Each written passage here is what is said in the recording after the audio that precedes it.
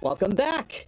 We are here, ladies and gentlemen, boys and girls. We are back for the Golden Gauntlet World Championship Series.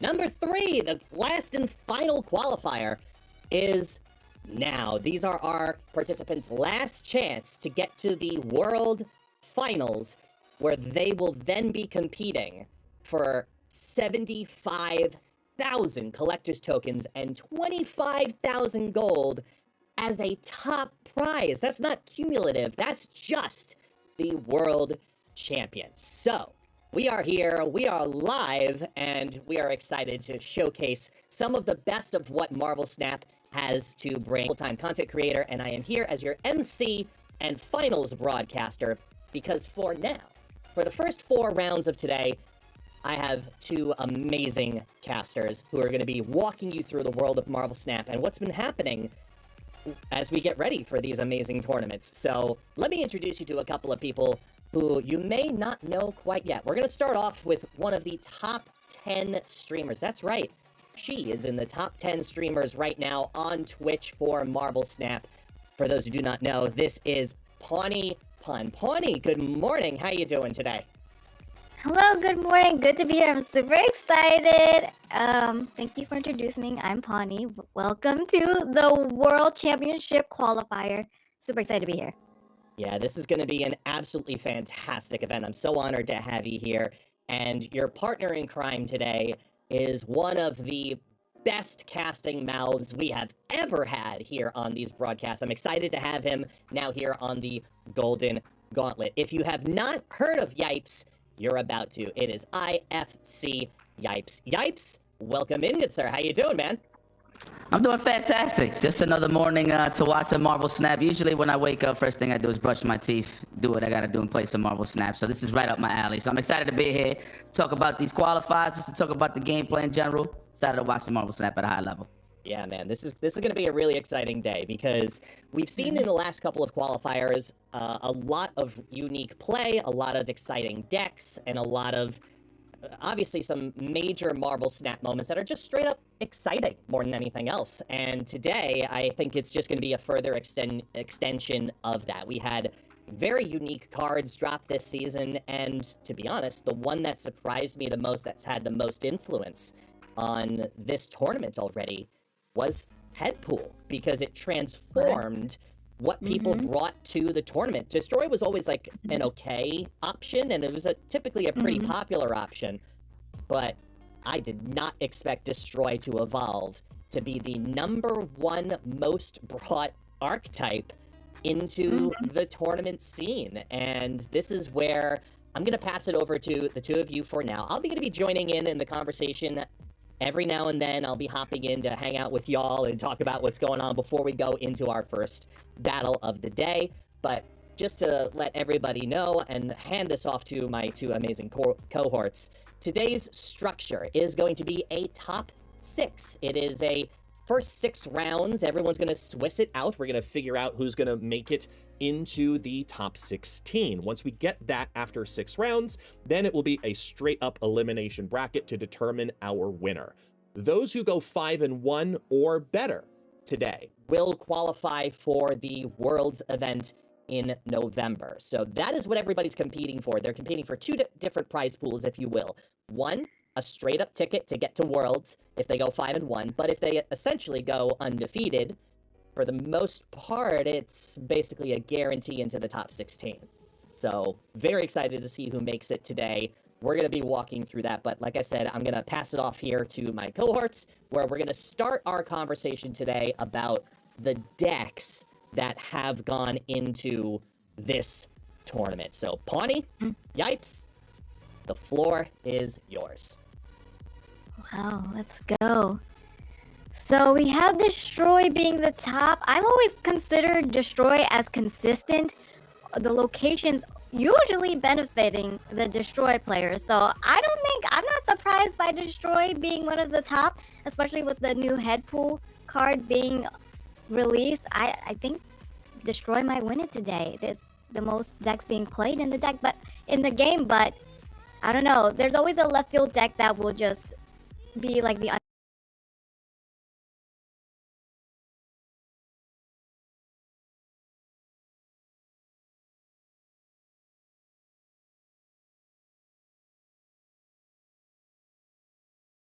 underdog and rise to the top just like randomly. Yeah, no, for sure. Destroy, I always call it like, I would say like the easy layup when it comes to basketball. Like that's definitely one of the decks that you get comfortable with. It's like an easy entry for sure.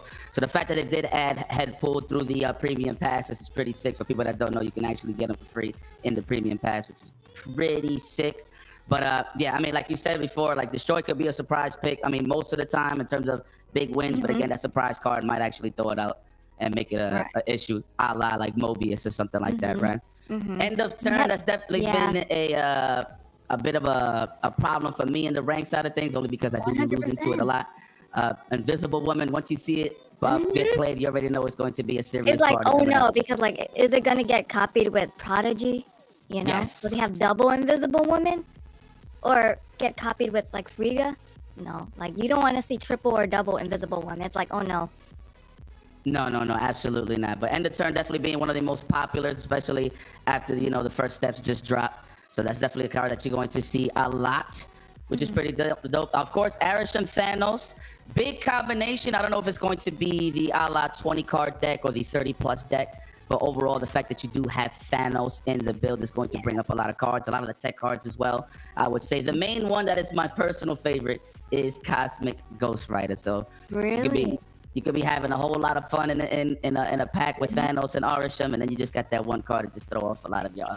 Right, exactly. But the Airsham being added to the Thanos is the unknown that players don't like, because since it's open deck list, you know, the other player knows what you're playing, but if you have Airsham in there, you have no idea what they're about to have. But you can always assume they have something like Alioth on turn 6, because that's usually what happens on turn 6. So you got to be careful of that. But I'm surprised by Darkhawk being... I haven't seen much Darkhawk when I was playing, but Darkhawk is in there? I don't know. Is it gonna win? I have no idea, because I haven't seen much people playing it.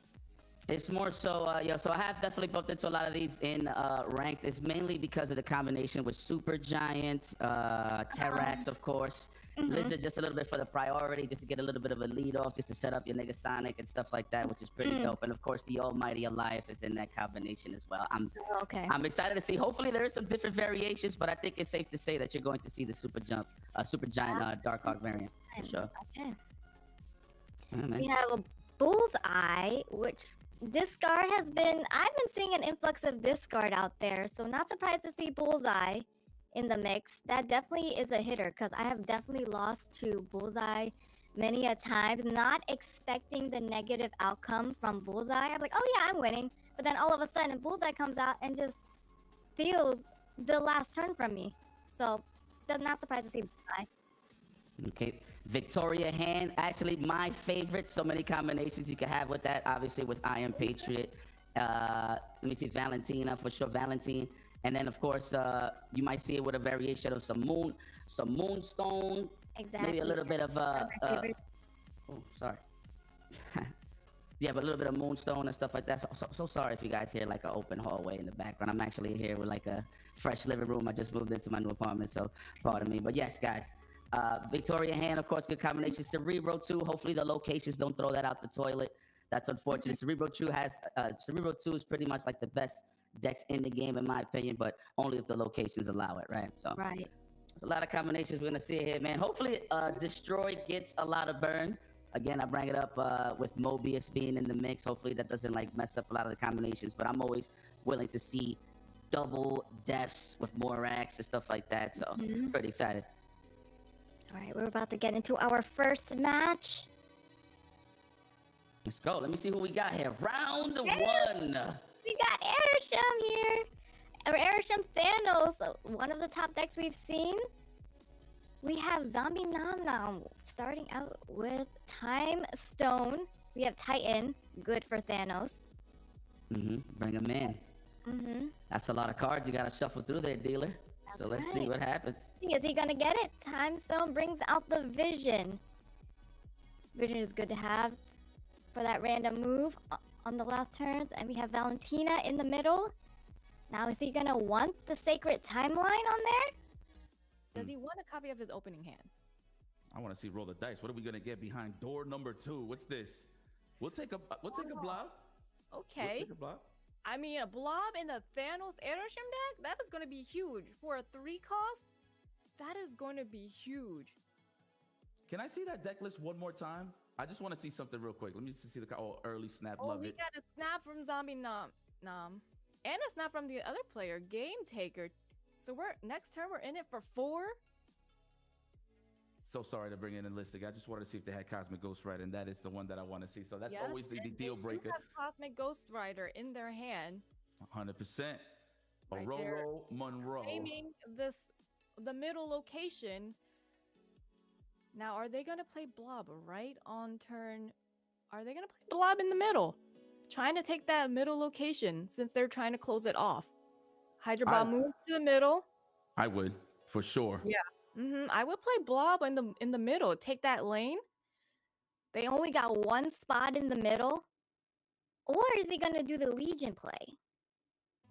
Just to throw it off. That could be tough considering it doesn't really have like a solid lead throughout the location. So I would say Vision of Blob would be the wave. I would go for the Blob. I would do Legion play here. Yeah, so he might do Blob in the middle. No, he's going with Vision. Just so he can move it to the middle location later. Okay, he's saving Blob for like a surprise. Because as soon as Game Taker sees Blob, they might retreat on that. And I think they want to go for the 8. I didn't actually catch the previous snap. Did Hydra Bob already move? I'm pretty sure he's probably trying to move Hydra Bob. Okay. It moved from Titan to Flooding. Okay. Ooh, we got the move archetype. Okay, I see you. Yeah, Spider Morales. Okay, so I think Game Taker is gonna have to take the loss in the middle, but it is a move deck. I don't know. They might be able to move a card in the middle somehow. But if Vision moves to the middle, Zombie Nom Nom has the middle location, and then they can just throw Blob somewhere, take the second, and win the game. Definitely challenge mid and right, I would say. Mid and right, yeah. Keep it solid, yeah. Let's see Yeah. what the bolts, of course, the power of Gamato to come in here, all right? But he's still contemplating because he's just covering all the bounds. You don't want to be hasty here. Sometimes you get a little bit too excited and that can lose you the game. He decides to move the Vision to the right side. Oh, clogging. Oh, he could Winds of a Tomb on the left. He doesn't even have to do Vision in the middle. That is true. Keep the lead. He's probably, I mean, he can move Vision however he pleases, right? Every turn you can actually move him. So he definitely does have double layers here. Yes. He could just move it to the middle just to cover his ground. Winds of a Tomb and clogging up the middle side. Cannonball. But Game Taker did not have priority. Oh my God, don't move Zombie him. Nom Nom has, And we have Clogged in the middle, making it a 10. So they're gonna have to move the Vision on the left for the win, and then just throw down the Blob probably. I wouldn't even use Space Stone just to see if I could get most of the chunk of the damage. Well, actually, no. You know what? Go for it. Go for the big guy. Go for the big guy. Oh, I didn't even know he had that much energy. Sheesh. Yeah, he had all that energy from bolts. So he's That's right. all his, yeah. So now he has his yep. Agamotto on the left side, but they're not expecting this Blob. Oh my God. Oh, Blob surprisingly wasn't even that big. And still won it though. I like that. I like to try to spread his power just in case. On the right side, I was expecting that Blob to be way bigger than it was. But I like how he kept it safe though, just to have all locations covered, just in case if you had to challenge. So It's on that Blob, would have lost it. very balanced. Okay.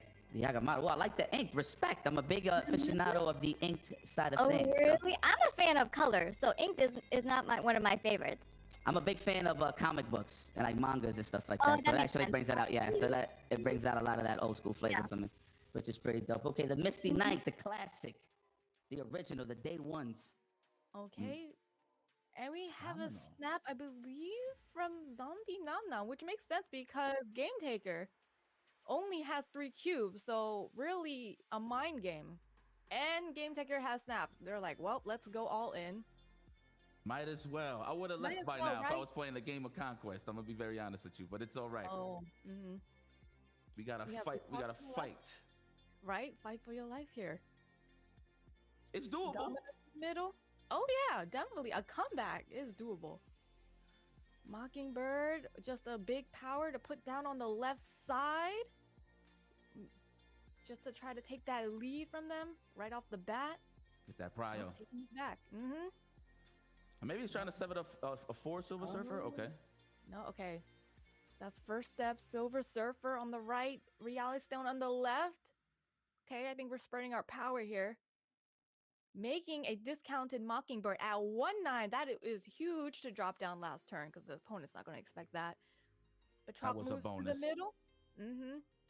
Oh, we got Jugs. Oh, yeah. Yeah, the Juggernaut is tricky. You don't want to go against the... So he wants to keep priority here, maybe. So he can Juggernaut the other side, take that win. Juggernaut is a lane stealer. We have a Stegron to the middle. It seems like Game Taker is trying to clog that middle side for them. Oh, we got a nice little batch of cards here. Yeah, you might as well drop down Ajax, a free Ajax. Hopefully you pull a hazmat, maybe. Who knows? Let's roll the dice. That'd be pretty sweet. Who knows? But definitely trying to make the Mockingbird cheaper, so I see the play here. Very nice, trying to put him in 0. Mm-hmm. We do have the Juggernaut, though. We could definitely steal maybe the middle lane, possibly, but you're going to move back rock for sure, depending on how you use Juggernaut. Goes to the right side. Moving the Batroc to the right. So right now, they are clogged on the left. There's nothing that they can do on the left side, but they are at the lead with 19 points. Can he take it the left side or fight for the middle? But he only has 1 spot in the middle, while Game Taker has 2. So, and they're both tied. It's a little bit tricky. I think he's trying to decide to put the Juggernaut middle, Mockingbird right. I think I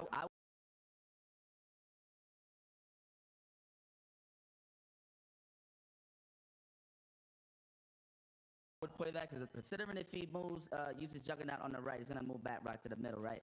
Just to bless Craven with more power. But yeah, that's true. Mm-hmm. He's gonna fight for the left side. Okay. So that's 16 points. If he puts the Mockingbird on the left. Big mathematics over here. I was never good at math. I just knew how to add up cash. 16 Okay. plus 5 is 21. Okay. He's not gonna fight for the middle, it seems. He's gonna go goodness. right and the left. This is what we're doing. Straight raw power in the left. This is how we're gonna challenge it. Keep it balanced. How else? I don't know how else they're gonna add points to the left side. So you know you're gonna have to beat 19. Agamotto in the middle. Mockingbird, Juggernaut on the left, making it 21 points, and the right coming that oncoming, and they take it. Zombie Nom takes the win for the first round. Let's go. Dominant too. That's pretty much a perfect. Very nice indeed. Good play. Good play, to be honest with you. Just finished the job properly, got the draws that he really wanted, and played it out accordingly. So very nice to Nom Nom. Good first round for him. All right, we are about to go in our second match. Oh, he's flying. Okay. Yeah. Keep it moving. Let's see. It's probably up right now. He's like, wow, I just beat that in two games practically. Okay. Well, let's see who's our next. Do we have the name for our next combatants? I definitely want to get familiar with these guys. Let's go. PJ versus Baltic. Okay. Oh, we got the good shell of the move archetype. Let me see. I do believe there's about 17 move archetypes, which is coming in a combination of Sparky move. Makes sense. Oh, move can build up massive power. Massive. That human torch, It is Human Torch Cannonball Legion type. Oh, with Cannonball. We got a Mercury Cannonball. Very nice. So we got a little damage and some power. War Machine, one of my personal favorites. We always need Infinite in play. I hate just watching them sitting in the back end. Oh, Mercury. Yes, let's go for the raft. Not. Turn 6. We have Dagger and Mercury. They're fighting for the raft. I'm calling it now. They're gonna get a Heimdall. 0-10 Heimdall, and it's gonna work out for them. What's his name? Tribunal. That's usually who I get when I play the raft. Sometimes some people do play Tribunal in their move deck just because move can scale so much power to go across 3 lanes. Okay. Versus Thanos. Okay. So we have. Okay. Odin. PJ getting that free 6 card being an Odin card. All right. And we have Sparky. Okay. So you gotta watch out for Gwenpool. What did Gwenpool buff? That's the unknown here. That's what PJ has to worry about. What did Gwenpool buff? Because that's when it's gonna get he tough can for sure. scale it. Yeah, so he's gonna move the Mercury to the right side, putting down War Machine to the middle, activating the Aranya. Okay, so we just clog in the middle. Hold on a second. Okay, yeah. No, he can No, actually move it, right? Aranya? I just want to see. Oh, Cosmic Ghost Rider getting rid of Dagger and Aranya's effect. You gotta be careful with Dagger. Dagger can also scale. It's one of my personal favorites. I love seeing it every time. Ghost Rider taking out cards. And Whips and shades. From PJ. Wait, was that from PJ or Baltic? I believe it was from PJ. From It's Baltic, from okay. Baltic. Excuse me. Trying to survive, okay. Yeah. It's do or because they die at this point. need- Come on Which over makes here, sense Human to Torch. me. Take the 4 cubes. They gotta fight because they're already down 6 cubes, so they needed to take advantage. Oh, we have PJ activating Sparky.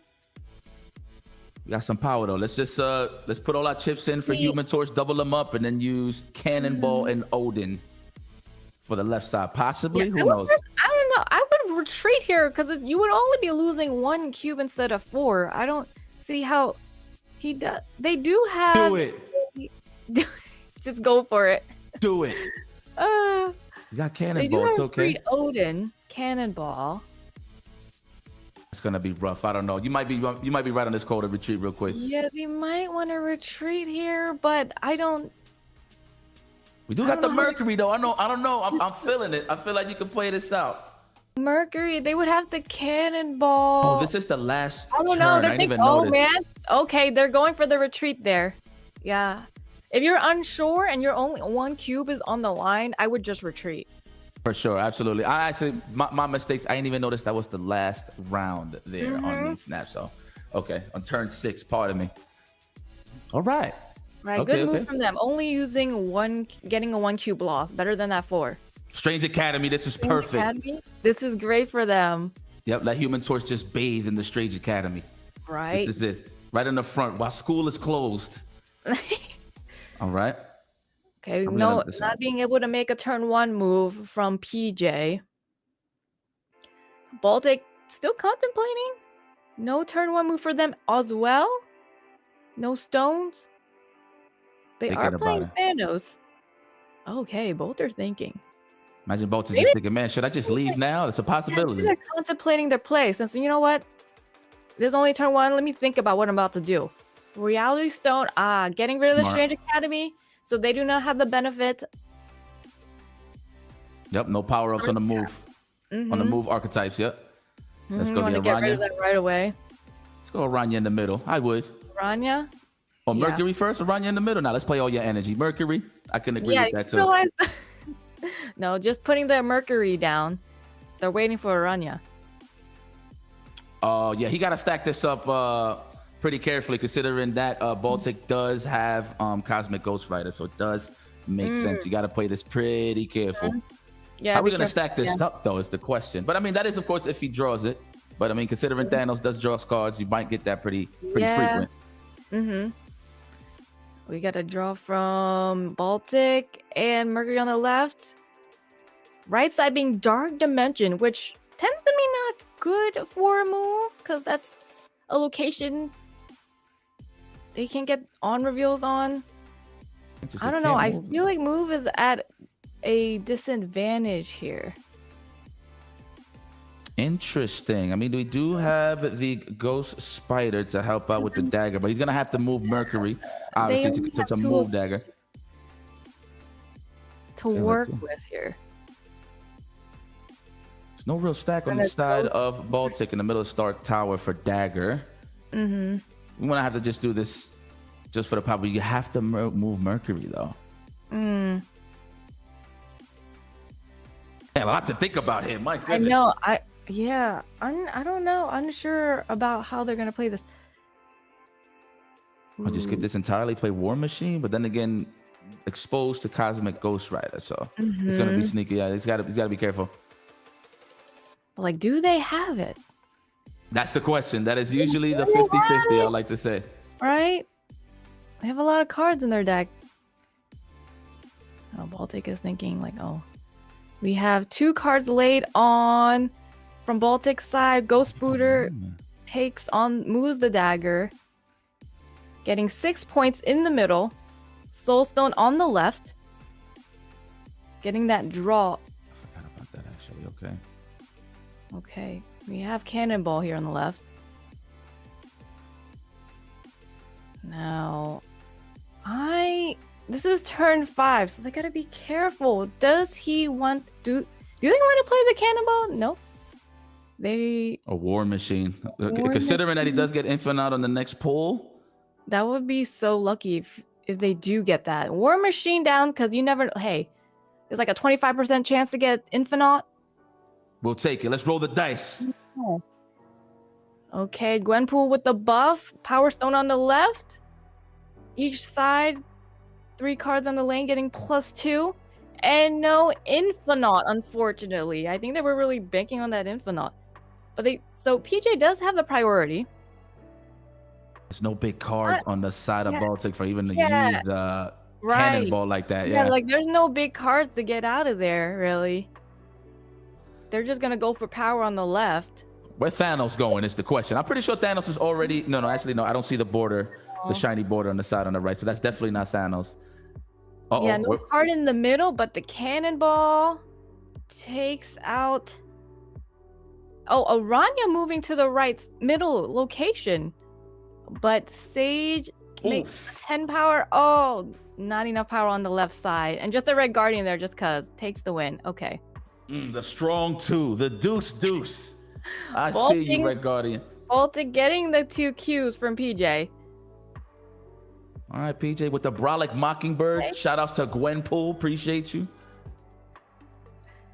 Okay. Very nice finish. Baltic can make a comeback. Yeah, enough cubes to go around. Yeah, this is going to be very static. I want to see the whole deck play out on the side of Baltic for sure. So let's see how we play this out. PJ with a nice lead. Yeah, slowly we haven't but surely. Thanos out yet. True. I like that. We spread out energy instead of just raw power. So that was a smart choice there from Baltic. Oh, we got extra energy. Being able to play a 2 cost right on turn 1. Madam Web right now. But see how you, again, look, I know I sound like a broken record here, but that's why you got to be real considerate with your moves, because there's a Cosmic Ghost Rider running around. It kind of hurts me not seeing Madam Web in there early on, but you got to play it smart. So I appreciate that from PJ. But we're going Mercury in the middle. Okay, kick back and relax. It's not how you start, it's how you finish. No, right. Xander giving +1 to cards there. Now maybe they have the Ghost Rider this time. Seriously, but kick back though. We need some of that lane to pack up a little bit on Baltic side to use that dagger, but we're gonna use it early on. I see. Okay, we do have Madam Web, however. So so earlier I actually thought Mercury did both sides in the ongoing to keep the move cards trapped there, but I forgot it's only the opponent's side. So okay. Yeah, only the opponent's side. Fastos, all right. More cash, more power. Open up those cards. They're trying to scale. 4 energy. Oh, and we have a discounted location giving cards 1 less. So we have discounts and energy to work with. A lot of there's that Infinite. Very cheap cards here. Yes. Can they get the War Machine to play that Infinite? Or they could skip this turn and drop the Infinite now. It's true. That's true. Yeah. Infinite 5 cost. They have 4 energy. They can definitely just skip and go for that Infinite next turn. I know my man Tech God would do it. Yeah, 100%. We know Super Tech God is an Infinite lover. I think I would do it. Yeah, we'll skip it out just to put some pressure on one lane. Let them focus on one lane, work on the other. I would go for the Infinite Me play, too. but they were considering Legion. There's not a Oh lot no, of they're going bodies there. Ghost Okay. Spider and Madam Web on the right side. Will you get Prio fast enough to actually move a Dagger? Which not actually, Dagger will move regardless. Moving Dagger to the right, getting that buff. Oh my Sarah? goodness. Oh no, Baltic with 2 discounts from Sarah and Elysium and the extra energy. Are we confident? Hit it, snap, hit it. Oh. Somebody hit it already, no? You might have to still like maybe play the mind game, maybe snap. But I think Baltic is playing it safe because Only 4 cubes. yeah, only 4 cubes. Okay, we But do Baltic have that definitely does have storm. the advantage here with the energy and the discounted cards. Oh, should we do Storm Legion? Are we gonna be sneaky about this? I mean, we If- do have Madam Web in play, but again, the Ghost Rider and the Chain is somewhere lurking in the piles of cards. Right. Well, think about They're it. thinking about it. They're thinking about it. Ow. They're like, do I do the Storm or the Legion? They're doing the Legion with Xandar. Moving Ghost Splitter to the middle. Interesting. Red Guardian takes out Madam Web. No more moving. Okay, Is that- Thanos early. Was that an error? Middle. I think don't tell me he grabbed the wrong card. That'd be unfortunate, man. I'm pretty sure it was No. the Dagger. Should have been. Oh, True. Reality Stone to left. Wow. Okay, so Let's go. huh, What's gonna be the next move? Turn Oh, 5 though, so it's right. okay. We got some time to think about it. But there's man, still turn 5. Infinite no longer having the discount. I think PJ's at a disadvantage here. I don't know how they're gonna steal it.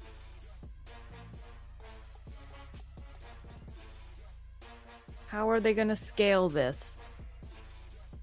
we don't got no power in the tank. Yeah, I no think power. this is a Can't use the retreat. Infinite. I think it was a missed opportunity on that Infinite earlier. Marble Boy on the right, Mockingbird being a 10 cost, 10 power. Storming the Xander on the left side. That's Yeah, a retreat. I would. Yeah, this seems like a retreat because where's the power? Where is it going to go? Now the We War out. Machine comes into play. Yeah, retreat. I think so. Yeah, good move on PJ. So now they're pretty close together with 4 cubes left with Baltic and 5 with PJ. I don't know if I missed something there. The fact that he didn't move Dagger, I'm not too sure. I'm thinking that was a misplay. There's a possibility he grabbed the rank. Oh, no, I'm saying before then. She wasn't disabled before then. Oh. Yeah, should have just got Dagger out of there earlier. Okay, well. Yeah, I feel like that was a missed opportunity to play Infinite. Getting that 20 power in there, they needed the points. They needed the power. Interesting. Move the Ghost Spider instead of the Dagger. All right, Baltic can take it. Can take it from PJ. It's anybody's game at this point. Oh, Space Throne is not good for move. Not good, because they can get stuck there. And then Baltic can just take that lane. That's true, but we do have that War Machine, though. That's true. War Machine, exactly. I did not see the War Machine. That's true. That is advantage. That is advantage for PJ. Yeah, the War Machine. 100%. So just on that alone, PJ can take the left side. We could do a big play here, take an advantage, take the gamble, use Cannonball, maybe on the smaller stones, probably force it on Space Throne. Possible, I don't know. I'm a big gambler when it comes to this game, so I like that. Keep it safe in case you want to drop stuff in there, even though I don't see nothing crazy on the side of Baltic to really threaten that left. I don't think people are going to try to be gambling too Guardian. much because, you know, in the tournament setting, That's true. That's true. You gotta play it safe. want to be careful, a little bit careful. But Red okay, Guardian take- bait on the left. Oh, Red Guardian on the left. Do they have it? Guardian bait on the left, possibly. We'll see. Red Glove, do they have it? Because if they have it, that would be unfortunate for PJ. So Ghost Spider is going to be grabbing the dagger to the middle. Doesn't necessarily matter neither. Even if it is a bait, considering that PJ has War Machine still on his side, so it's okay. Yeah, that is true. That's true. So no risk here. Everything is solid Yeah. for the most part. We do have a packed bunch in the middle with Space Stone and Time Stone, so it'll give Dag a little more power than usual. Moving Mercury to the middle already. She's probably scared, man, of that Red Guardian. The bait, let's see, hopefully. Yeah, they were like, oh, wait.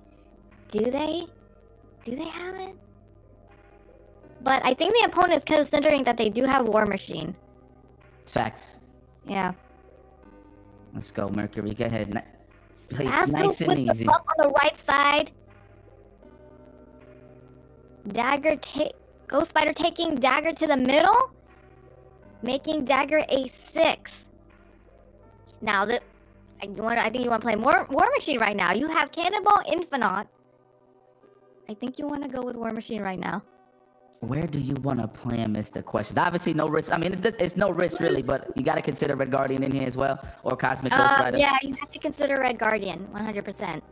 There we go. Madam Web hiding from the ghosts. Yeah. So behind Ghost Spider and Mercury. Dagger, of course, is definitely going to hit a smooth right.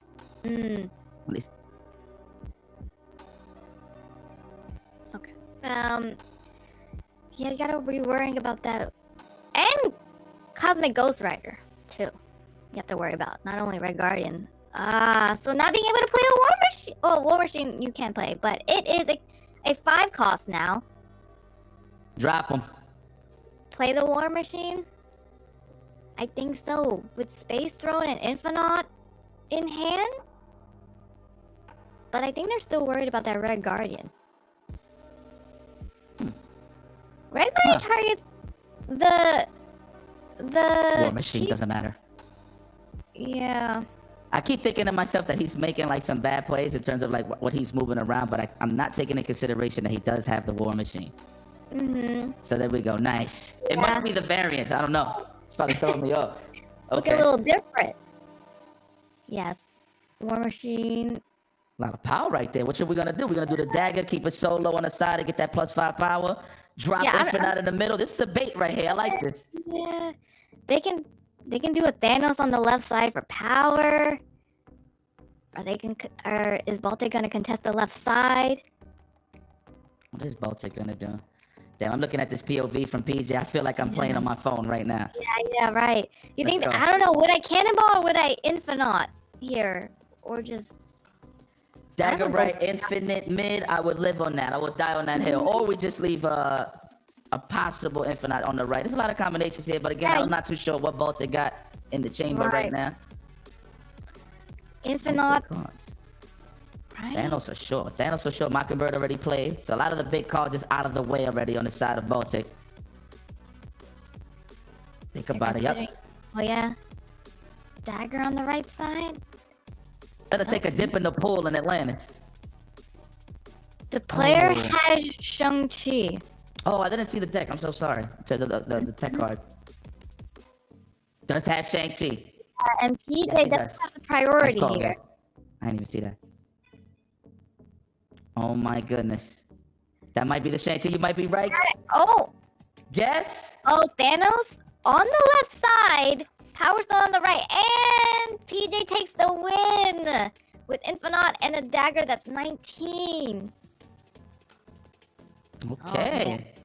Very nice. Okay, good smooth gameplay. These guys played it out in terms of taking the risk when they needed to, in terms of the cubes, bets, and all that. Just putting it all in the basket, but very nice from both of these guys. I wanted to see that card go down on the board.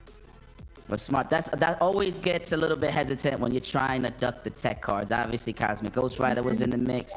You had Shang-Chi and Red Guardian on top of that. So pretty tough. So I think we'll be taking a quick break. Yeah, just a quick break before we return with more Golden Gauntlet World Championship Series. This is, I think, number 3. I'm trying to get acquainted here. I'm like the new furniture here, so I'm just trying to get acquainted with everything. But we'll be right back with some more Golden Gauntlet. No, I appreciate you, Bonnie. When we return after this break. Let's go.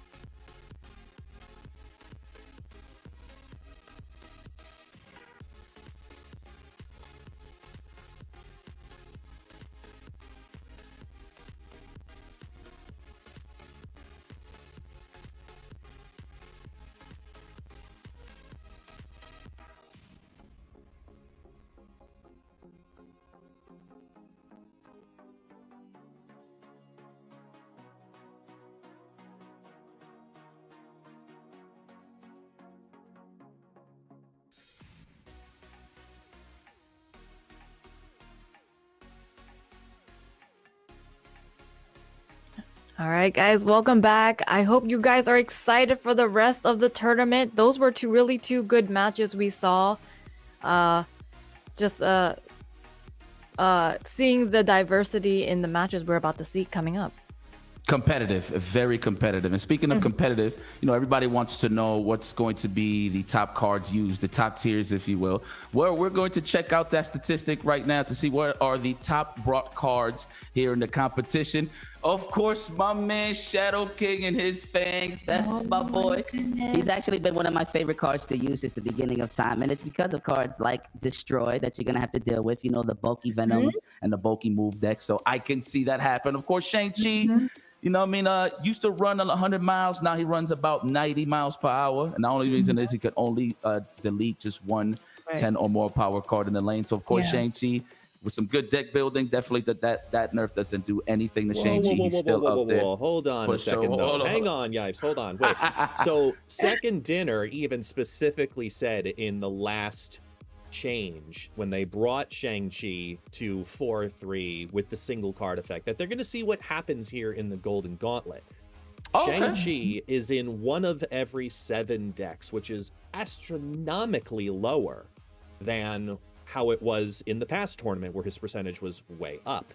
Do you think this version of Shang-Chi is basically scaring players and they're not sure if they should bring it in, even though it is an incredibly still relevant card, but the percentage of decks that it's in has gone down? I'd love to hear what the two y'all have to say with that, and this is where I disappear. Nah, you're good. I think it's a give or take. Good look again. That was good. I think it's a give or take considering Shang-Chi was at the top of the mountaintop destroying pretty much anything that's 10 or more. But I think it's more of a conversation of, do they want to have that 4 energy spend now that he doesn't have that same ability as before? But again, it's definitely a top card in my opinion, depending on what type of deck you're building around him. But I feel like it's a fair balance. But again, it's a give or take when it comes to, do you want to spend them as a 4 card, 4 energy and stuff like that for the clutch or for the early play? We'll see how the game plays out. But I think it's fair. I have no problem with that. No, you good? Oh no, you good? Oh, it's all good. I could cover. It's all right. It's all right. In the world of broadcast, you know, it happens from time to time. So I'll cover. Nico Minoru, you're probably going to see in a couple of combinations, maybe the Victorian hands. Pretty sure it's going to be the Victorian hands. The Destroys as well. A lot of combinations, though, I have seen with Destroy. Now that head pulls in the mix, you don't see as much Nico as before. I've actually seen like some Lady Deathstrike combinations now with the Destroy decks and stuff like that. Magic being one of my personal favorites, although you do have the Merlins out there, the I forgot my man's name that changes the locations. I'm so sorry. But Magic definitely a top card, especially with the negative decks. But again, there is a lot of location changers out there, especially Scarlet Witch as well. Who knows? Mobius, that's my guy. We was just talking about Magic, and that is one of the cards right there that kind of destroys a little bit of that Mr. Negative archetype. And of course, those changes where it comes to cost, efficiency, right, with the Quinjets and stuff like that. So that makes a lot of sense. Killmonger, of course, a classic. Let me see who we got. Carnage, of course, in combination. Who else we got here? Invisible Woman, First Steps. I wonder the reason why she's kind of low, considering that it's 53 in terms of how many people are using it. But considering that Cosmic Ghost Rider's around there, that's probably why you don't see him as much. Super Giant, of course, with the Dark Hawk combination. Of course, with the Sonic Teenager, of course, Warhead, excuse me, in the mix. With a little bit of that clog effect in your deck, definitely is a good combination. Stardust, that's more so. Well, I mean, pretty low considering that Stardust is a good card. But I mean, what card you could really use Stardust for in terms of a lot of the matchups? Of course, Silver Surfers, the Zolas out there, right? With the Broods and stuff like that, the Mr. Sinisters and all that. Khonshu pretty low. I mean, I've kind of seen them more on the popular side. Now, mind you, sorry, this is just me checking on the statistics on my side. I'm not sure if that's a good number or not, considering that I love all of these cards and it's just on the time of day exactly who you want to ride with. But Khonshu definitely has been a bit popular, especially with the Dracula combinations and the new additions. Yep, with the zombies. Yeah, Pony, I'm so sorry. I thought your mic was still. No, it definitely was out, but I'm back. Thank you so much. You good, bro? You good? We good. teamwork at the end of the day.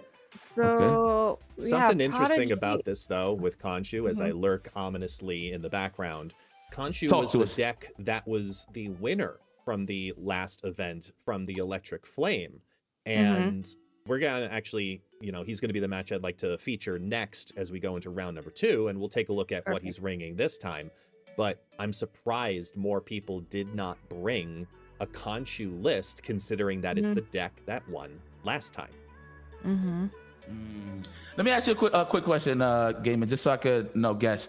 Usually when a tournament deck wins in the next gauntlet, is there usually more counters just to prepare to see this winning deck possibly show up in the bunches, or it's just on any given day a good card could win? I think on any given day, any good card can win. However, People typically have not been teching against the deck that won last time. So it's very relevant. It's one of the reasons that we like to do these Golden Gauntlets in this first week to kind of help showcase some of the new cards, the new metas, and help to create the new meta for Marvel Snap all within this specific moment. Because a lot of people watch this tournament. A lot of people want to see what decks are being brought for a competitive nature, whether they choose to bring it on into Ranked or they choose to bring it into Conquest. It really does end up shaping a lot of Marvel Snap. So I know a lot of people that like to default to the list that worked last time, and we've seen that in past tournaments way ago. So it was surprising that more people did not bring Khonshu in comparison this time. Okay, especially considering with all the new additions with the zombie pack, you would think you would see a lot more discards in the tournament now. But I see we going for control, a little bit of control, a little bit of taming. That's why you see the Shadow King and the Shang-Chi with a balance of just some big power builds all around, though. So let's go. You said what? Sorry, let's go to the bottom. Sorry, guys. Yeah.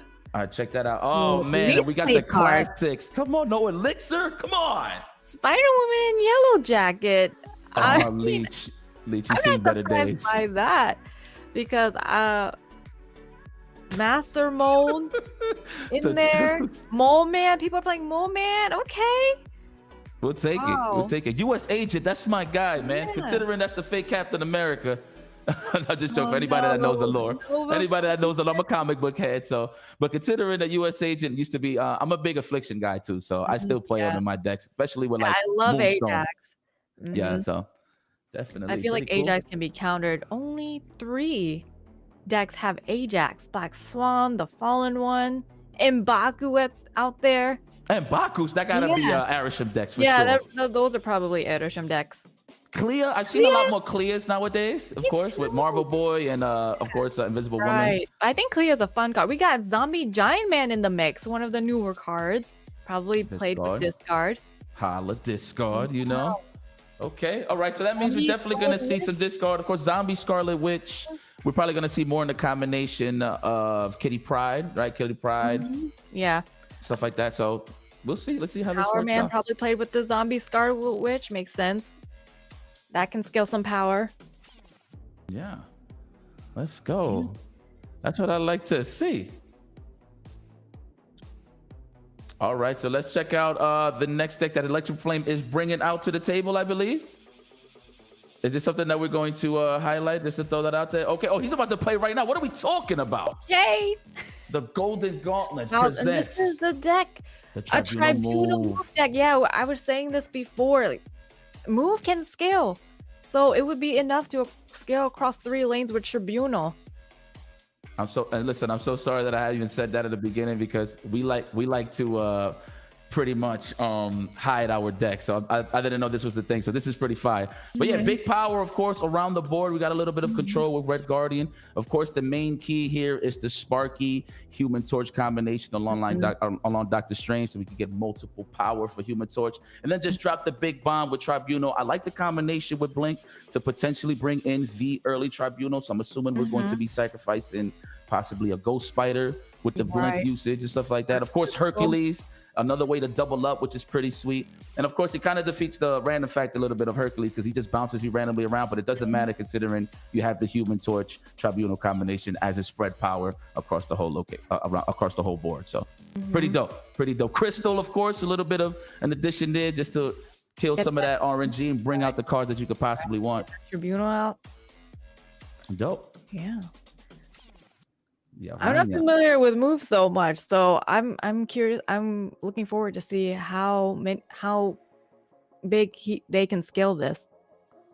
This is gonna be sweet. The name of the game is get Human Torch out by any means necessary. But I mean, in the case that you don't get Human Torch, at least you do have other stuff to play with. But I feel like that's going to be the big bank here. I don't really see no other cards. I don't That's see no Vulture, Mm, right? No yeah. daggers, nothing like that. So wow, this is like an all-in, and it kind of makes sense because it is like conquest rules, right?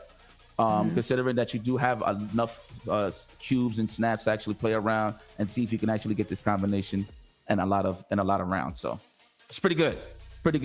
Power hitter. I don't know about ranked. This would probably be a good one for ranked as well, but this is built for like the battle mode, the one-on-ones for sure on the conquest side. It's interesting with these kinds of lists where you see someone that goes for consistency. You know, the Electric Flame, like I said, they won the second qualifier, and there's a lot of consistency in a discard list, and Khonshu lists in general normally have a lot of power that can be dispersed. This is very like completely the opposite direction in comparison to that, where you've got you either have the combination or you don't. And there is no backup plan. We see that with move very often where there's an Alliance and that's in the deck just to throw people off to say, am I going to play Heimdall or am I going to play Alliance? You guess, you know, and this is a very different style of play. And one of the things I wanted to showcase about having this match be the one that we go to next is that any player can take any type of deck depending on the meta. And thinking about the cards that have come and gone within the last, just the last month in popularity, we've seen the rise and a little bit of a fall from Mobius and Mobius. We see the relevance of Stardust coming and going. Yes, when the Synthezoids took over and the tech cards all got shuffled up, everything really got mixed around quite a bit and kind of scared people away from tech cards, which is what I think would happen with Shang-Chi as well. But what I wanted to ask you two, and why I wanted to take a look at those top cards, take a look at the deck that we're walking into, I'd like to ask, when it comes to the two of you going into a tournament setting, a ladder match, a ranked match, how are you looking at the deck that you're going to bring on in? Are you looking at a balance of how much tech is relevant right now? Are you an all-in combo person, like when you think about bounce and negative and look, either I can get my combos to happen or I can't and I'm out? I just feel like there's such a dichotomy that happens in tournament play versus ranked. And I'd love to get your opinions on that, as well as the community in the chat. Let us know if you have an opportunity for a future event. What type of archetype do you think is what you would typically want to bring to that? And that's where I wanted to pass that off to the two of you and kind of get your thoughts on that as we get ready and get into round two in just a moment. Well, for me, I play a deck that I know how to play. I know how to pilot. I know when to retreat, know when to snap. So I'll pay attention to the meta a little bit, but when it comes down to it, I'm going to play something that I know how to play. Because when it comes to a tournament style, you want to know when to retreat, when to snap. That's really important instead of playing the meta. In my opinion, that's just how I'm comfortable with. So I'll play something like a negative deck or an ongoing deck, even though ongoing can get countered easily. But I just go with what I'm comfortable with.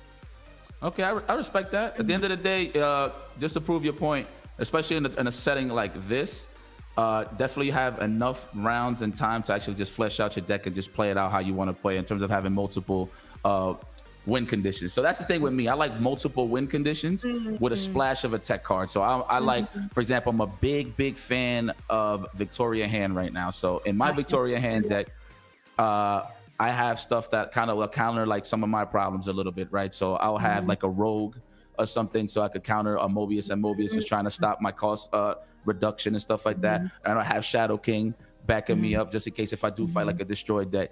And I have Rogue for like null as well when they want to go big. And in case that I don't have priority, I could guess whether either they play null early and I get the counter, or I have to guess what location they'll play them at the last turn, considering that they use like 23, whatever the case may be. But overall, I'm a big fan of Victoria Hand decks. So anything with Iron Patriots, Valentina, Those cards. Also, love them. it adds a little bit of that uncertainty too. Like, what do you have? The player doesn't know. Yep, exactly. The surprise factor is one of my personal favorites with that. But and of course, with the addition of Bastion and the shell with Moonstone. But again, just to protect, just to answer Guess's question. I'm a big power guy, cost reduction with a little bit of protection, just a splash to give me a little edge there with the Rogue and Shadow King. Makes sense.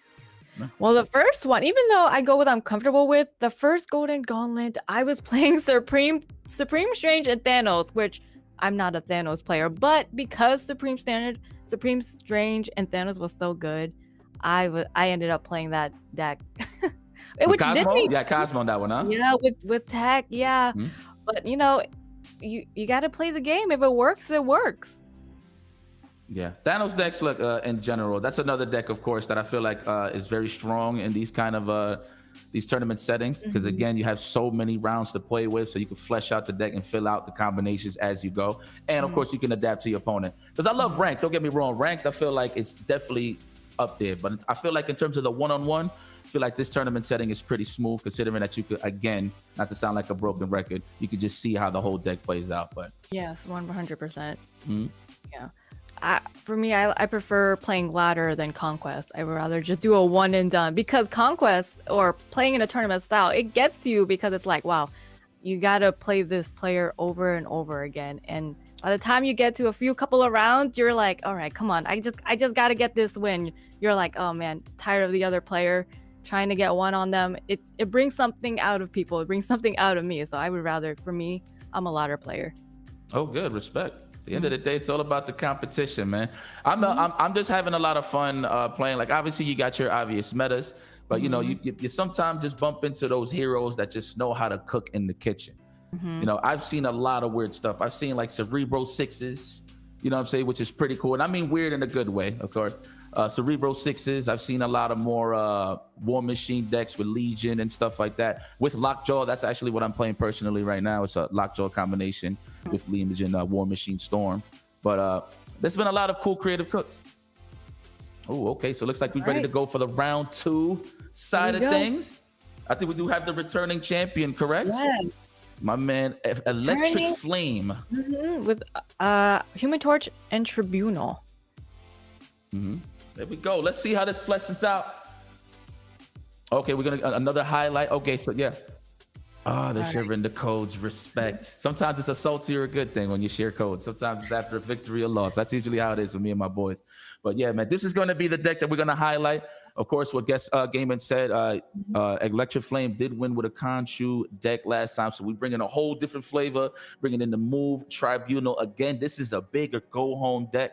I was saying this earlier. Maybe if you had like another power card in there, like a Eliath, right? Or a Heimdall. That's really sweet. But I know I just feel kind of uneasy without a dagger in there. But again, it is conquest rules in terms of the tournament setting. So we could probably get a big snap on one of the games once we consider that we do have Human Torch in a safe and sound environment. But again, you got to fill out your opponent to see what type of tech cards they got. They might have a Shadow King. They might have a Shang-Chi. Who knows? But that's the element of surprise, and that is the world of adapting. And speaking of which, here's the opponent bringing out the newer cards: Zombie Giant Man and Zombie Scarlet Witch. I'm excited to see how this plays because this is a fun deck to play. I'm curious to see who is he trying to copy with Frigga. I've never seen this deck, so I'm only can assume it's Scarlet Witch, excuse me, or maybe Scarlet Witch, or maybe the Thing. No, but that's on turn 5. That wouldn't make no sense. Oh, we got Hope Summers though, so we could get some extra energy early on with and get the Thing, Fantastic Four, to get 2 things in the game. Yeah, maybe the lower card, just more fodder to put on Zombie Scarlet Witch. Elsa, maybe another Elsa. There's a lot you could play around here with Frigga. Frigga is actually one of my personal favorites. I do have her in my V hand decks. Yes, so definitely a go-to. But like that, the small package, Kitty Pryde, Nightcrawler, of course, to activate Zombie Scarlet Witch, pretty consistent. All right, I want to see what the Frigga does. Yep. Let's go. Let's go to the next. Let's get to these matches. Round 2. Okay. All right. Skipping turn 1. Yeah, you don't want to play Iron Fist too early. Like that. Shout out to the Twilight Zone kind of vibe that I get from Ghost Fighter. Pretty cool. I rock those borders. Okay.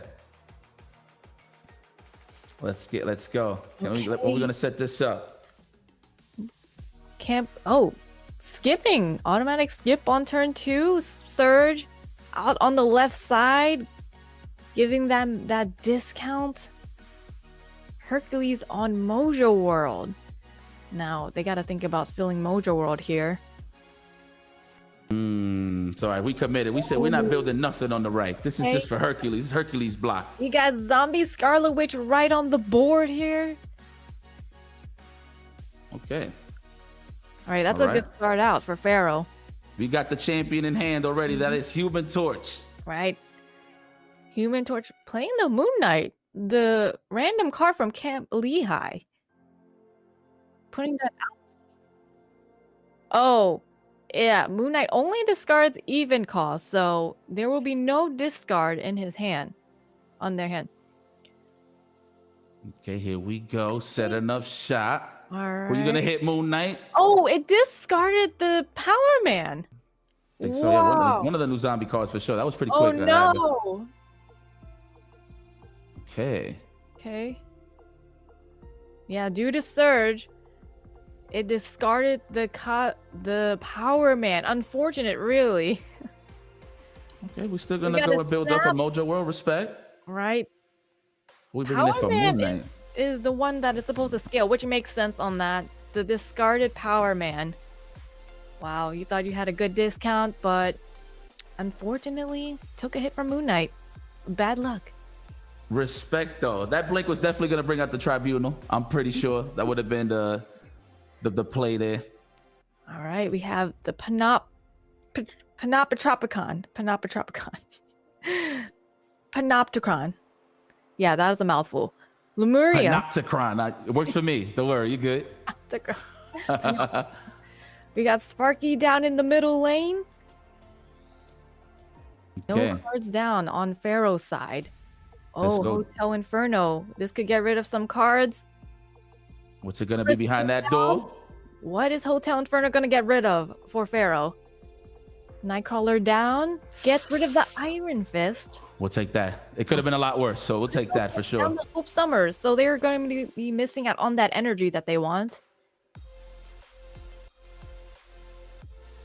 Okay. Not a too important card, but unfortunate to have that be discarded or banished.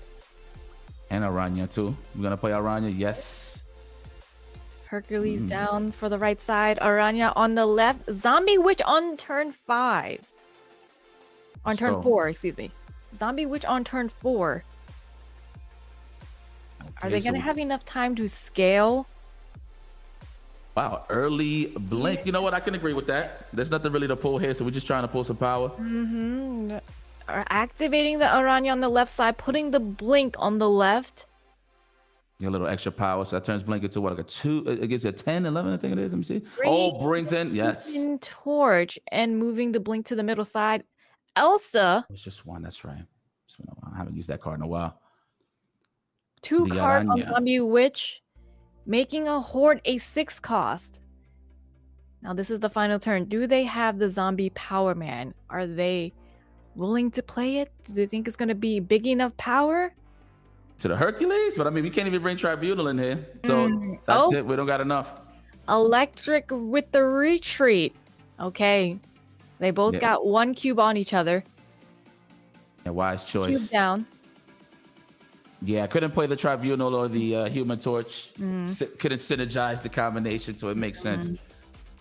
Oh, Muir Island here. One of my favorite locations. And Dark Dimension. Sparky is down on the left side. Getting that plus from your island Surge. Okay, let's go, Sparky. Count. It's a good boy. All right. They're not trying to scale from your island, Oh, Pharaoh. no. Shuri's like, yeah, put him over there. Shuri's lab. Do they have a kitty? If they can put kitty on Shuri's lab, that would be great.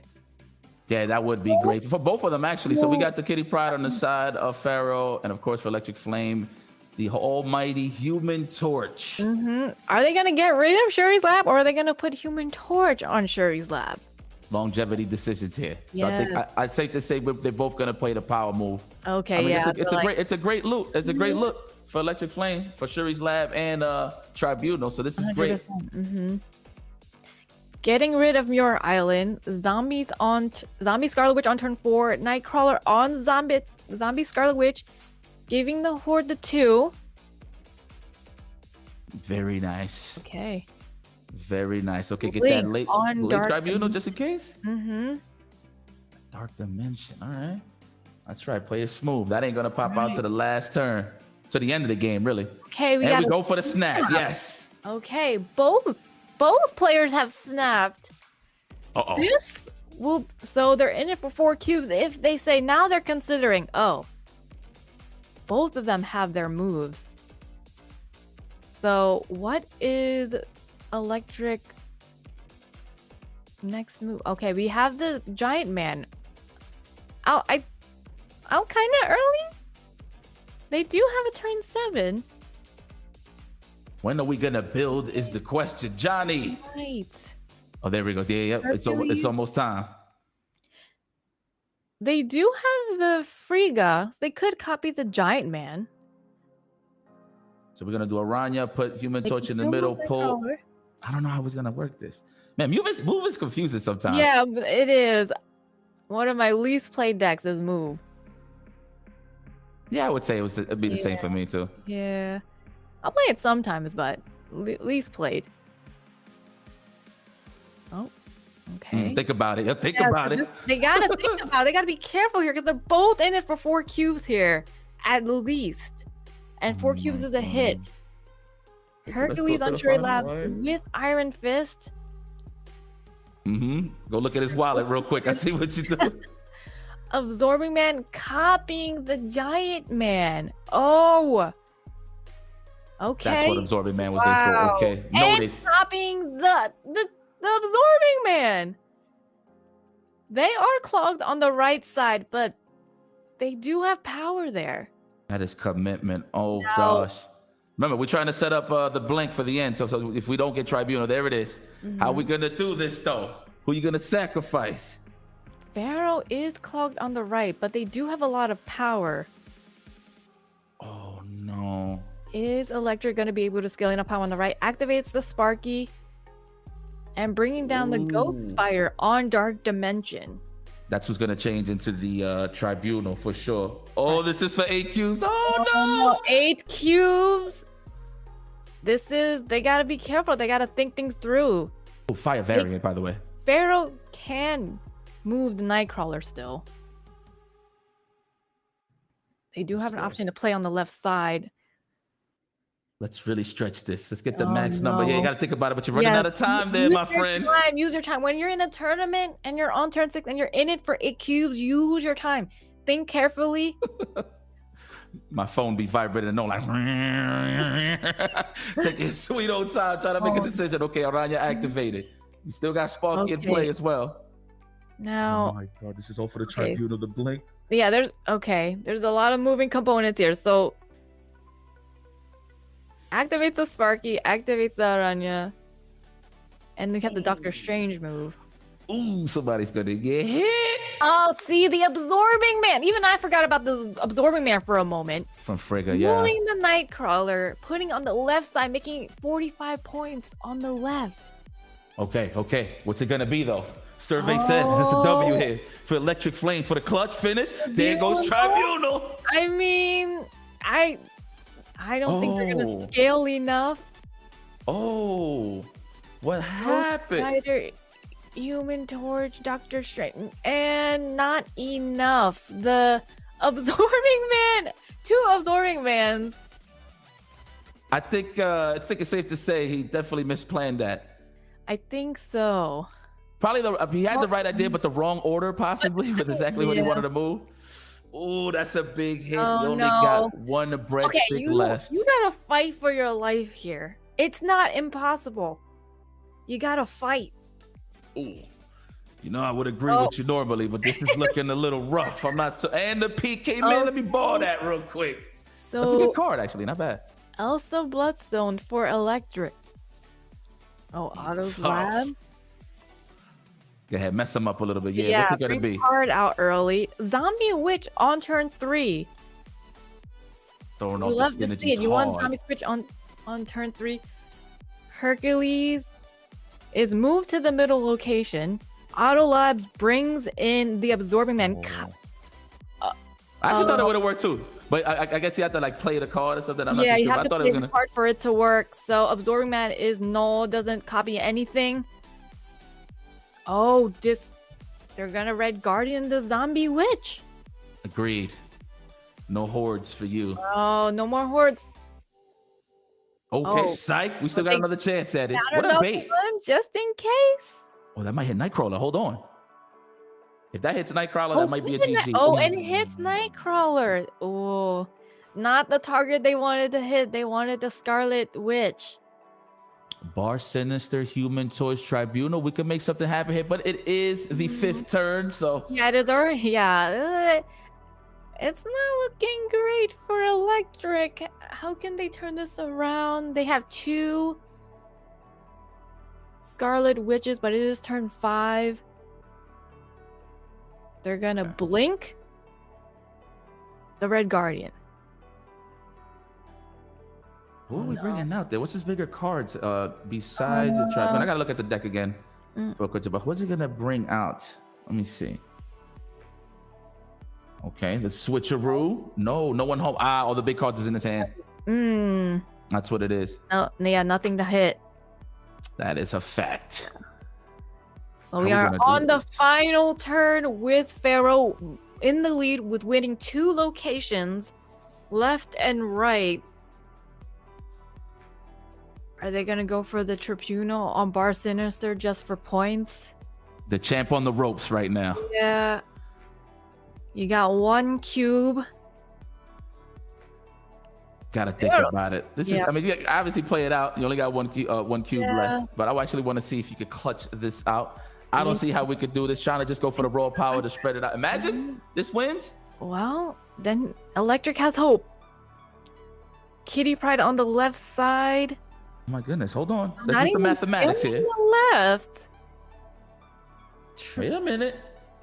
This might be a W. Let's see. Wait. Yeah, I think it's a W. This is a dub. It's a dub because of 4 9s. Good stuff. Okay. I'm considering there was going to be like a bigger build on the side of Pharaoh. I was not able to get enough points here. We'll take it. Oh, wow. Oh, wait a minute. Electric. No, that's not enough. No. Electric takes the win. Okay, see? Hope. They're going to make a comeback. You think they're going to make a comeback? It's not impossible. It's not how you start, it's how you finish, I usually say. 100%. So how you that's finish. tough. Exactly. That's tough though. One cube. Pharaoh can actually just chill and take a couple of risks. Yeah, Obviously, you gotta watch out after round 5. It gets a little shaky. Double the cube amount. Don't even. They got 4 chances. Let's see what we get Now, here. White Palace copies their zombie giant man. We know they have the zombie giant man, but do they have the Scarlet Witch in hand? Are they gonna get it on turn 3? Surge. Okay, having Surge on turn 2, awesome. Clean as always, according to plan. Now, do they have the Scarlet Witch? Crystal getting that draw. Gotta give his I would give him more room to breathe, but let's see what we pull out. Hercules, that's a good look. We gotta get rid of some cards immediately. An extra crystal, so they're clogging up their own hand here. Yeah, I can't do. Kitty Pryde cannot go back. Their hand is clogged with cloning vats. Oh yeah, we're banking on the Tribunal pool right here. I see the usage of crystal. Right. Let's go. We got the Iron Fist. Yes. So we're gonna build in a Human Torch early now. Yeah. That's what I would. And we got Doctor Strange turn 5/5 energy. Bang bang. That's a good combo. Juggernaut not moving a thing. And Kitty Pryde. We have 2 Kitty Prydes on the board now. Yeah, Tribunal's not necessarily. I mean, Juggernaut's not necessarily a problem. Their hand is full. Kitty Pryde cannot go back to their hand. But they do have a copy of Kitty Pryde they can throw down. They have a 1 Juggernaut. And a Juggernaut too. Juggernaut. Human Torch getting copy. I don't know what's Pharaoh's plan here with clogging up their hand. Human Torch on cloning vats, getting that extra copy. No? Yeah, okay. There we go. Moving And to we the got the middle. Doc Strange in the range. Yes. And okay, we got some moving elements here. We're gonna finally see Human Torch scale. So All right, we got a espacio the for the Human Torch. tribunal. We got space for the tribunal move say though here. That is if he's Aranya? gonna pull. To the middle, making it. Oh my goodness, That's- please get him. Whoa, wait. The three-faced man. Is he Okay. gonna pull him? What's it gonna be? Okay. That is a 28 Human Torch. I've Yeah, seen this is bigger, gonna be but rough. 28 is pretty decent. And flooded. We got Juggernaut though, so this is going to be are we gonna we might go for the Juggernaut, of course, just to try to get this dub here. Yeah, But the the question Juggernaut, is- they do have the priority. But do we have enough in the middle though? That is, of course, if he does Juggernaut. So does he play something big here? Oh, we're going for the tribunal. mean- yeah, that's it. That's cash. Yeah, Okay. yeah, that's true. The Tribunal. Tribunal, Oh. yes. Yeah, only 100% one guarantee. card left. So it's going to hit Tribunal. Ooh, it's definitely enough. Jugs wouldn't even make a difference here. Okay. Right. Uh-huh. Oh So- man, play it. Yeah. Send it. Send it. The last card play was strange, though. Do they recognize? Interesting. I still Oh my think this God. is going to be enough power. Wait, Whoa. not the Tribunal. Oh, I think we still got it though. The Juggernaut actually held. Oh, no, hold on. We got the thing. What? Oh, forgot about the Oh, thing. He was just hanging tight. Wait, what happened to the Tribunal there? Interesting. Wow, all the cards we could pull was that one? Impact. What? Red Guardian was the pull. Really? Oh no. Well, they probably knew and they were like, we're gonna go for the 50-50.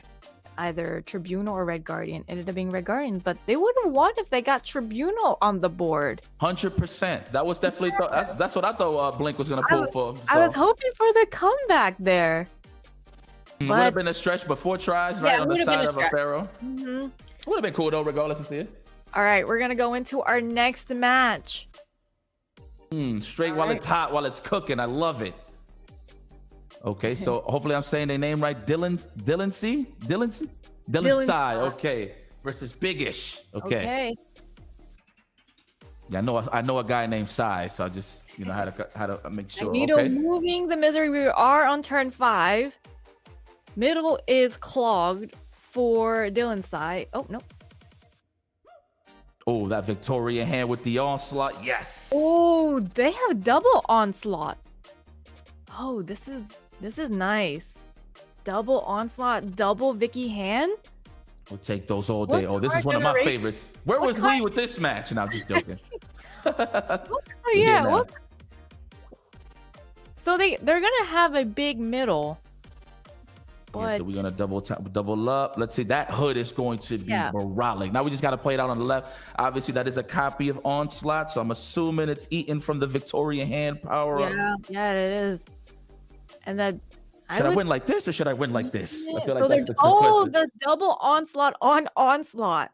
With Vicky hand? No, they're going for the Shadow King and Merlin and onslaught on the middle, Vicky hand on the left, the double onslaught. That is going to scale. Because Vicky hand is a copy on the left. That's cash. Yeah. Send it. Yeah. Don't even think about it. I said Send go it. for it. I mean, what do we have on the side of Bigish actually that could actually Well, a contest it? destroyer type deck. Okay. Alioth with the retreat. We got Elias, we got Lady Deathstrike, and that is perfect for Victoria Hand. I hate Lady Deathstrike in a good way. Oh. Full ramp deck. Full ramp deck. Okay. So let's go, man. That's what I like to see. So let me see. What do we do with the Electro? Oh, we War got Machine? Celestial. Oh, the Blink. Okay, Blink for Electro. Okay, got it. All right, great combo. Great combo. Love it. That is a staple. All right. Okay. We have Nor Dimension with Jins. Merlin. Love to Hold on, get Merlin out. So sorry to interrupt you. Can I get that deck list one more time? I'm going to take a picture of this real quick. You know, I'm doing a little old school. Yeah, here we go. Hold on, here we go. Take it right there. We love Merlin Yes. on turn 2. Getting the spells out early. A little bit of an unknown factor for Big Edge because what spells are going to come out of Merlin. What a cool combination. I definitely want to see more Lockjaw decks. So this is pretty sweet. I think Lockjaw got a nice home when it comes to like ramp decks in general. So I feel like that's a perfect just to get rid of Electro early and stuff like that, just to get some free energy, and you could move multiple cards. I can agree with that. We got Merlin though. Okay. Werewolf on the left side, Luna Snow. Getting that extra energy for each side. We got a Polymorph from Merlin. Go change that Mindscape immediately. Get some space on your hand. You want to think about Mindscape. You don't have your own cards on turn 6. Unfortunate. Yeah. You don't Now, want are to you take gonna? the They risk. do have Omniverse. Get They 'em could out. change Mindscape. Okay, good call. You don't want the other players' cards. You're trying to play with your deck. 100%. I think he was trying to change. Sai was probably trying to change the dimension. That way he don't have to worry about clogging his hand. But you don't want to take the risk with Mindscape and switch your cards. So let's get it out the way. Or maybe he's actually going for it. Let me see. Okay. All No, right. he's changing it. Trying to get that win with Iron Patriot. Trying to get that discount. Polymorph changing the hood. Iron Love it. Patriot gives them the Sandman. Werewolf on the right. You get the hood from the hood. I mean, you get the demon from the hood. Works for and me. And it changes and lets you Gia, which is kind of not the best location because you don't want rocks clogging your deck. But you're not going to get the other opponent's hand. I mean, Lady Deathstrike. Try to get rid of Merlin early. I respect that. Okay. Okay. Now, does Dylan Sai want to play on the right side? Or just going to give up the discount of Sandman? You don't want rocks in your deck. We can get that Jin though to help out Werewolf, but no, we're gonna keep it nice and solid. Let's see. Yeah, I agree. That's my favorite combo. That's the 1-2 punch right there. Victoria hand, frigate, go for it. 100%. You gotta get an extra, and especially because you got a demon, Vicky hand, and Frigga turn 5. Let's go. What are we gonna do? We're gonna change the ice cube. We might need that energy later down the road. I'll do it. I think they're gonna. Okay, yeah, they're gonna do it. Get a cheap Sandman for your troubles. Right? Is Big Fish gonna play on the right side and fight that Iron Patriot so they don't get that discount? Okay, that's going to be a 10 demon guarantee. Okay, Getting some so space right now, of course. Moving the werewolf. Oh, yeah, moving the werewolf, so they're gonna pretty much get the discount unless Blink. Oh, Galactus on the right side. Okay, Iron Patriot loses on the right side, so no cheap Sandman, unfortunately. Oh, the werewolf is not going to be big enough on the right. Vicky hand, Frigga. Copies the Vicky hand. You gotta Come on over here, Wolf. That is a wait, Wolf. Okay, challenging the Galactus. Okay. So Sandman does get a discount. You have a 2/10 Sandman, and that's without the second Victoria hand. Oh my goodness. I think Dylan Sai might have this. I actually did not see the Wolf was going to win on the right side. That was pretty slick. Yeah, Werewolf took it, even though Galactus was put down on the right side from Blink. Now you got to make a decision, right? It's either you try to pile up in the middle, that way Galactus doesn't get more power from his heralds, or we're just going to flat out try to beat Galactus on the right, probably with Sandman. Yeah, probably. You have the Victoria hand, yeah. Sandman, maybe on the right, try to beat that Galactus side. So he's looking at it already. I understand. Yep, that's the guy. You got to stop eating your planet. I don't think Biggish is gonna fight for the left side. Do it. Yeah, go for it. Go. They're gonna be trying to fight for the right, I believe. So I would scale the right side with Sandman. Yep. Throw some sand in his eye. Absolutely. Yeah. Go ahead, put it over there, Sandman. Yes. Vicky hand on the left, Polymorph and Sauron in the middle with Sandman on the right. Running out of time. We're going for Shadow King. No, polymorphing the Ice Cube. Wow, Sauron in the middle. Shadow King in the middle. Oh, he's gonna pull Okay, Sandman werewolf. right. To scale the right, try to beat that Galactus, and whatever else they try to put down. Sandman is an on reveal. That's right. Mhm. That is right. So werewolf is definitely gonna pull in with Sandman at the Oh, end. yes, true. Mm-hmm. Keep forgetting that he used to be an ongoing. Mm-hmm. Let me see. Okay. Okay, We power have up. the ice cube turning into an elixir, adding 3 points to the middle. Lady Deathstrike. I forgot. So one Victoria. If that's who I'm thinking it is on the left, that's probably a Lady Deathstrike. Let me see. Does that even weaken it? But they Triple are repeat? winning the middle location. Two. Sandman, not okay. Werewolf goes back to the right side. Let's see. Survey says who's behind that door? Professor And X and Magneto. Okay. Okay. And Biggish loses with Dylan. Sai with a perfect game there. GG on both ends. Wow. And Vicky Han wins it. I'm happy to see it. Vicky Han and Frigga. I also love that combo. One of my favorites. And it's That's nice to what I see play. it win. That's what I'm climbing with currently. Victoria Hand combinations and Legion Storm War Machine. That was pretty good. Victoria Hand does pretty great against ramp decks. For sure. I think the only thing that you could kind of do a little different there, obviously, is get the early lead with a ramp deck, of course. Probably send over Electro with a Viper. Who knows if those even exist. All We're right, going and to trade we're into in another match. Final turn on We top are of that. on All the right. Final turn with two Dakins on the board. Iris Dang. with 3 cubes left to their name. So they got to Ooh. make sure they win this. Big damage. Big power Okay, on we the got side Bullseye. of Iris. Yeah, you got to watch out for Bullseye. The other opponent is playing Destroyer Kang. And Iris is here to stay with 3 cubes left and Anto Man with 2. They're They not out of the definitely- game. They're fighting. They definitely had a conversation here, it looks like. It seems. Catching the action, of Okay, we're course. seeing a Kang deck. Kang the Conqueror. Can I see both of the decks here played out, please? I just want to see. There you go. There you go. So we got on the left side of Anto Okay. Man.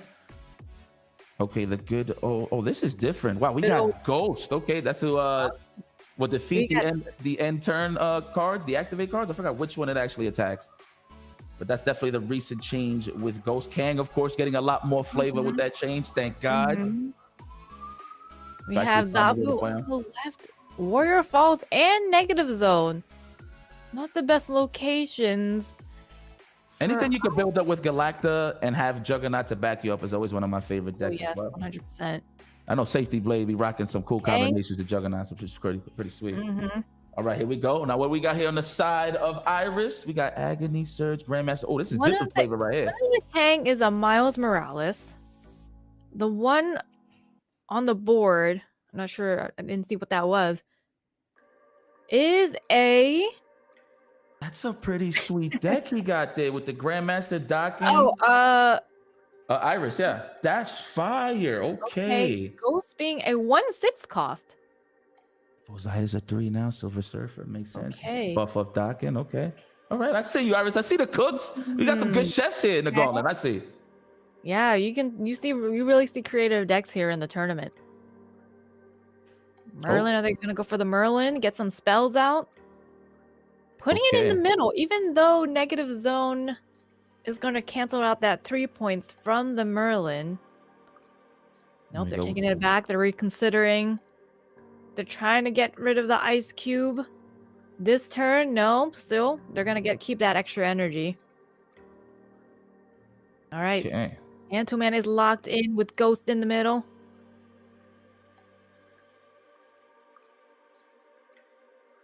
Okay. All right. Moon Girl copies their hand, getting rid of the Zabu on the left. Kitty Cat is out of there. No real Okay. usage there, of course. Oh, we got Yeah. the man, Mr. Fantastic. And we still got a turn to play with to actually get something cheap or powerful. We'll see. We're Kang, gonna of course, to destroy the polymorph. ice cube. Yeah. Polymorph is gonna change the surge. But it is the 5th turn. All right, Antoman is locked in here. Oh, Iris, 3 cards on the right side. And Polymorph changes the surge into a Killmonger, getting rid of the 1-drops across the board. What a 50-50. Oh. No, that's one hell of a 50-50. Let me not even I say feel like that. this works in Antoman's favor. They got rid of the. Okay. We do have and- that docking though, but what are we gonna do exactly to build up Yeah. power in the middle? Are we gonna So- overcommit to the left and Warrior Falls? We'll see. Mm, Oh, we got and- Shang-Chi, no priority on the side yeah, of no Anto priority. Man. Right. Oh, let him have a dance with Dockin, the son of Wolverine. Let him have a dance off with him. I say play Kang middle, Shang on the right, call it a day, full send. Okay. Oh, we go all left? Let me see. That's gonna. They don't have priority on the left. Shang-Chi is gonna get destroyed on the left. No, Shang right. Oh, no Shang right, huh? I Oh, didn't even right. see what he Shang had. right. Oh, What did he have as Kang, though, that he's just confidently putting over? I didn't even see. that is a Miles Morales. Okay. Oh, that's, I see that. No, Excuse me, it's stature. stature. There we go. Shang-Chi on the right. That's what I would have done. Yeah, so Oh, wait, he ended up getting prior. I didn't even notice. yeah, Ant-Man has priority. I didn't even notice he had a priority. I'm so sorry. No, Oh, wow. But he got the bullseye. This is a finish Yeah. right here. are they able to discard? Oh no, and And I see the Dakin being prior. a six. Oh, 3 Dakins on the board Tough cookie. with bullseye. Oh, 3 Dakins. Wow, and with the all win across the board, Iris takes the win. And we have a GG from each side. We love to see it. Oh, Unfortunate. they are not happy about that Killmonger. Wow, what a last turn. Iris could have turned it around, but Iris did turn around. Has 3 Dakins on the board, taking it from Ant-Man. Yeah, that was a great combination, man, with the Silver Surfer. I don't really see too much of that combination in terms of like Bullseye, Silver Surfer, Dockin, and that synergy. So it's just pretty cool to see. Again, these guys been doing a lot of good chefing in the Golden Gauntlet. But speaking of chefing, guys, listen, they're going to still cook up, but we're going to see them in the kitchen in such a bit. We're going to take a quick break, and we return with some more Golden Gauntlet World Championship Series in just a few. Let's go.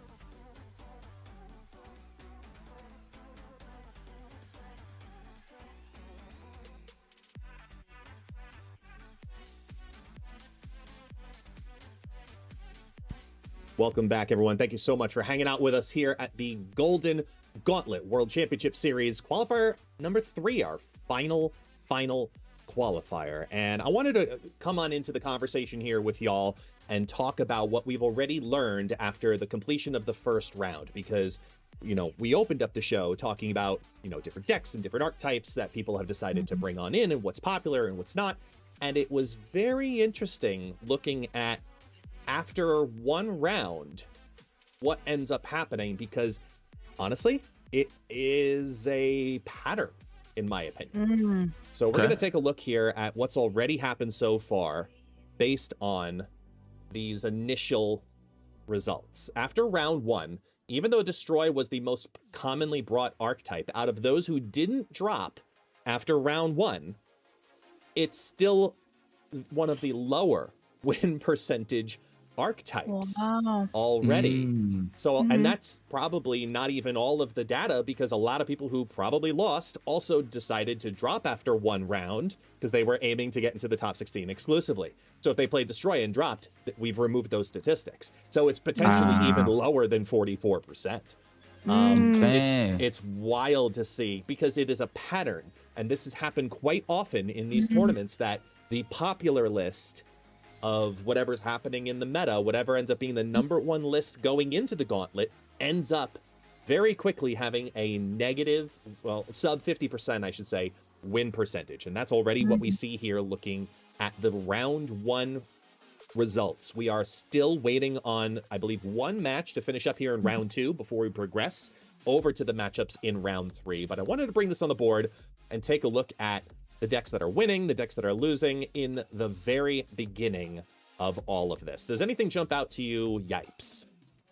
Well, me, in the world that I come from, a lot of counter tactics is key to kind of mitigate some of that meta flavor. I mean, obviously, Destroy came out swinging a little hard, but again, I mentioned it earlier, with characters like Mobius and Shadow King in the mix, and of course probably a Rogue. Maybe that was kind of bringing that percentage a little low in terms of winning, because we do have tech cards, and of course all these guys are professionals. They really know how to use their priority pretty well. So Destroy, great build up in terms of big power, but definitely have a lot of counter tactics, and I'm sure the meta right now has a lot of that flavor right now in terms of tech cards.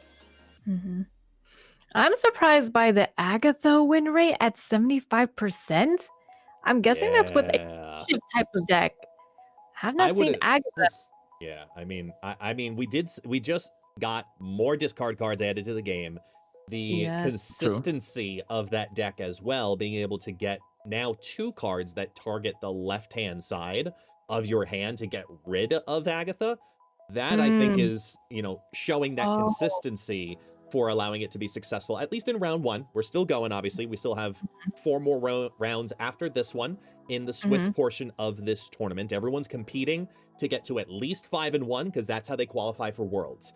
But all of the 6-0s are going to be continuing into that top bracket, where they're going to be competing for today's individual prize pool as well. Something I did want to focus on here, based on the way that we create our archetypes, is the difference between discard without bullseye and discard with bullseye. So bullseye in discard is over 2/3, and discard without bullseye is sub 50%. So big difference in how you build your discard deck already being present right there. And I wonder if that ends up leading to a further conversation with Second Dinner. How familiar, Pawnee, are you with the discard archetype, and do you prefer what we'll call the APOC style traditionally, or with the Dracula style lines, or are you a bullseye fanatic? I'm not a bullseye fanatic because I do not have bullseye. So, also, I'm not a discard. Explain. I don't have bullseye, and I'm not really much of a discard player either. I've only started playing discard recently because I have the new zombie cards, but I am normally not at all a discard player. I'm a Kitty Thena type of player. I like buff cards like Galacta. I like Ramp. I like Hope Summers. Discard, I rarely ever play. I think something with this, as I'm like looking at these and breaking these down, one of the surprises in this, for given the amount of decks that are coming on in that are still competing and still being successful, I think I heard a lot of conversation hovering around the quantity of Cerebro 2 decks and how surprising that was to so many people. And yet here they are with almost a 2/3 win percentage in total, two out of three, wins versus losses at a 65+% win rate. It is an incredibly consistent deck. I know we've all gone up against it repeatedly. What do you think ends up making this deck so successful right now? Because a lot of people have said Goose and Storm and all these other ones. Like, yeah, it's like, what do you pinpoint it as? That's literally what I was going to piggyback off of Goose and Storm, just shutting down lanes completely. I think it was chipping into that high win percentage. And of course, you got Lasher as well. So it's big cards, you know what I'm saying, in terms of how you could ramp them up in terms of power, but it's such a small package where you can spend all of your energy across the board. So I feel like that's a complete package deck where you can literally play all of your cards. And sometimes even if you don't get Cerebro, that is the bigger part of the deck, but there might be some scenarios where the locations might be on your side and you might have Goose and a Mystique on one side with another Goose, right? Just to clear out and just completely shut off those big cards. But yeah, man, solid deck all around. And you got Luke Cage too, so you don't even got to worry about cards like a Bullseye or something like that, right? Just to protect yourself from the affliction. Yeah, so numbers are also refreshing even live as we speak on these statistics, where we just had another update and the win percentages and counts have started to balance out, and now we're adding in more of the round 2 statistics, and it's still a 66% win rate. It's shooting up right away. Sauron performing incredibly well, and again, still have that major discrepancy in there between Discard and Bullseye. We're going to be going to round number 3 in just about 2 minutes, but with that, I do want to switch over to take a look at the individual cards, because there was conversation about what's the Stardust archetype. And before you go reporting to the Daily Bugle, I want to identify that the way that these are created is based on majority of what the deck has. But Stardust was such a unique card, I decided to put in a version of this that just does it have Stardust in the deck, but doesn't fill other roles by being a discard deck, for example, that has Stardust, or being a Sauron deck that also has Stardust. This is can you just throw it into a deck without other synergies? And clearly that has not performed well. So I thought that was really interesting, looking at these commonalities of like, hey, it's a good card, but you can't just toss it. It has to have a true balance and synergy in there. So I'm going to dive into the cards now after 2 rounds. Minimum 10 decks. What cards are winning the most right now? And with a 75% win rate, I'm floored at seeing Hellion as the highest win rate card right now. These Move Hellion decks are really, really dangerous, don't you think? Wow, I don't think I've came across a Hellion deck all like that. So I'm surprised. I'm hoping we see one today, because I want to see how well it performs. I would love to see that too. Yeah. Yes. I'm not surprised with Redshift if Agatha is a 75% win rate. So I'm assuming Agatha and Redshift. And Cerebro over 60% in win rate. And then we start seeing these commonalities within these cards, and it's looking very much like Move. We're seeing a lot of discard, and we're seeing a lot of Cerebro doing incredibly well. I'm guessing the Mr. Sinister is because of the Cerebro 2 archetype more than anything else. Right. Absolutely. Definitely. That's the multiple cards, the 2-in-1 pack, I like to call that, with Mr. Sinister. So definitely help out, fill up some lanes. So yeah, I see you, man. This is a nice little balance. Again, a lot of the archetypes are definitely getting more healthy. Storm, of course, supporting the Cerebro too. I see playing out here. Maybe Legion as well. I haven't even seen Legion here in the list. No, actually. Yeah, Legion is currently rocking a 52% win rate right now. Okay. Not terrible, not great, but it's still an incredibly strong card. Cosmic Ghost Rider, with very similar, actually same statistics, doing much better with a 60% win rate after 2 rounds as well. Herbie is a little bit of a surprise, because I still think people personally are sleeping on the power of Herbie. I am, for sure. That's something I definitely want to discover a little bit myself. For sure. Definitely to look into some Herbie. Can we shout out Zombie Power Man with a 61% win rate as well right now? Wow. Bringing them Yeah, discards who would've popping, thought? man. Now, where's Scarlet Witch then? Zombie Scarlet Witch. So Zombie Scarlet Witch right now, all by herself, Oh, by herself. Oh. is not doing very well, very low win rate. The Zombie Power Man, however, is appearing oddly in even more combinations than what Zombie Scarlet Witch is presenting and is doing very well. So, I mean, Zombie that makes Scarlet sense. Witch- For sure. I think it makes sense off of the strength. It just gives another friend to like Khonshu and APOC. Yeah. So definitely spread that out more. Give Dracula a little more help, right, to power up APOC or Khonshu, either or. So I can see why Power Man is up there. I feel like Scarlet Witch, she's good, but I'm not saying that she's missing much, but maybe a little more power on the Horde. This is just me being a fan. Yeah. Just more power. I think spread and over stuff time like that. that'll get better too. We're gonna have a bunch of cards releasing this season, both as in your Series 5 and Series 4 releases, as well as in the limited time game modes that are coming out, where we're gonna have more and more Horde mechanics, and that will continue for both of these cards to just reinforce what the power of this new mechanic is going to bring to Marvel Snap. So I'm excited to see how that does. In conjunction with that, though, we're about to switch over to round number 3. But I want to present one last piece to the two of you, and I'm gonna allow you to both take the conversation from here, because just because the meta is one thing doesn't mean that the tournament meta is going to be a good reflection of that. We've also seen this happen. We see this happen both ways. We see the ranked meta affect the tournament, and then the reality of what happens in the tournament also then affect ladder. And that's exactly what happened going into it. Last year, we had the Khonshu list win, and then all of a sudden, the whole next week, it was Khonshu lists everywhere. Just give me every possible Khonshu variation, and people were doing well, and they were doing okay. But it was also a conversation, I know us in the creator community were talking about it, where we had a constant reminder to people that just because a deck performs well in Conquest or in a tournament setting does not mean necessarily that it's going to perform incredibly well on ladder for those individual 100%. matches. I want to hear your thoughts on when you're going into a tournament setting or Conquest versus ladder. How are you looking at your deck creation, and what exactly would you like to do and advise the community on as we continue to see the growth here of these tournaments in Marvel Snap?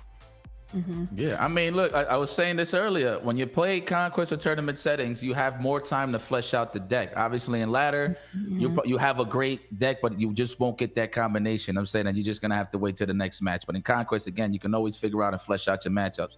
So it's kind of like with me, for example. I'll give you an example. Phoenix Force is one of my favorite decks. And ranked, it does pretty okay.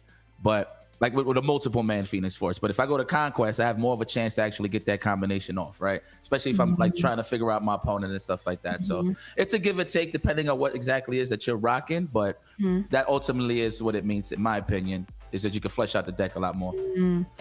I feel like in a tournament setting, you're gonna have to consider like sacrificing a card and putting in a few tech cards in there to cover your grounds. Like you would probably put in a Shang-Chi or a Red Guardian just because you want to disable the other opponent or be an inconvenience to them as much as possible when you're doing that back and forth. All right, we are going to get into round 3 of the tournament. Let's go. Round 3. Let's go. Golden Gauntlet, the World Championship Series. I like that. And we got gems, and we're trying to drop gems for you guys. I mean, we call it gems. I think it's called stones now, but back where I'm from, we call it gems. Throwback though, throwback for the comic book fans out there.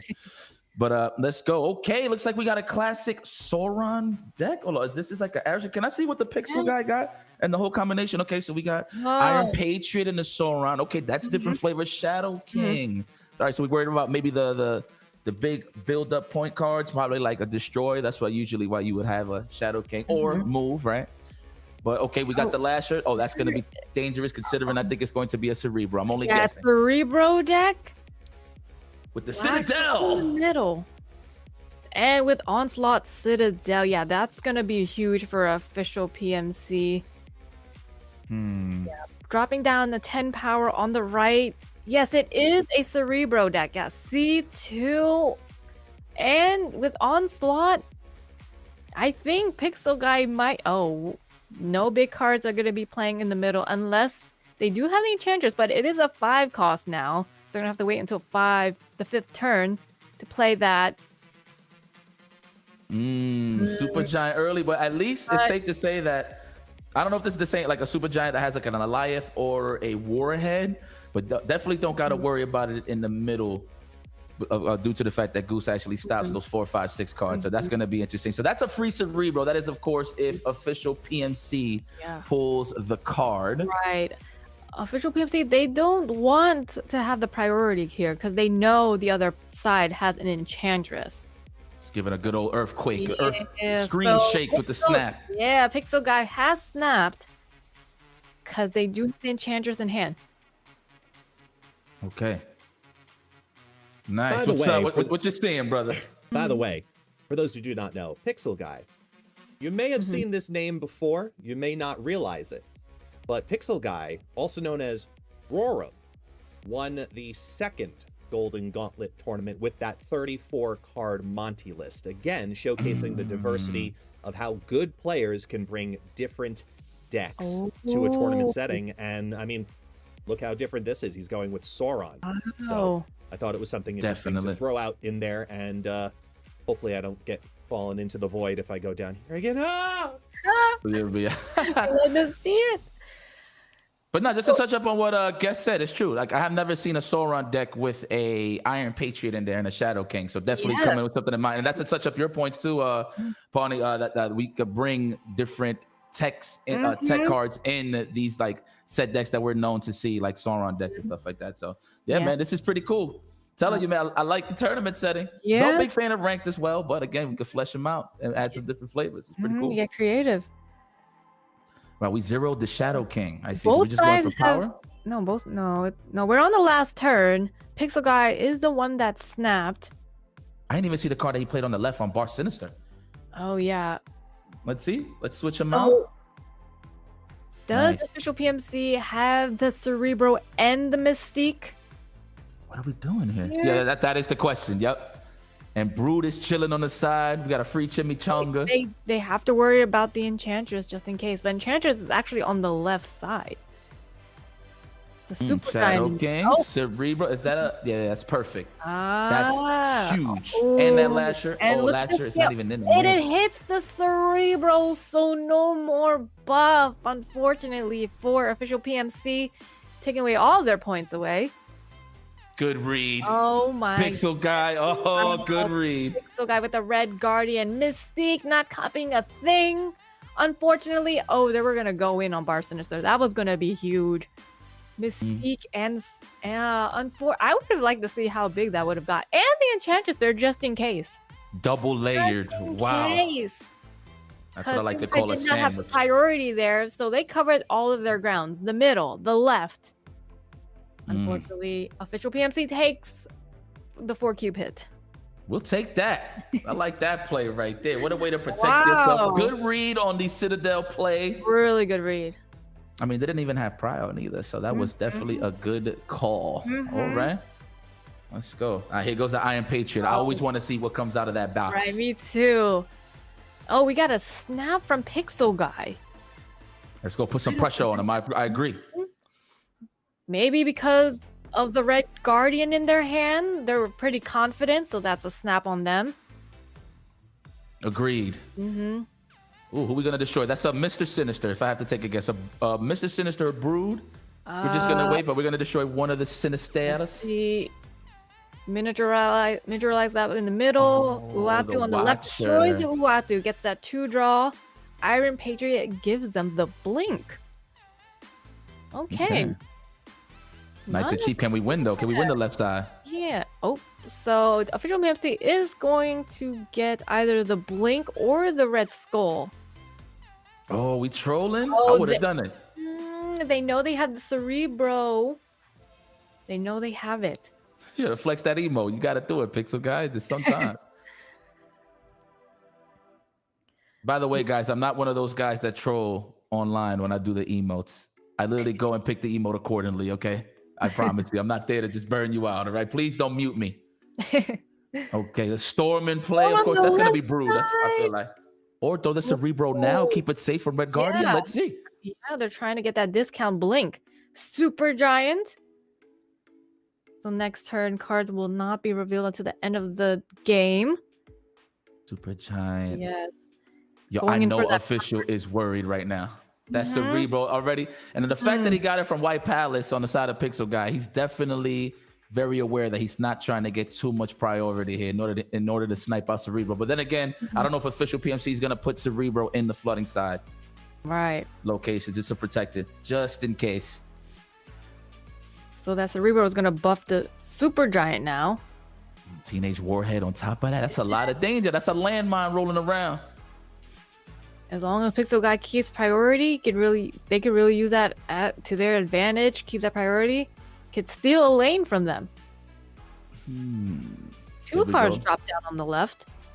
A Lasher and a Nightcrawler. All right, they got their twos down on the left side. Okay, Warhead. Where we playing Warhead at? Oh no, we're going for the big power first. Yes, Prio. We need Prio. Yeah. But I mean, you can't even see the next card, right? Because of Super Giant, so we'll see what's up already. Hard read with the Enchantress. Love it. Now, okay. They don't want to drop the Enchantress down. I think the opponent might assume that that card will be the Enchantress. So they're going to try their best to avoid that lane. Red Skull is being put down on the right side. Nope. Yep. Okay. So we're going with the Red Skull on the right. And we will not know what Official PMC has on the right side until the end of the game. Oh. Yeah, you had to. It's a 50-50. They said no. I'm pretty sure Official figured it out too. Yeah. Where he probably hard read on the Teenage Warhead. So he just said, you know what, forget the guess. I'm out of here. Let's just start fresh. Smart choice, Official. Keeping your cubes on your side. Pixel comfortable, of course. Oh no, Monster Lane. Of course Pixel Guy would snap to a Monster Island. That really messes it up for Official PMC. That's because all the... Of course, the opponent retreats naturally. Makes sense.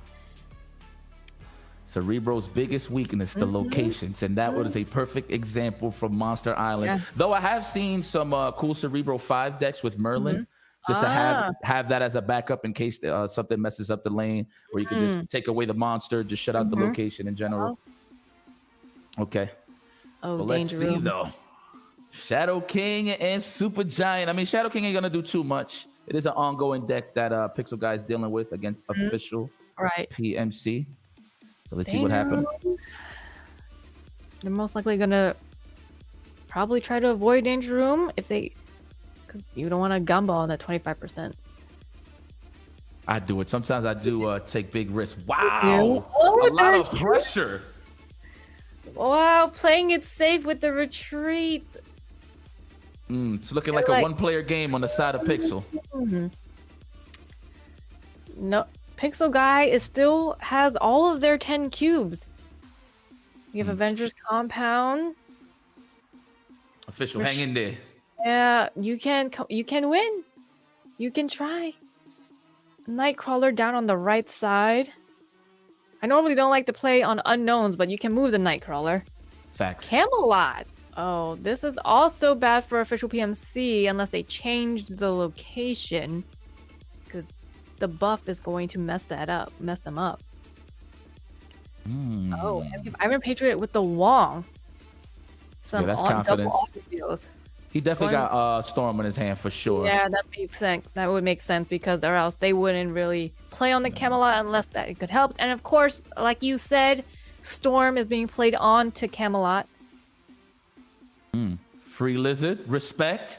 And we get a free Wong, right? And yes, getting the Wong for a 1 cost. That is a pretty solid Cerebro deck. I think the only difference I see here is the Watcher, which is pretty sweet. Usually you would see... Oh, no, Nico is on this deck. Wow. What was the replacement? Now that I'm looking at it. Interesting. I'll look into my Cerebro deck. We have this Brood on the right side. Now, do they have the Cerebro and Mystique to scale the middle and the right? Do they have it? But, I mean, at this point, no more retreating. They're in it for 2. Remove the Ravona. Ravona's not in that version of Cerebro. Okay. Just had to make sure, like, what was the difference there? But okay, I see why. Get a little early edge on the locations. You know what? I'm gonna try that Cerebro deck. Stolen. Stolen. That's what I like to say with everybody's decks. I just go into their kitchen and just borrow their sugar. Yeah, I don't really make decks. I kind of just go off other people's. They're so creative and skilled with their deck making. Yeah. So the way that I look at it when it comes to deck making, I feel like it's a barbecue. Like everybody, you know, when you come to the barbecue, you can't bring the protein. You bring in the plates. You bring in the sodas, the juices. Like that you know analogy. what I'm saying? Yeah, you like that? Yeah, that's how it works. That's how it works for me. We're just bringing stuff to the barbecue, man. I'll bring the plates. Yeah, we all sharing. Okay, here we go. Hey, Super Giant. Oh wow, keeping those 3 cards hidden on the left. Did he throw a Teenage Warhead? That would be so perfect. I didn't even see what he played there. We're having a great conversation, so let me stay here. Starbrand. Uh-oh. We have we're going all in on the right with Starbrand, Sauron, and Shadow King. They can still move the Nightcrawler on the right there. It's not even a bad play regardless, considering he got all his cubes on his side. Pixel guy. Yeah. Super comfortable. Can take any risk he wants. Smooth sailing. I want to see what's behind door number 1, 2, and 3 in Avengers Compound. We're about to find out. Uh-oh. Starbrand gets slammed down the right. Oh, we got all 4 cards on the left there. Shadow King. Oh, and it is a Cerebro. Don't tell me. Don't tell me. And I know who's back there. Wait, I didn't even see. Oh, was it? We have, okay. Hydra Bob is on the left there. Wong? Okay, hold on. Let me see what this door is right here. Is it? No. Red Guardian. Pow! You got him. Yeah, gets hit twice. Still got them Mystique, though. Wow, still strong. Hold on. What? Actually, we straight. Woo! Oh, we are good. Got rid of the Cerebro, but the Mystique carries it. Okay, hanging in there. Put some dent in the armor. Yes. Love it. No perfect. Pixel Guy is not coming out here unscathed. They got 2 cubes on him. Oh, this is so tough for Official, considering that he didn't draw what he wanted on the side of Pixel Guy, but he can play this smart. I feel like he has to play the Cerebro safely. Surrounding Storm, but the thing is he gonna pack enough power there to completely be safe to just having that play out that way? But we'll see. I mean, we do have the Goose as well, but then again, we have the Red Guardian. It's a lot of options on the side of Pixel, but Official could play around this. It's just now he gotta pray that the location doesn't mess up his power. Right. Official PMC is gonna have to win 4 games, I believe, to make it out of this. That's my joint. Look, Pixel Guy is like, let me snap on this, but there's no cubes to be snapped. Official PMC is hanging on to their last 2 cubes, but are they gonna fight for it? I mean, even if they do fight for it, Sanctum is gonna buff up the Cerebro, messing up the Cerebro play. How unfortunate. Brood? Yes, get him back immediately. Yeah, I get it. Yeah, but Cerebro's gonna be a +5, but they do have Shadow. They could drop a Shadow King. Exactly. Oh. I think that's the combination that Official has in his hand. Yeah, so to play that confidently like that, I think for sure. Right. They're like, well, I can just reset it with Shadow King. Oh my goodness, priority on the side of Pixel. So you know what that means. With confidence, we building up. Oh, Super Giant. That is the flavor of the month right now. Building up the right side with Nexus, trying to keep that priority. Oh, with a Sauron deck. This is so Super Giant has been drawn consistently here. They have been able to play Super Giant. And we have Dream Dimension, Lasher, and Uatu on the right side. Tough cookie. Right here. Let me see. Okay, just to spread out the power a little bit. No big deal. Let Lizard eat a little bit. That's my favorite Lizard variant, the Chibi one. I got no borders on my Lizard. I feel like I'm terrible. Yeah. You need to give it some love. Put a border on it. Look like we share the same sentiment right here. Me and my guy Pixel Guy. Now this is no diss though. Just I spend my credit wisely. Okay, here we go.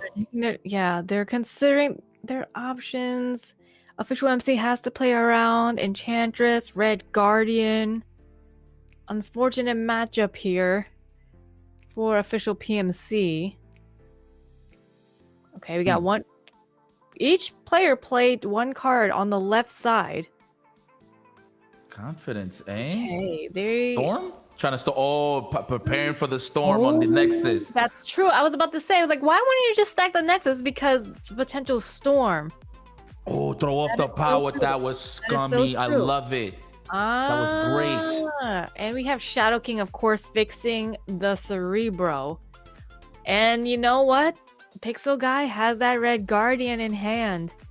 Amazing Red Skull play. That was amazing with the Red Skull. That was the last turn. I didn't even realize that was the last turn. And Pixel Guy takes it. Shake hands. Yeah. GG. He said GG. So that was a Cerebro 2 not actually making it and getting destroyed by Pixel Guy's deck, a Sauron deck with Red Guardian and Enchantress and Super Giant. Yeah, that's pretty cool considering the Red Skull was it that clutched it out. For people that don't know, obviously you use Red Skull on a lane and it'll actually power them up. I think +2. It gives your opponent +2, I believe. So that actually threw off Cerebro's whole synergy in terms of evenly distributing the power across the board. Yes. Yeah, I wasn't Red Skull even did thinking about that.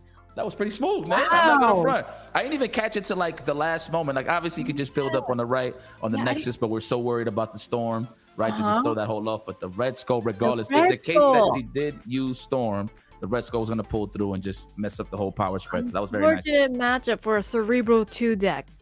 Unfortunate. Wow. Yeah. So, well, Cerebro 2 takes a hit. I guess the percentage is going to go down a little bit of the win rate, and adding to the Sauron, which was already like 50%. Different Sauron though. That was a different flavor. I thought you was gonna get the same old, but you had some tech cards there. But the MVP was definitely Super Giant. Oh, 100%, yes. Okay, we're starting to see more Super Giants across the board. You're seeing them more with the Dark Hawk. That's what you're and the Rock gang. We have not. Sure. All right, we're gonna get looks into like we got another match. Okay, it's not much deep of a conversation yet. Okay, it's a chit chat right now. Though Sin is a little down on the cube side, but that's all right. I want to. Oh, this is round. I gotta see what round this is. I don't know if they got hit. Okay, round 5. Sweet. So it's double time. Yes, this is Dylan Sai again with the Merlin and Victoria Hand and Frigga deck, one of our favorite decks that we both like. With the werewolf. With a classic, the Shadow King. Can we see both decks? Let me see. Just to see the build up here. Okay. Pardon me. All right. We are on turn 5. It looks like Dylan Sai has the upper hand here. Going to polymorph that Victoria Hand, turning into a Topaz. Penny Parker giving the spider to the hand and moving the werewolf to the left side. Iron Patriot on the right, giving it a Doom, moving the werewolf to the right side. And Shadow Kinging the werewolf. Unfortunate land for werewolf, resetting that. My goodness. Wow. And Sin takes the hit with the retreat for 2 cubes. Sweet. Oh, there it is. Okay, so what we have here. Okay. It's an Infinite deck. Floating deck. So we're going to be floating on energy because of Sunspot and Bruce Banner. Okay, we love to see it. No high evo. I mean, not necessary. No high evo. No needed. Absolutely not. Yeah. Soak up all that power. Sunspot. Merlin on the right side. Good Bruce turn Banner. 2 drop, and we have Bruce Banner on the left. It's not bad. Not bad at all. A card that I'm starting to see a little more popular now, Bruce Banner, due to the end of turn shenanigans from Invincible Woman. So pretty cool to see him in the fold. I don't know if it still works, but I remember in a couple of seasons ago when he was released, Shadow King can actually turn that Bruce Banner into 0. I'm not too sure if they fixed that. So okay. No. Oh, so they fixed that. Okay, perfect. All right, I was just making sure. That's how popular the character has become, Bruce Banner. That you don't know exactly what was the changes. I know it's like a 33% chance now to get the Hulk. So yeah, you gotta have energy left over though. Yeah, yes. I forgot about that detail. You gotta have energy left in order for Bruce Banner to have a chance to change. And Red Guardian hits the Merlin, so they will not be getting any more spells for Merlin. Vicky Hand on the left, they're able to Frigga that. They can get a double Vicky Hand. And we also have Bastion to copy the Victoria Hand. I know Sai right now is actually like hitting himself in the head, like, man, I want to get rid of this Merlin, but that Hellfire Club, man, throwing that off right now. Can't use the poly. That's true. Speaking of which, all right, we got help now. We can get rid of it. Let's see. Sin said, you know what? Play your spells on the right, but Merlin is disabled. They just only have Polymorph in hand. Do we save poly for another character or another card, I should say? Yeah, I wouldn't use it on Merlin. I would save it for something big, but they're gonna use it on the Merlin, right? Make a copy of the character. Wait, they that you played create. Polymorph and then Frigga. I do believe you get the copy of the card that you create here. So let's see. I think it does work that way. Let me see. Okay, it turns into a Gam. Oh, but their Sasquatch is discarded, which was a 12 power. And Frigga, I don't know if they did that on purpose or that was a misplay, but they do not get the Vicky Hand because they played Polymorph before it. I just learned something. I thought it would make the copy of the Gambit, so I learned something new today. That card you played, it was the Polymorph. All right. The Misery. Ooh, nah, you don't want to get rid of that lane. Well, kinda. I would play the it would only Bastion. get the Frigga if they Misery on the left, but I think they're going for the Bastion on the left to get that Vicky Hand. Smart. Okay. We do have a turn 7 here. So yeah, they're gonna get that copy of Vicky Hand. Oh no, they're reconsidering like Vicky Hand or get Misery. They're going for the Bastion on the left side. Okay, so we're playing for points, obviously, for the Victoria Hands. Whatever you create, obviously, any created card gets the buff from Victoria Hand +2, of course. All right, the Victoria Hand and Frigga gets Not the bad. buff. So double Vicky Hands, and the opponent has played Doom. Last turn. All right. Spread them wisely. I feel like Dylan Sai has the upper hand here with 2 Victoria Hands and having a discount on Werewolf and Frigga. They can buff up the Werewolf. Did they actually play left? I mean, we got Mercury. We actually play left for the Bruce Banner? I mean, I didn't see there's a cannonball on this side, right? Yeah, absolutely. For Sin side. Usually when you see Mercury, you see cannonball. So Yeah, they usually go hand in hand. Oh my goodness, are we gonna play this out? We got a lot of power to spread. I would just spread everything in the middle or the right? Just build up on something you was already building. Oh my goodness. Yeah, we gotta think about it. Take your sweet old time. You got about what, like 15 seconds on the side? Sin has to think, because if they lose this, they lose 4 cubes. So they gotta be really careful with this. And the opponent retreats. Instead of losing that 4, we're just gonna lose for the 2. You wanna hang on. Fight for another day. Big cards. Nothing but big cards in his hands, I'm assuming. No real spread in terms of power. Unfortunate for Sin. We got Frigga right in the hand, right in the beginning. Will they get that Victoria Hand? Mirage. Let's go right here. Victoria. No. Merlin, though. Merlin is a good pull. Let's go, Merlin. Orcus Forge. Omniverse. Good card to have to change location. Safe to say he's going to get rid of Orchis Forge, I believe. I think so. Yeah, it's pretty safe to say. And clogging the hand. And of course, the Red Guardian hits the Merlin again. It's the sound it makes. Like, it's just a knee drop. Love it. They do not get the Merlin anymore. But that's okay. They got an Omniverse out of it. And Avengers Compound. That's smart. Trying to leave Iron Patriot by himself. That way he can soak up and get that easy, low-cost card. We'll see, though. Let me see what he plays in the middle. Let's see what Sin played in the middle. Whoever's going to move to the middle. Goose. No big card will be played. But they have a good lead with Werewolf. That's a rare sight to see. 2 Avengers Compounds? Yeah, so they can either play on the middle or on the left.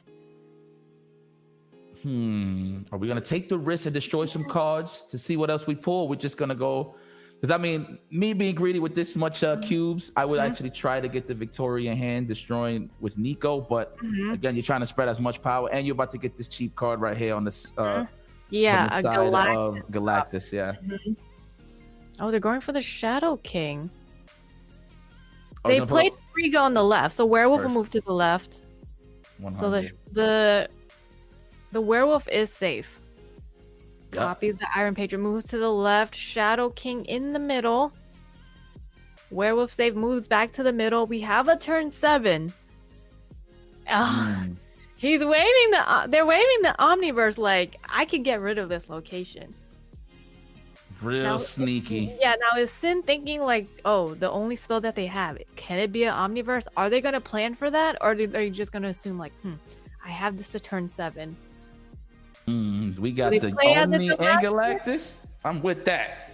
I say do it now. If Oh, you really I- want to just get it over to the point, get to the point, I think do it now. Yes, I agree with you. They're gonna Omniverse the left side, drop the Galactus, a 314 Galactus, huge. Oh, you can't play a full card because of the goose, so he's not even worried about a big card being played in the middle. So this might be a wrap. Yeah, I think Sin is out here. What a perfect, how convenient, how lucky for that one Merlin spell to be Omniverse. And yeah, Sin is gonna be hurt seeing that. And I don't think they played any cards here this last turn.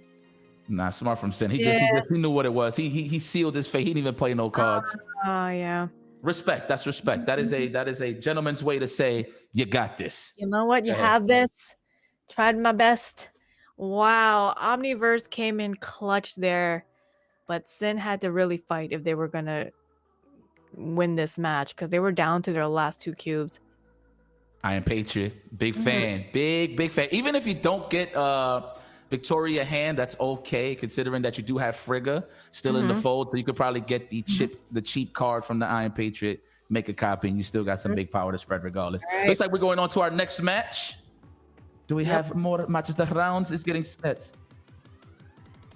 Okay. The Toots versus Lady Demania. I'm sorry, it's obvious. I just gotta laugh. All right, here we go. We got mad demons. Woo! There's a lot of demons in your class. Yes. Let me see. Oh, I love.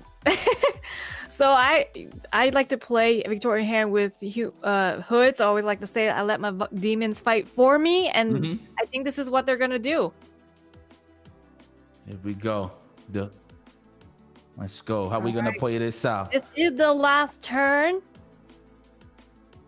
But How how much are to they play gonna with here? scale this? Like, how are they gonna beat the red skull on the right side? Will it be enough to beat 31? No. Shadow King for sure, yeah. That is very true. Shadow King in there. 100%. Oh, I like that. He said, hold on. I'll make it even better. let me think about Shadow King resetting the red skull and Smart! moving the Smart. red Wait. skull, getting it What do we have, out of the way. Hold on, though. But what do we have on the right side for some power? Actually, no, the hood wins on the right. Hood wins on the right with the Shadow King, yeah. The Shadow King and the hood takes a good call on the hood on the right side and actually winning lanes. all locations despite the red skull moving to the middle. Okay, Toot, I see you. Okay. In gas That form. name. Yeah. Wow. What a good last turn there to see the sorry. demons. No. Gotta laugh. Oh man, those are great matches. Good set of decks that we were seeing. I actually took a couple of pictures of some of the decks that are here, so I'm definitely going to be trying it in Conquest, see if it fits my flavor. But I think we are going to be taking a quick break. So BRB with more Golden Gauntlet World Championship Series number 3 when we return.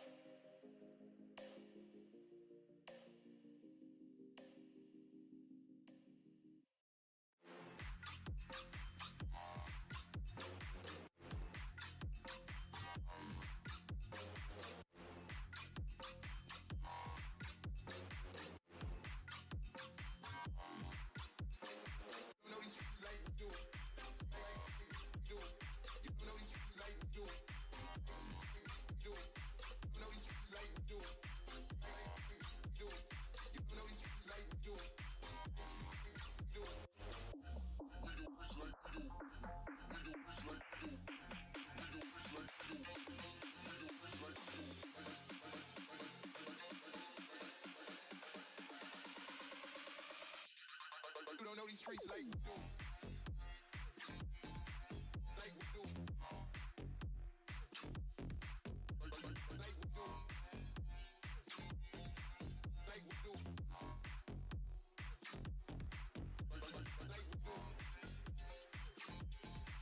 Like we do. Like we do.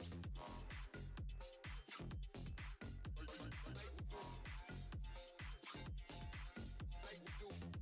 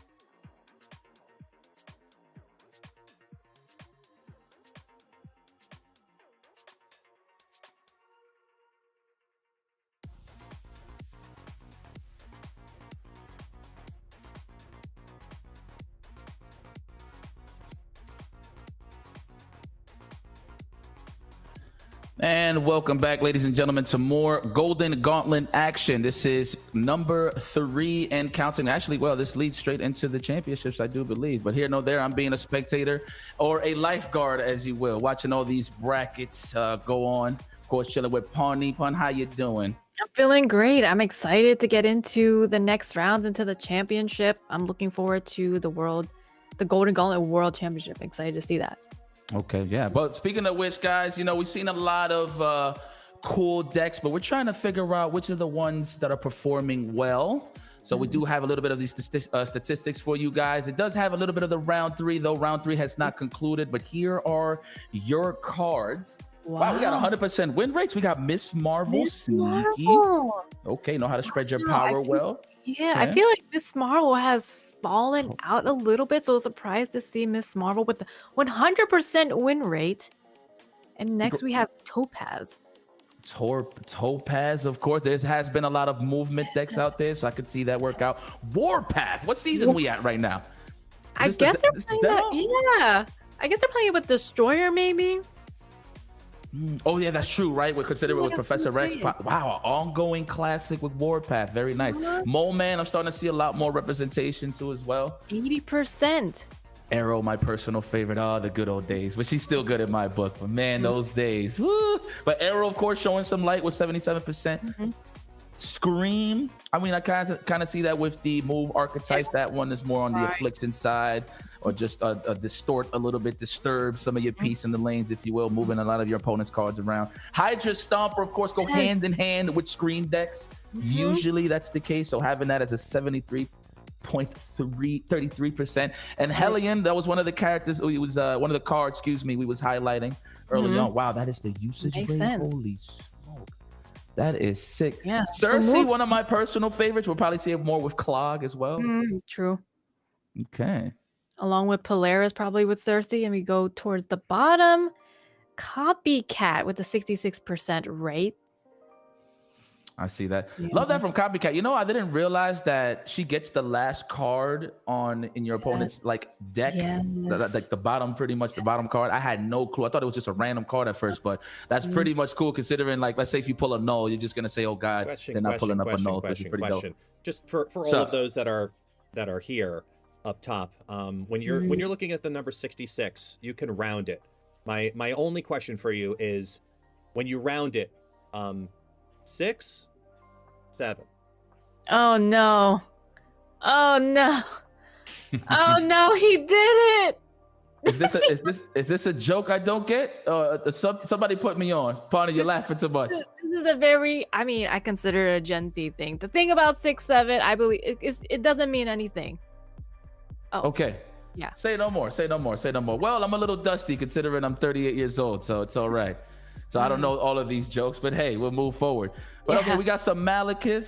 All right, that's some love. Hydra Bob. You've seen them on a lot of the end of turn decks. So it actually makes a lot of sense. Speed, of course, probably seeing it in a combination of Wiccan. So we probably got a lot of Wiccan decks rolling around, floating around. That goes hand in hand with Malekith, I believe, with Speed. The Red Skull, we just seen Red Skull with a clutch play from the Pixel guy. Yeah. Yes, distorting the Cerebro tactics. Love that from Red Skull. That is a classic, of course. I used to love that for the early Shuri heads. You already know what it is. Sauron, of course, hand in hand. Of course, yeah, going with Red Skull. Starbrand.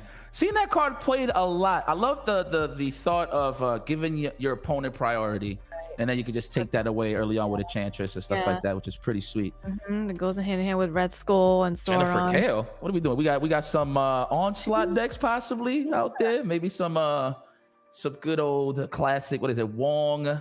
Onslaught, Gambit, maybe, who knows? The Iron Patriot. Yes, we love to see Iron Patriot with the 61%. It's okay. That's definitely a lot of V-hand representation, of course. We actually seen some decks rocking Iron Patriots without V-hand. I think it was that Sauron deck that we saw earlier, which is pretty dope. Darkhawk with 59% there, along with Red Guardian, 59%. Which we just saw. Red Guardian can really knock out cards and destroy their whole combo early on. Prodigy with the 58, Silk along with Move, and of course Storm along with the Cerebro, So we're seeing all the cards make sense because what are What the the worst? worst cards are? Hey, what are the ones that are a lot of Gluteus Maximus? Oh, Maria Hill, Nakia White Widow, Atuma, Cobra, Toxie, Gilgamesh, along Human Torch First Steps, and Clea. Wow, I'm not surprised by those. I'm not surprised by that at all. Elsa Bloodstone. I'm a little bit surprised by that. I do like an Elsa Bloodstone deck, especially with Kitty and Thena, and we have seen some Elsa Bloodstone, and Hope Summers. Ramp and Elsa Bloodstone, they usually go in the deck together. Unfortunately, not doing too well. So At least it's showing signs of life, considering that we do have Zombie Scarlet Witch now, so you're going to see that combination a lot more with like Kitty Pryde, Hope Summers, and stuff like that. So I could agree with that's a pretty cool. I mean, they're starting to build up to it. Like people trying to figure out exactly what they could build around Zombie Scarlet Witch. I feel like there's a question mark there still. So we'll see. Phoenix Force, one of my personal favorites. Don't see much, but again, with so many tech cards out there, that's pretty strong, and everybody's getting pretty high level when it comes to not getting priority, just giving up priority. That way you can snipe out cards like Phoenix Force. Scorpion, seen better days, but he does have a pocket to live in when it comes to the Affliction decks. Of course, the Ajaxes, the Diamondbacks and stuff like that. But man, okay. I feel like the Khazar and Blue Marvel going hand in hand. And we have Kitty Pryde down at 27. No, my Kitty Pryde is not doing so hot either. Nick Fury. You would think you would see more Nick Fury considering that's V-Hand, but it's a big cost, so I get it. So obviously you do have Quinjet to kind of make it a little more cheaper, but I wouldn't mind actually trying out some more combinations with V-Hand and you can get Nick Fury. Oh, Scarlet Witch being the most recent card being part of the past that it's only a 30% win rate. Not doing so well in a tournament style. We have Hobgoblin, Anti-Venom, Pixie. Okay, we got some Clog enthusiasts out there.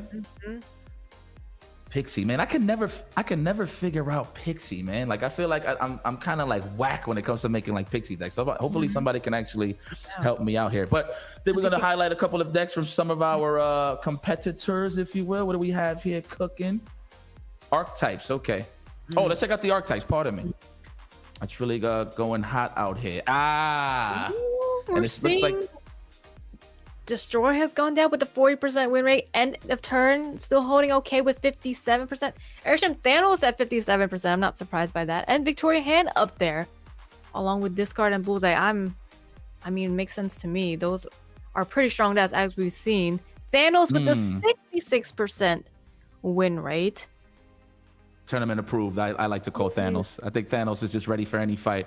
Considering, of course, you got Killmonger out there, kind of throw off Mockingbird, but still Thanos, I feel like it's a staple in Marvel Snap so far. Surfer, 60%. So that's pretty good. 60%. There's a lot of combinations now with Surfer. Discard. Oh, regular Puck Discord is only at 44. We have Tribunal with a 64. Okay. But it doesn't. I mean, we've seen in the Human Torch and Tribunal. Moira, of course, double down on some more Venoms and some deaths out there. So definitely a good addition now that Headpool's in the mix. So I'm not surprised seeing the percentage high on the Moira usage. Vision, Yeah, 50. Vision. I see Vivid. So I know we got Scream highlighted, but I wanted to highlight Vision a little bit because that's what you're starting to see more in the Surfer decks. Oh, yeah, Even in the Arisham ones too. Scream 75. She's been eating. The Symbiote Queen. Pretty high. I feel like the highest we've seen. Cerebro 5. There you go. Because of Miss Marvel. That's what can contribute. That makes sense. Hydra Stomper. Wow. Okay, so that's why you're seeing a lot more of the Scream usage, right? With Hydra Stomper. Just move decks in general, but definitely the Scream decks is what highlights more on the Hydra Stomper side. So maybe we might get to see a lot more Silk, possibly, stuff like that. Maybe some Arrow. That's probably why you're seeing a lot more Arrow on the archetypes, which is pretty sweet. We back into the round 4. Hopefully we know who our opponents are. I gotta get acquainted with all of these players. Cougar versus EG Source.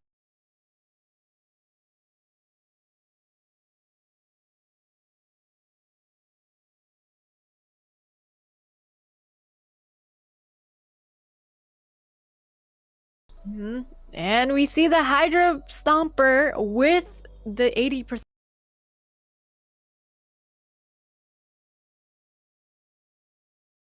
win rate. Are we gonna see how good it is here? There it is. That's team BFFs in my opinion. Hydra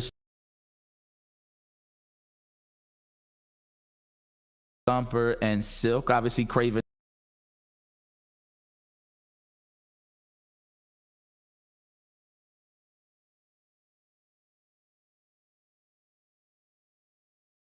It's just like the icing on the cake.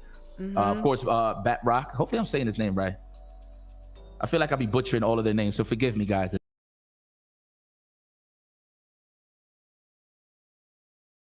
I like mess up some of the names.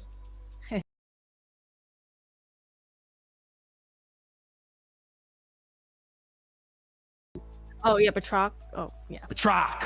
I like that. That's way better.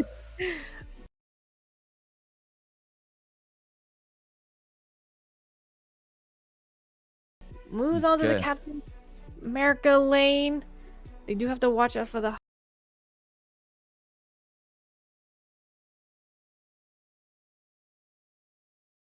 Hala, but I think they're gonna get the win. And we have Zombie Power Man with Discard.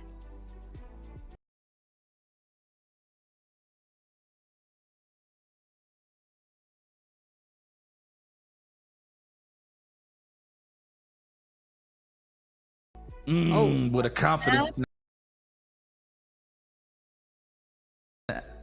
Oh, you see?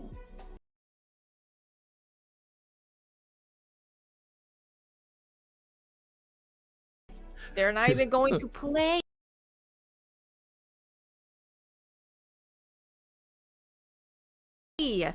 Cougar with the snap, EG Source immediate with the retreat.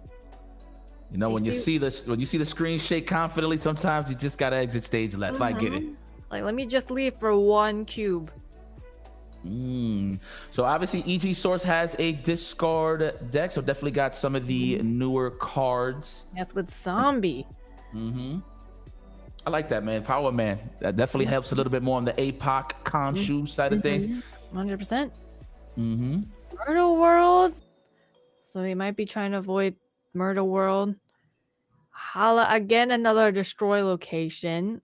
Captain America on the right side. Don't want to test the odds on Hala. Zombie in the middle lane. Discards the scorn. Oh, good pull on the zombie. If he really wants to build and destroy Zombie Power Man, he does have the Juggernaut, so I don't know if he's gonna take that risk. So do we want to do it with the Juggernaut? I think I would do it, man. And you got the shield to build up Craven, so I think that's what he's going to play. Yep, Juggernaut to just try to destroy Zombie Power Man. Big risk here on the side of EG Source, so let's see how this plays out. I think it's safe to say Power Man is out of the building, unless of course he gets something powerful enough to deal with the power spread from Cougar in the mid lane. Wow, the blade, extra energy from the Corvus Glaive. Discards the Apoc. Good Corvus discard. That's rough. You're not going to win this one. This is tough. What's going on, brother? Hey, just so you know, Cougar is actually currently holding the #1 rank in the tournament, undefeated right now. Both players are 3-0, but Cougar is currently rocking out the top spot. Oh. Respect, We got a retreat from Cougar because Source retreated. Source snapped. I mean, just to piggyback on what Guest said, Cougar got the best record right now. He's on the top, so rightfully so, considering the way he's making these decisions just to retreat and not letting ego and pride get in the way, I would say. Retreat. Let me see, what was in the mix? Oh, Kunlun, yeah, you don't want to give him the bonus. We already know what's going to happen there. I respect that. That makes sense. Like, immediate, not even going to entertain that, EG Source said. Said understood. Okay. I do the same thing, man. Let's not waste no time, so I appreciate that. That's high level. True. Got a noggin on you. Smart. Again, Hala. We see Hala the third time. I think this was. But Truck and Silk. On top of that. How we gonna play this out? Right. It's nice to see Batroc and Silk together right in the beginning. Build up that Silk build up them move points. Morby in the middle. They gotta Do we be want to? I don't know. I know, like, do they want to risk it on Hala? Ooh, extra energy. No, now we have extra energy here. From the back, same Craven? play. And we got Juggernaut too. So hold on. Can we do it again? Yeah. We go for it. You're planning on moving the Batroc and Silk. Will it go to the middle? No, it goes to the right No. side. Corvus, or the Dracula, and the Silver Samurai. Oh They no. go hand in hand, huh? Corvus, Glaive, and Morbius. Nice combo. Nice little power spread. All right, let's go. Craven. Yeah. And just Craven alone? Yep. That's all the points. That's all the energy they have. And Zombie Man to make sure they have that middle location. Don't want to risk it. Swarm gets discarded, so they now have swarms in their hand.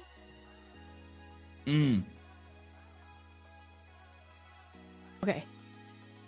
Oh yeah, the Ghost Rider whips and chains. You gotta love it. I like how it sounds when he drags it off the floor. And the Cosmic Ghost Rider about to take out the Morbius. Get him out of here. Eat chain, says Cosmic Ghost Rider. Gonna get rid of the Morbius like that. Unfortunate. Kongshu will bring in the Silver Samurai. And Are we chopping the Mercury? Right? Should be, right? That's how we even it out? Yes, now absolutely. Mercury is gone. And there's nothing for Kongshu to do on their side. Silk moves to the left. Batroc is gonna move to the left. You can't do Khonshu? It's all right. Apocalypse gets discarded again, being at 12. See how we play this out? Doesn't have enough energy. So what's the point Juggernaut? here? We'll see. They're gonna cannonball the middle. Okay, because they don't think they're gonna scale the left side so much. I don't. Yeah, because it's gonna hit the Corvus Glaive or the Silver Samurai. Yeah, don't give him the dub for sure in the middle. I'm just trying to say, does EG play. Source have enough power on the left is the question to even yeah, challenge this. Hmm. Which I doubt. Oh, we do have a Dracula on that side, huh? Oh, I see it. Okay. On this deck build right here. Oh, we got Scorn as well. All right, makes sense. Yeah. Moon Knight, nice. All right, that's a standard. Kongshu bring Dracula back, or how are they gonna bring Dracula back? Man, I appreciate Silver Samurai getting more play, man. Telling you these tournament settings give more play to a lot of the cards that you don't really get to see too much in terms of these archetypes. All right, Cannonball. Let's see what we're gonna do. Save with your chest. Where are we going? Oh, big power. Oh yeah. Oh, now okay. This is good. Okay. Scorn. Great. Okay. There you go. Very nice. Good play. Very lucky to have the Silk and Batroc move to the right side and not the middle. Okay. Very nice stuff there. What a way Still to hang in in there. there. EG Source down 4 cubes now. Can I just take a quick peek on Cougar's deck again? I just want to see exactly the combination here. Wow, that works for Scorn, of course. What a blessing. Sokovia, every discard enthusiast loves Sokovia. Let me see what Cougar has. With the Cannonball, okay, stage. Let me see. I just wanted to see the whole combination. Damn, a move deck with Cosmic Ghost Rider. Wow. Add a little tech with a little bit of a power spread. Love it. We got Elysium discounted. We love that. I think players will like Elysium.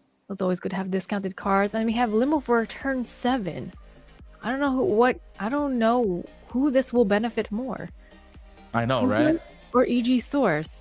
Probably Cougar. More opportunities to move, but more opportunities to discard from EG Source. Yeah. Yeah. Got enough chances to just build on some energy. Pack up on the APOC, the Dracula side. We'll see, though. We're thinking about it. Now, the question is right now, EG Source is just going to play it careful depending on how he wants to stack up, considering that he just seen that he has a Cosmic Ghost Rider. So now we're going to have to be a little more hesitant in terms of how we're going to build. So let's see how we're going to stack up a little bit to protect yourself. All right, they're taking the lead on the right side. Corvus discard Silver Samurai and the Scorn. Good Scorn discard. 1/6. Okay, there we go.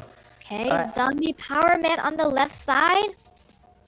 discards the Scorn. I can respect that. He's definitely giving priority to Morbius for sure on the left side. So he'll lose Power Man, of course, even though there's a little bit of a build up there. That is, of course, if Cougar uses Cosmic Ghost Rider. Oh, EG Sword has snapped. They're trying to get their cubes on him. Okay, get with rid the- of Power Man. Cosmic Ghost Rider Yep. That to is get rid of move. the Zombie Power Man effect. We don't want them discarding any more Scorn or Apocalypse. They're gonna play it out. Oh, nope. They're considering retreating. They're considering the retreat. No. Next turn, they're in it for 4 cubes. So it's either you just they retreat on 2. Okay. No, I respect that. I Yes. respect that. Considering that I'm pretty sure he's trying to snipe out the Dracula and the Morbius, and plus the middle location, was it Elysium? Am I saying this right? I say Elysium. Elysium, there you go. Due to the fact that he had a discard deck and his Elysium, yeah, makes sense for the early retreat. Okay, we do have Mobius. I did not see if there was Swarm on the side of EG Source, so that's definitely clutch for Mobius, but They not do sure. have Oh, Swarm in their deck. put him out there early. Do you not know there's a man with a flaming skull running around? Cosmic Ghost Rider. They're not afraid. They're putting that down right now. Okay. They If have anything, use it as a bait, right? Just to get it out the way. That way everybody else could eat. maybe. Let's see. They're considering Captain America on the middle location. I would put it in the middle because Kraven is there. Might as well buff the Kraven with the shield. What are we gonna do here? Moon Moon Knight. Knight. Who we destroying? Let me see. We even it out. It discards the Apocalypse. Nice hit. And the Miles Morales, not too bad. Putting the more Mobius down there on the left. Oh, Craven is eating. Yes. That's like the steampunk variant. No, I think that's the steampunk one. I could be wrong Look though. It My man got Yes. electric whips. is. Fantasy variant. The fantasy variant. Okay. Mhm. All right. Big variant fan, man. Yo, Tut guy. Whenever you want that war, man, you want the smoke. I got all the Ooh, variants are for you you, sure man. you want to go against Super Tech Guy? I got some heat, man. I'm telling you, I got heat. Okay. I got heat. Sparkly and all. All right. Right, they're being careful here. EG Source is considering. Variant face off. That's Yes. cool. You already know where that Cosmic Ghost Rider's going. I Yep. would. Trust. Yeah, you know it's going in that middle location. We do need some Mercury though, just to make it a little more spicy in terms of doing damage to EG Source's deck. Ooh, Silver Samurai, who we chopping up? Samurai Score being discarded. What is it? 1/4 gets rid of the silk. Right, because even calls card. Ooh, there it is, the Oh, there- Stomper. Yeah, EG Source was not afraid of the Cosmic Ghost Rider here. He's in there. We do have faith in the Apocalypse. However, though, the Are they Hydra Stomper. High win percentage, as we've seen earlier. Yes. We're about to see it. On that left side, it is MODOK. Okay. Okay, Apocalypse becoming a 16. Scorn being a 1/6. Oh, look at that. Look how big the Morbius is. Watch. About to Now get whipped it's back gonna into go. reality. Now it's gonna go away just like that. Knocked down to a 3-power Morbius. Unfortunate for EG Source. I mean, if Ooh, next is it enough? I don't think EG Source can win the middle lane. I'm out. I'm out. Yeah, right? You would I'm just out, leave I'm for the out. 2. Right? Me too. I think Or stay in for the 4. Is he just gonna play APOC? That's probably what's the scenario here. There was no Corvus Glaive in play, so he doesn't have that much energy. So Yeah. just straight up APOC? We're just gonna take the guess? Are they just gonna, are they gonna abandon the middle and go for the right?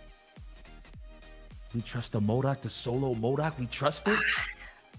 If I was EG Source, I wouldn't trust it. Yo, Source, we out.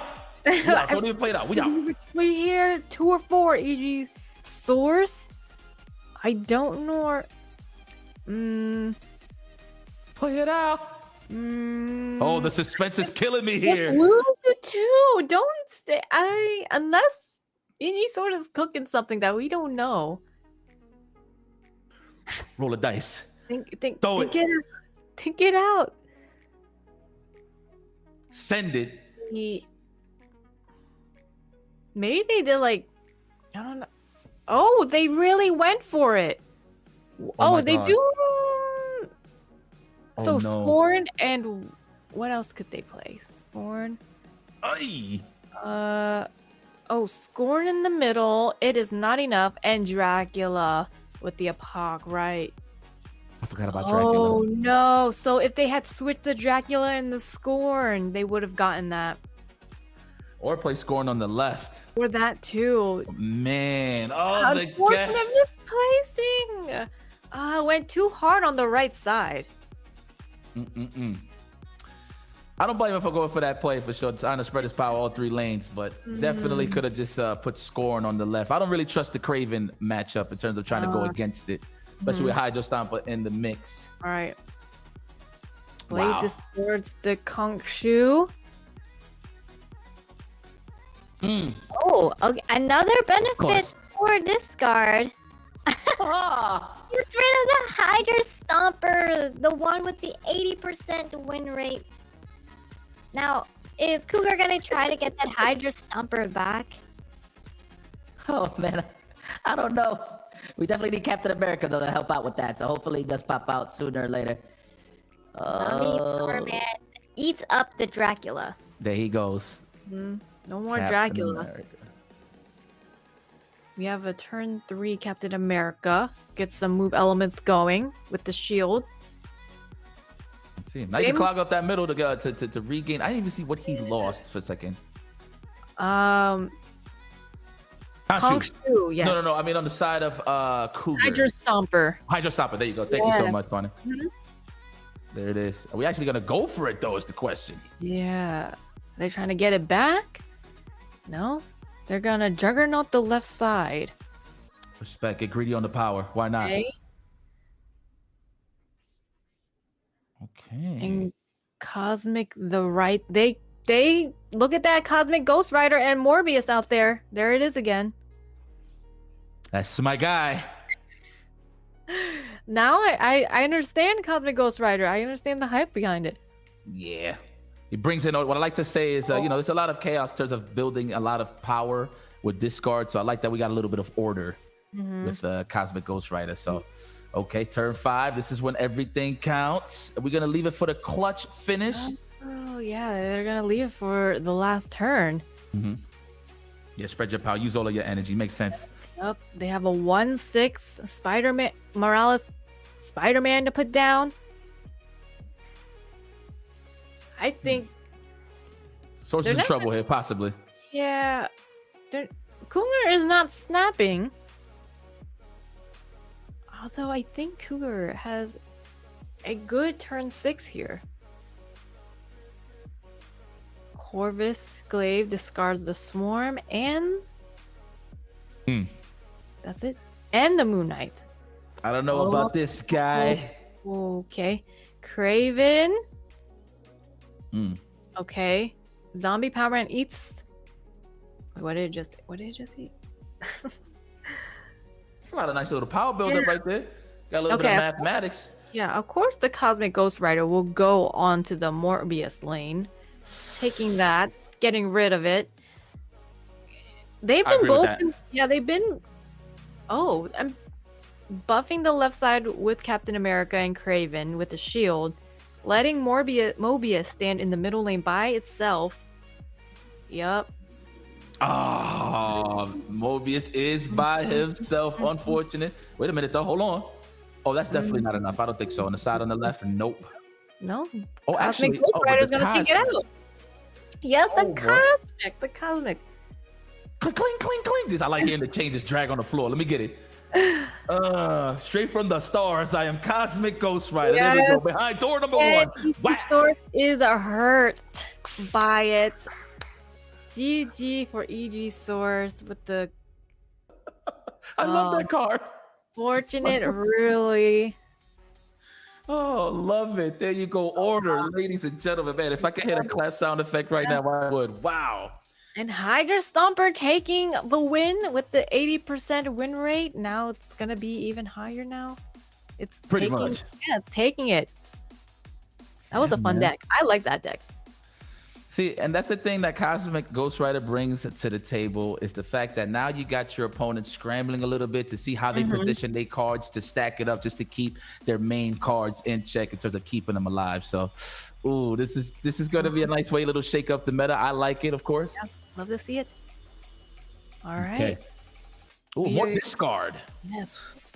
Discard versus Mole Man, which we saw was the worst performing. Yeah, Agatha with the 80. This is like a 75% win rate with Agatha with Redshift. Oh, Redshift. wait. There was a lot of snapping going on there. Hey, Marvel, if you're watching, no disrespect. Definitely let's get some more Redshift variants, please. Hold me down. Just a little bit. Oh, wow. The card that you want to take away that you need. Started. Oh, that would have been a perfect play with the Black Knight. Oh, them locations, boy. That is what brings the spice of Marvel Snap. That really makes it interesting for me. Yep. Oh, Zombie no? Power Man. Yeah, they're gonna let Zombie Power Man get eaten up by Clintar. Oh, we have Colonel America in this. We're about to see some Colonel America action. Zombie season. Gotta Yes. love it. It is October. Ooh, Zombie Power Man eats up the Agatha, giving them a 412 Ebony Blade. Nice. Right. Yep. Oh, they're gonna put it out right away in the middle location. Can't destroy, man. I think the best thing you can do is bring the power down with some Shadow King. Mm-hmm. But I don't think Shadow King is definitely in the mix. You're gonna have to hold that Ebony Blade. Hmm.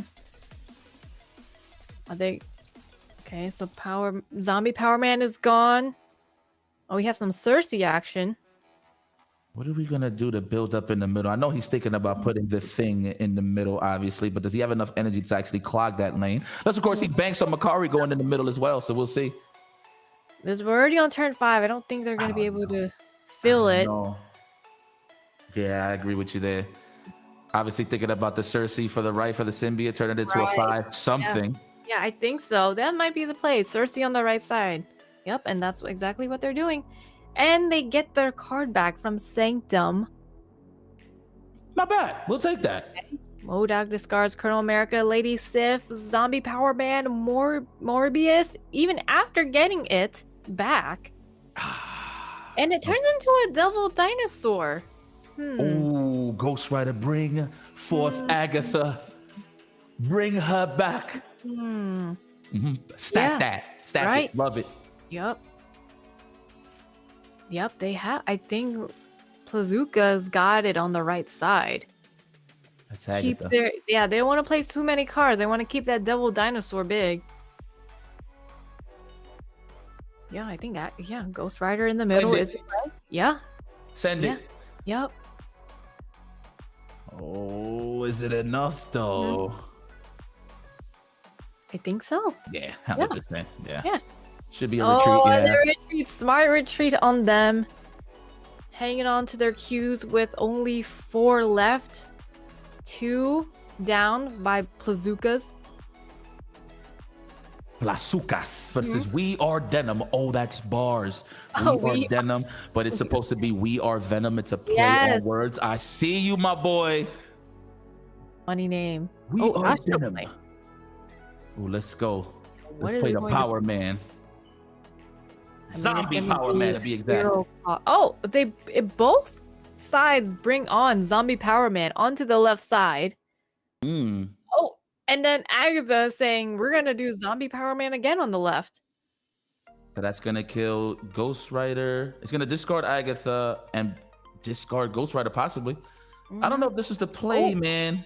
Let me see. No. Oh. Eats the Ghost Rider. Zombie Man eats the Swarm for We Are Denim. Both players having both Zombie Power Man on the board, bringing out the Makari in the middle on Crimson Cosmos.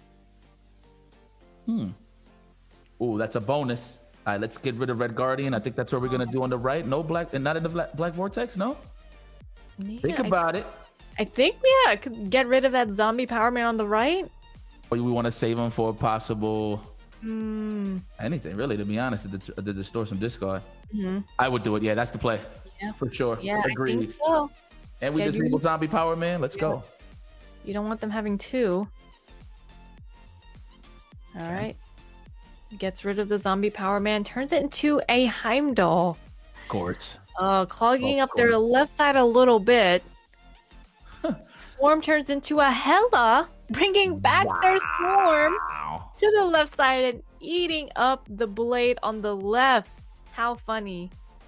Are part of the plan. You know, I was banking on the Ultron to come out of Black Vortex. It's one of my personal favorites to the see people worst. suffer with.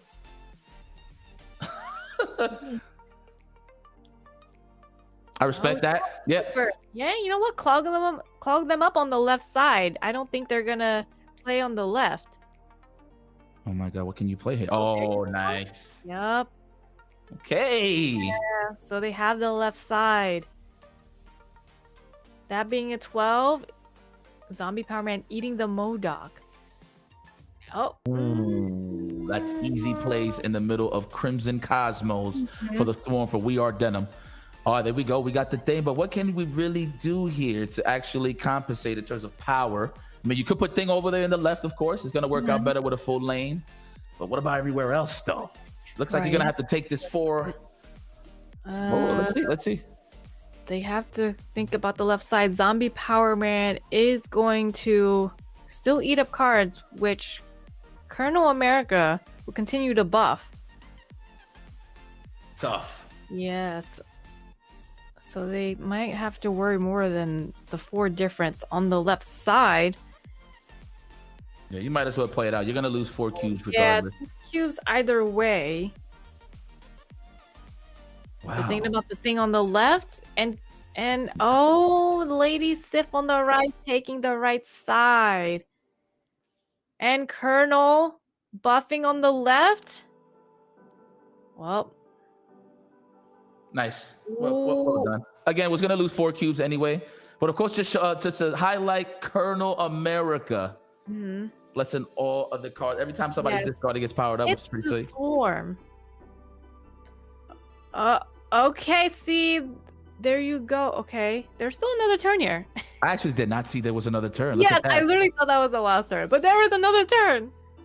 Okay, let's see what we got here. Okay, they're seeing the middle. Straight. No, but we got swarms though. Don't we got some swarms? Yeah, he's definitely gonna win the middle for sure. Yeah, I would say. They're going for the right or the middle. Oh, I would have done the Cersei, son. I would have put everything on the line right there. To be honest, this is Cersei. But we'll see. We'll take that power spread. Yeah, they're fighting for the right.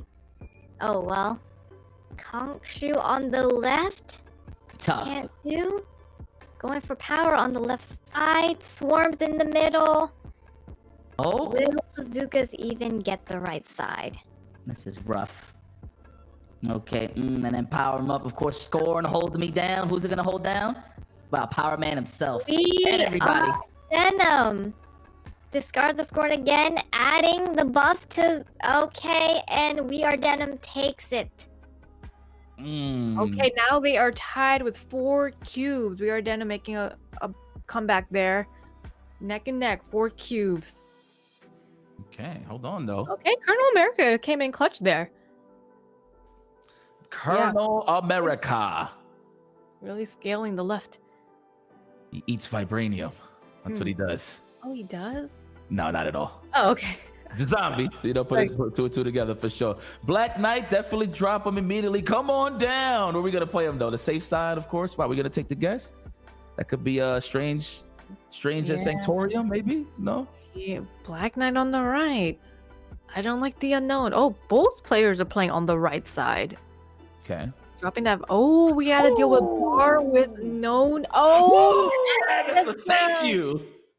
Agatha really said, we're going to put you in the middle lane. Oh, no. Oh, no. Giving We Are Denim an easy win in that middle lane. Ooh, That's a Dark free lane for Dimension. We Are Denim. Now, yeah, Dark Dimension. Bar with no name. Nah, we're gonna have to get rid of that Agatha, my friend. Yes, I think it's safe to say we want to actually have some control of this map at least. Yes. Lady Sif gets rid of the Apocalypse. Nice hit from We Are Denim. Surprisingly, We Are Denim hasn't snapped because of the Agatha play. We have a 412 Ebony Blade. Now, I feel like I would snap if We Are Venom, but maybe it would be getting too ahead. Ghost I Rider respect on that. the right side for Dark Dimension, bringing back that Agatha. They're considering. I would. You can't clog up your left with Ghost Rider. You might as well play it out. Yeah. Ooh, we're going for the gusto. This is it. Oh. Let's just say snap. What is it? Opponent snap. We Are Venom is the one that snapped, correct? Yeah, That would make sense. Okay, yeah. absolutely. Hell Yeah, yeah. With that makes Power Man and Ball with no name. Hell yeah, that's a that snap. makes sense to me why they would snap. And Yeah, that was we out. okay, but that was an easy 2 cubes for We Are Venom. It was Yep. Made sense there. 2's better than 4. Denim? Go. Let's go. Am I saying? Go. Yes. Denim. Let's go. Works for me. Yes. We Are Denim. Man, that man is wearing the old school jeans. Not even gonna tell you the brand, but if you know, you know. Mm-hmm. Yes, cowboy boots and all. Oh man, Mikiari. We got Makari out here. Onslaught. Let's go, Black Knight. Yes. Nice. Oh, this is gonna be good for their Morbius. Black Knight and Makari out on the right lane. Early prio doesn't really make a big difference, but at least we got a little bit of a lead to play here. Oh, do we want to get rid of a card? Is the question. We'll take that. Agatha actually did you a favor there. Too bad getting rid of the red shift. Yeah, not bad. That's just 3 power. We'll take that. Now we got a lane to play here with Castle Zemo. Now it's up to Denim to see what exactly is he going to Starting that sacrifice to challenge Agatha? it. Oh, nice. Again, getting that Ebony Blade 412. Goes over to their side. They got an Infinite. Oh, man. For the middle. We want to get rid of those cards now. You possibly might be one of some cards that you want to keep. Actually, we'll see though. Mo Man is about to get some rocks on his side. I want to see how powerful it actually goes. I want to see what Mo Man chops up here a little bit. Right. I don't see many Mole Man decks out there. Nah. I mean, it's cool with Victoria Hand though, but it all depends on what you actually gain in terms of power, in terms of what you sacrifice here. Let's say Mo Man sacrifices. Ooh, okay. Not bad. A 1/5. All right, we'll take those. Yeah, 1/5 is pretty good. Oh, we do have a red guardian for that Morbius. Yep, right there on the right. Get rid of that right away. Immediately. Going for the rock on the left. Red guardian, get rid of the Morbius on the right side. Ooh. Done. Hell of a tackle. Love that animation. Feels like I'm doing mental damage. When I use Red Guardian, of course, on a Morbius, that is a cash out, if you will. Apocalypse with the buff. Okay. The blade. Must play the blade. Play the blade now with a rock. Using all that energy that they have. Yep. And the rock. Going to the middle. Yeah, they're considering where they want to place that ebony blade. Do they want to... Yeah. Do they want to fight for the left side? We still have the Ghost Rider to play with, too, so we can spread some power. It's all right. You know what? I'm not even mad at that neither. We got some options here to play with, so... The Ebony Blade and the Rock is going to be the play for the final turn. That's what we're thinking about. That's what you want to go out with. Let's see. Cersei on the right. Yeah, I think that's the play. Four cost cards is pulling up, coming right up. What is it going to be is the question. Iron Lad right there. Boom. No, Khazar. Oh, Iron Lad. nice. Nice Khazar. Discards a zombie Power Man. The Swarm turns into a Warpath. The Stars Apocalypse. Now it is a 16. Discards Khonshu. Huh. Play Swarm in the middle and then Khonshu? Or play Swarm in the middle with some APOC somewhere. Yeah. I mean, we're definitely gonna spread some power here. We do have enough cards to play on the side of We Are Denim. But we do have the Agatha, yep. Yeah, they're gonna bring back the Agatha. For the middle and the rock on the left side. Playing for all lanes here. I like that from Pazuka, anticipating the swarm toss in the middle lane. So we're going to have a nice little power, little +3 there with the Agatha. No, we're not even going to see it. We retreat. Instead of going for the forward, the retreat. Wow, down to the last 2 cubes here. Again, this back and forth. We love a back and forth. Both players are being careful with their retreats. Right back at it. All right, he's been drawing Black Knight. Yes. Pretty consistent. Yeah, he has been. I'll take that. That's always a W. We don't have no red shift, though, so hopefully that is the next pull from the deck. Oh, the big Power Man. Power Man goes to the... Zombie Power Man goes to the left side, trying to get that raft.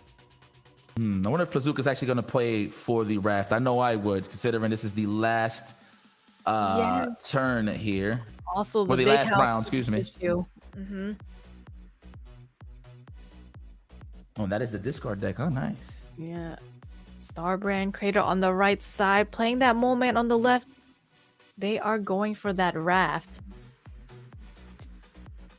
Makari 1-3. Mobius? No. And Apocalypse gets discarded, becomes a 12 cost. 12 power, excuse me. Oh my goodness. Hold on.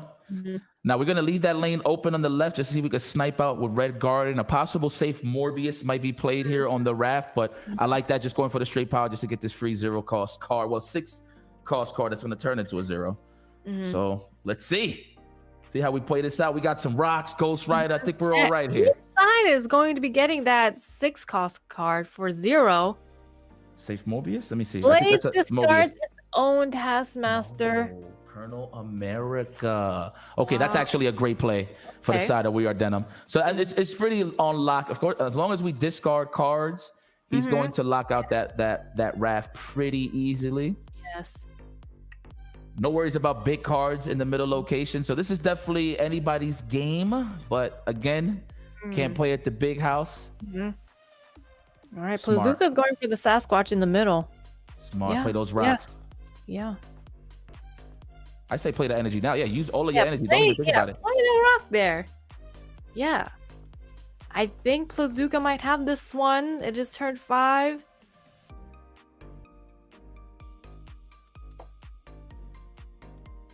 The Sasquatch. Ghost Rider brings back the Red Guardian. But there's no card being played on the right. Morbius in the middle with Swarm. Plazuka. Wait, this is a turn 5. This is turn 5. We still have another turn. No Red Guardian to help, unfortunately. I know he's salivating right now, wanting to hit that Morbius. But even so, the Swarm was protecting Morbius regardless, so that wasn't even going to be an option. Oh, this is tough cookie. What you going to do, buddy? I feel like we just played out on the right to play it out. That's it. This is your last turn anyway. What are we going to do? You wish you could go to the big house. Yeah. Can only play Lady Sif on rock in the middle. And don't be fooled, ladies and gentlemen. Colonel America is going to bless his whole lane. If cards are getting discarded, he's going to get powered up. So this is unfortunate. We're going to spread some power regardless and hope for the best. Are we going to commit end that turn? And let's see how this plays out. They're thinking about it, not yet committed. You think about it. I don't know, man. That Morbius, I feel like it's going to go tall. Yeah, they could drop a Modok. Modok on the right. Might as well. Buff Gotta commit. the left, off the Morbius in the middle. Tie on the right. We Are Denim might actually take this. Now that I'm seeing how turn 5 played out. He wish. I know. I wish too. I wish you could go to the big house. Hold on. No. Okay. Proxima Midnight and Zombie Power Man discards, making it a 16. Oh my! It just tied it up. It wasn't even... Wow. They didn't. block. They tied on the left. I actually thought that was gonna be enough, but considering there wasn't a lot of cards discarded, I see. Yeah, Plazuka takes it. I thought, yeah, We Are Denim was going to Snap. take that. No. No pun intended, neither. Wow, that was good stuff. Good match, good back and back. 4 cubes, 2 cubes. And in the end, Plazuka got it with the discard Agatha deck, which was like at a 75% win rate, and we see it here. Good stuff. That was a bit of a nail biter. I'm not gonna lie. I thought Dunham was gonna take that one, but nope. Good stuff. Good stuff. Wow. I gotta say, watching that, I mean, it shows not only the diversity of discard and different ways that you can build and kind of construct, but more so, there's a reason it won the last gauntlet, and there's a reason it's doing incredibly well already so far in this one. This is that time, though, ladies and gentlemen. This is that time. IFC Yipes Pawnee Pun. First off, no matter where you're watching this right now, let's just make it, if you're in the live stream, show all the love and support to these two in the chat with your emotes, your compliments, your everythings, because this is that time for the two of them where they will be departing. We will be shaking things up here as we head into round number 5, bringing in a new caster duo, giving these two a break. But I'm going to start with Pawnee Pun. I'd love you to please let everybody know where they can find you. You can catch me at Pawnee Pun on all social medias, Twitch, all the YouTube, X, at Pawnee Pun. Thank you so much for having me. Yipes, what about you? Well, I had a great time considering I do a lot of fighting games on my time. That's pretty much like the JO, but it's been a great time and an honor to do Marvel Snap because this is a game that I do play hand in hand with my fighting games as well. So you can follow me at IFC Yipes Everything. I'm a variety streamer, but if you want to catch some good vibes, come holler at me at IFC Yipes Everything. Thank you. With that said, y'all, we'll be getting ready for round 5, shake things up, take a quick break, and as always, be right back.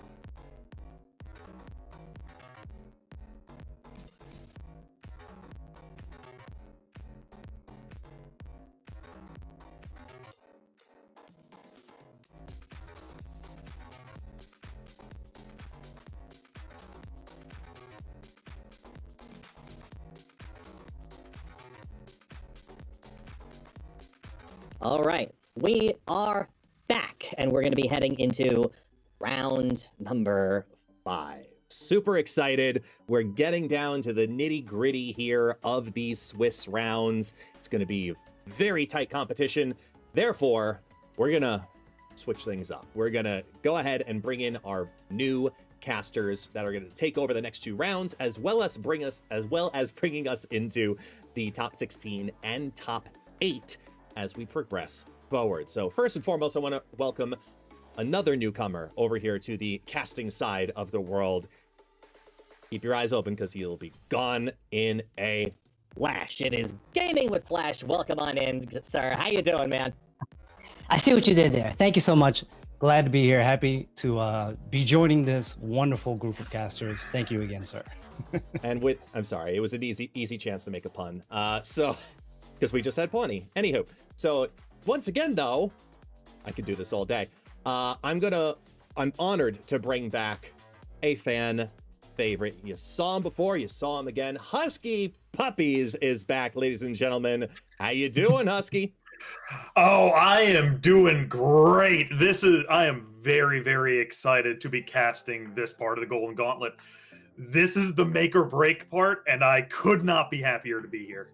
Yeah, this is that moment where we start seeing everyone really get tight on those snaps. They're really controlling it, because if you're competing and you're trying to get to 5-1, if you're sitting on that one loss especially, it's just that extra, pressure you put on yourself as a competitor just as much so. And I know both of you are very familiar with the competitive scene here in Marvel Snap and showcasing all of these unique archetypes and decks. I know you've been hanging out for the last couple of hours as well, watching some of the gameplay that we've been showcasing here through the first 4 rounds. Huskies, I know you've been here before, so I'm going to have you start the conversation talking about when we're getting to this point in the competition, what is it from a player's perspective that they need to be thinking about that maybe they haven't thought about going into this moment? And I'd love to hear both of your takes as we Get ready for round number 5. So at this point, we have gotten to the top of the top. These are already very, very competitive people, and now we're only seeing the people who have been winning among the most competitive. At this point, this is where the mind games at really high levels start to kick in. It's like, hey, as a Cerebro deck, maybe I bluff and I say that I don't have it, because you just say, my opponent is good enough to know what I'm snapping on, and maybe good enough, maybe a little too good. You use that against them. You use that to try to kick them out of a game, maybe steal a cube where you really shouldn't be able to. And just some smart high-level decks that we haven't seen before, that nobody are playing around or building around. Oh, I'm so excited. Husky is very excited, and that's great. And everything he said is 100% true, because along with that, the technical side of things, it's who can keep the calmest under pressure, because that's a huge component. When you're talking about high level play, tournament level play. I've competed in tournaments. Husky's a high level player. He understands that keeping calm under pressure is the other component with being able to play your deck well and understand, when to snap, when to retreat, cube management, all of that's important. So it's gonna be a fun ride here going. Oh yeah, speaking of pressure, this is the last qualifier for Worlds. If you don't win here, if you do not take home that 5-1 record that you need to advance, you are out. There is no more second chances. There is no more, I'll get them next time. It is do or die here, and we're going into those top matches that are just the make or break ones. I am so excited. We've got a lot of good matchups lined up. We've already seen a lot of very cool decks, and I don't want to spoil things, but I think we're going into something really, really cool soon. Let's not do that. Husky is excited. I hope everybody here watching is excited as well, because we're very looking forward to seeing how the rest of this plays out here. Oh yeah, there have been some very, very surprising stuff, and I have no doubt that those surprises will continue. We've seen a fair bit of Sauron, which is absolutely wild. A lot of the discard with, those new cards, that Zombie Power Man, that Zombie Colonel America, that are really shining throughout the day. And anything that you've seen that's particularly stood out to you? That has stood out. I wanted to piggyback on that. That has stood out because Zombie Power Man is adding a decent bit of consistency to discard that is very nice to see, because just having a lane where you're winning, where you can continuously having a discard going without actually having to do anything is very nice. We've seen a fair share of the Zombie Scarlet Witch. People have been trying that as well. Not really working out the way a lot of people had hoped, but you know, that's definitely something else that I saw that's kind of stood out to me. I'm not very surprised about Zombie Scarlet Witch not doing Yeah, me phenomenally neither. immediately. I think she is going to age a lot better than some of the other cards, just because there Agreed. aren't many Horde cards that are released yet. No, there isn't. There is her and there is Zombie Giant Man. Giant Man, That's yeah. only 2 cards. It's like trying to play a Destroy archetype with only like Carnage and Death. It's Yeah. only going to get better. Yeah. And it's I am very, very excited to see where that goes. But that won't be going anywhere today. We have a lot of very cool things. With that Zombie Power Man, I love his design.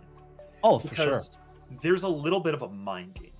Yeah. Of, hey, do I let them keep winning this lane? Because, you know, discard decks have a lot of things they want to discard, but not everything. If they're discarding a Dracula because maybe they can't get it out of the left side of their hand early, that's suddenly hurting their power potential. And it's a lot of hidden information, a lot of mind games, and a lot of it's like zombie Power Man is kind of playing that double role where it's doing a discard function, but it's also having that kind of pseudo control function. It's almost like how Nebula kind of was doing, you know, she's scaling, but she's also kind of control where do you address the lane? Do you not address the lane? Do you let the power just kind of keep growing? It's that give and take. It's very nice. It's fun to watch. Oh, it is a very, very fun thing to watch. I've seen a couple of Nebula plays, you know, they try to force them to play into the Nebula to, you know, maybe hit them with something a little bit unexpected, maybe some big bad that influences the game in a very fun way. Wow, it would be so cool to see one of those decks a little bit later today. Oh, wow, if only we could see one of those. Finally, right? Hang on. Wait. I'm interrupting because I was just made aware of some breaking news in regards to this broadcast. Is it your birthday?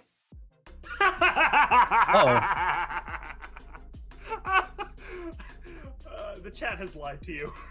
It's not my birthday. They must be thinking of my birthday next week. That's what they're okay. So that's what they're confusing. Got it. Okay. My community will lie to you and tell That's you fine. it's my birthday. Okay, that's fine. So as a true chat trolls Libra, again. then I'd just like to say one more time for all the good reasons. 6, Oh boy. 7. I'm banishing you to the void for that. You go on. That's it. We're off the rails, ladies and gentlemen. Alrighty, we I are love it. going into the matchup now, and you know, wow, looky there, the genie in the lamp has answered my wish, and we are going to Where is get it? to What's see it? some Look at this. Galactus big bad gameplay. Heck yeah. Let's get it. Alrighty, started off Utopia and an immediate Oh boy. snap. Right out of Not the coming gate. down from General Jackson, but rather from, I don't know how to pronounce that Uh-oh. name, but Which- from the opponent here. Yeah, that's it. All right. Yeah, we got the big bads are out in full effect here. Oh, this is an old deck. I mean, yeah, you guys it can is. see it on screen now. The Destroyer, the Null. Mobius making a little bit annoying, making that Utopia Death, a I very, mean- very one-sided thing. Yeah. As Electro's gonna come down, get that ramp piece, start getting closer to Oh those man. big bads. The pieces are coming together well early. Oh yes, very, very much so. It's Oh. just a question of what do they So do we on got 5? this is a heavy control deck on the other side here. All right. Old Sarah controls rearing her head here. Ooh, all right. at Haven't this. seen this in a minute, but I am Love loving to see it. This should be a matchup. Yeah, the General Jackson's just feeling one of the struggles of playing a deck with a lot of 6s, and that is just this polymorph comes out Gilgamesh. Ooh, Uh-oh. that's a very good 5 to get. But yeah, one of the struggles about this deck is sometimes you don't get anything good to play on turn 4 with 5 Yeah. energy. You have a lot of 6s, and do they You go just ripped the for it? Galactus here? Ah man, I don't know. See, if I were them, I might go for the move Mercury out Galactus middle, opting to go for Destroyer, a little bit of a safer play. It Because is safer. Galactus is kind of an all or nothing play line here. Either It you is. predict them or you are Yeah. a little bit dead in the water. Especially a when 6/6 you- with no yeah. ability ain't great. No, absolutely not. Especially when you don't have priority. So maybe if you have prio, you can kind of take the risk and see what happens thereafter. But Yeah. All right, coming down. Oh, I wish they had boy. gone Galactus middle. Nobody expects the man. Mercury move and Galactus No. in the same place, but Destroyer burning out the Electro. okay, now that's And X-23 flipping over to the right. here's Final the turn here's the coming down. Invisible Woman. Ooh. Okay, Going for Going the for the Ultron. plus Ultron Jeff. Jeff? I like this isn't bad. play. It's not bad. It's gotta wonder about what's under the Invisible Woman now. It's a little bit scary. And the snap oh coming boy. down. We're going boy. in for 8. Are we in for 8 off the rip? Oh my god. It's like I expect nothing less from a Galactus gamer. They are full standing it. They are here This to win. is They're here for big crazy. wins and a lot braver than I would be. That I like to take my is conquest great. games slow. Oh Coming boy, down. here we go. Stardust! Oh, You no. hate to see it. Predicting, and the Gladiator comes down. Ultron. Oh, Stardust has put the strings back on you. Wow. And that's gonna be 8 That- cubes with the and then the Shang-Chi. Putting salt in the wound. Oh, the monkey's paw curls. I wanted to see boy. Galactus, but not like this. Oh, Sarah no. Control wins again with no Sarah even. Jeez Louise. Wow. That's tough. That is tough. The Stardust is vicious. Oh yeah, that is something. Called out that play perfectly. Nice. That And hurts. yeah, an 8 cube win for your troubles. Now that we're getting hurts. into the That tricky hurts. part. That climb back. I've seen it. I've done it before, but it's not easy. It's not easy, and what makes it even more difficult is this matchup. This is not a great matchup for the Galactus play, and it's getting worse now. Oh man. Oh, this is. Oh. All right, This Kiln is- coming down on the right. That's not bad. That's actually pretty solid. You can Yeah, ramp 'cause they into some could- very large things and keep them protected from a later Shang-Chi. Yes, correct. I like that a lot. And if you can Just- dodge that Stardust, then Yeah. you might have something later with the Ultron, perhaps. But we'll see. Oh. All right, snap I mean, comes hey, down. Might as well. All or nothing I here. feel like, yeah, that's a snap from the opponent coming down. I feel like Jackson really has to stay in here just At this because point. if you don't, you've got to Oh, win way too boy. much. Stardust coming down, but That's with tough. no Ultron in hand, that's kind of just a force. Oh, no. there's Never mind. there it is. Well, it's Yep. a lot better to get Stardust down now because now Jackson knows, hey, I Now- just can't play that card, and Right. that's okay. Correct. It's Now, what's not going to gonna be a big loss. backbreaking is that they drop Mobius here. Mobius would Oh, hurt, okay. but all right, Destroyer coming in, Oh, killing the Mobius. monster, but that buffs up the null and They're still in does this. win the right lane at the moment. Now- we got 2 now- turns to win one more. That's looking really nice. Yeah.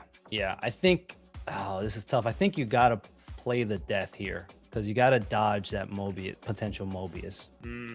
Now, the only I like only that play. problem is Mhm. having priority here. It's priority. Okay, so now we get into something a little bit scary, but Okay. All right, know- so they've dodged that. But here's the other problem: up. is that remember the Sarah player is also playing Enchantress. yeah, but priority. Jackson doesn't have priority. He's dropped priority, and the No, Jackson Invisible doesn't have Woman- priority, but now he has to be worried about the potential Enchantress play. He No, can dodge Sean. No, No, you're likely right, safe, you're right, Unless you're right. they're, I don't believe The other there's way any around. Negasonic Teenage Warhead, no Goliath. Yeah, no, I Other think way this around. is just a win for Jackson because I don't Yeah. believe the opponent can get into the right. They could, in theory, do a pseudo drop priority with the Invisible Woman plus Enchantress in the last turn, but Correct, they've already correct. used that Invisible Woman. Yeah. I think they played their hand just a minute too early, and that might be the start of a comeback here. Yeah, definitely. Not going Again, down without. this is a good. Yeah, because there's the Mhm. Enchantress. This is a Yep. good situation. This was a good. Yep. Yeah. No, looky there. Enchantress is big, and Shang is Yeah. big too, but Shang's in the wrong spot, and He's in the Enchantress is wrong just a lane. little too early. Yep. It's Jackson drawing some blood right back. Shang in the love left it. lane would have been a decent opportunity because it could have hit null. Like, it would have been a 50-50. No, without priority. Oh yeah, you're right. My bad. It The just priority wouldn't again. have Yeah. done anything. In which case, the Null null was would have been completely even safe. bigger. That was a very, very nice thing to do. Dropping priority, staying a little bit back. Zabu on 1 coming down from the opponent. And X23 on 1.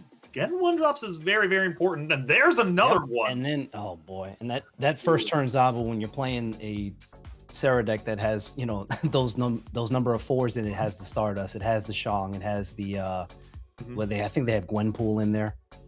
Yeah. Ooh. All right. Ooh. And there's Okay. Weird World has Weird just World. made Wow. swapped the decks.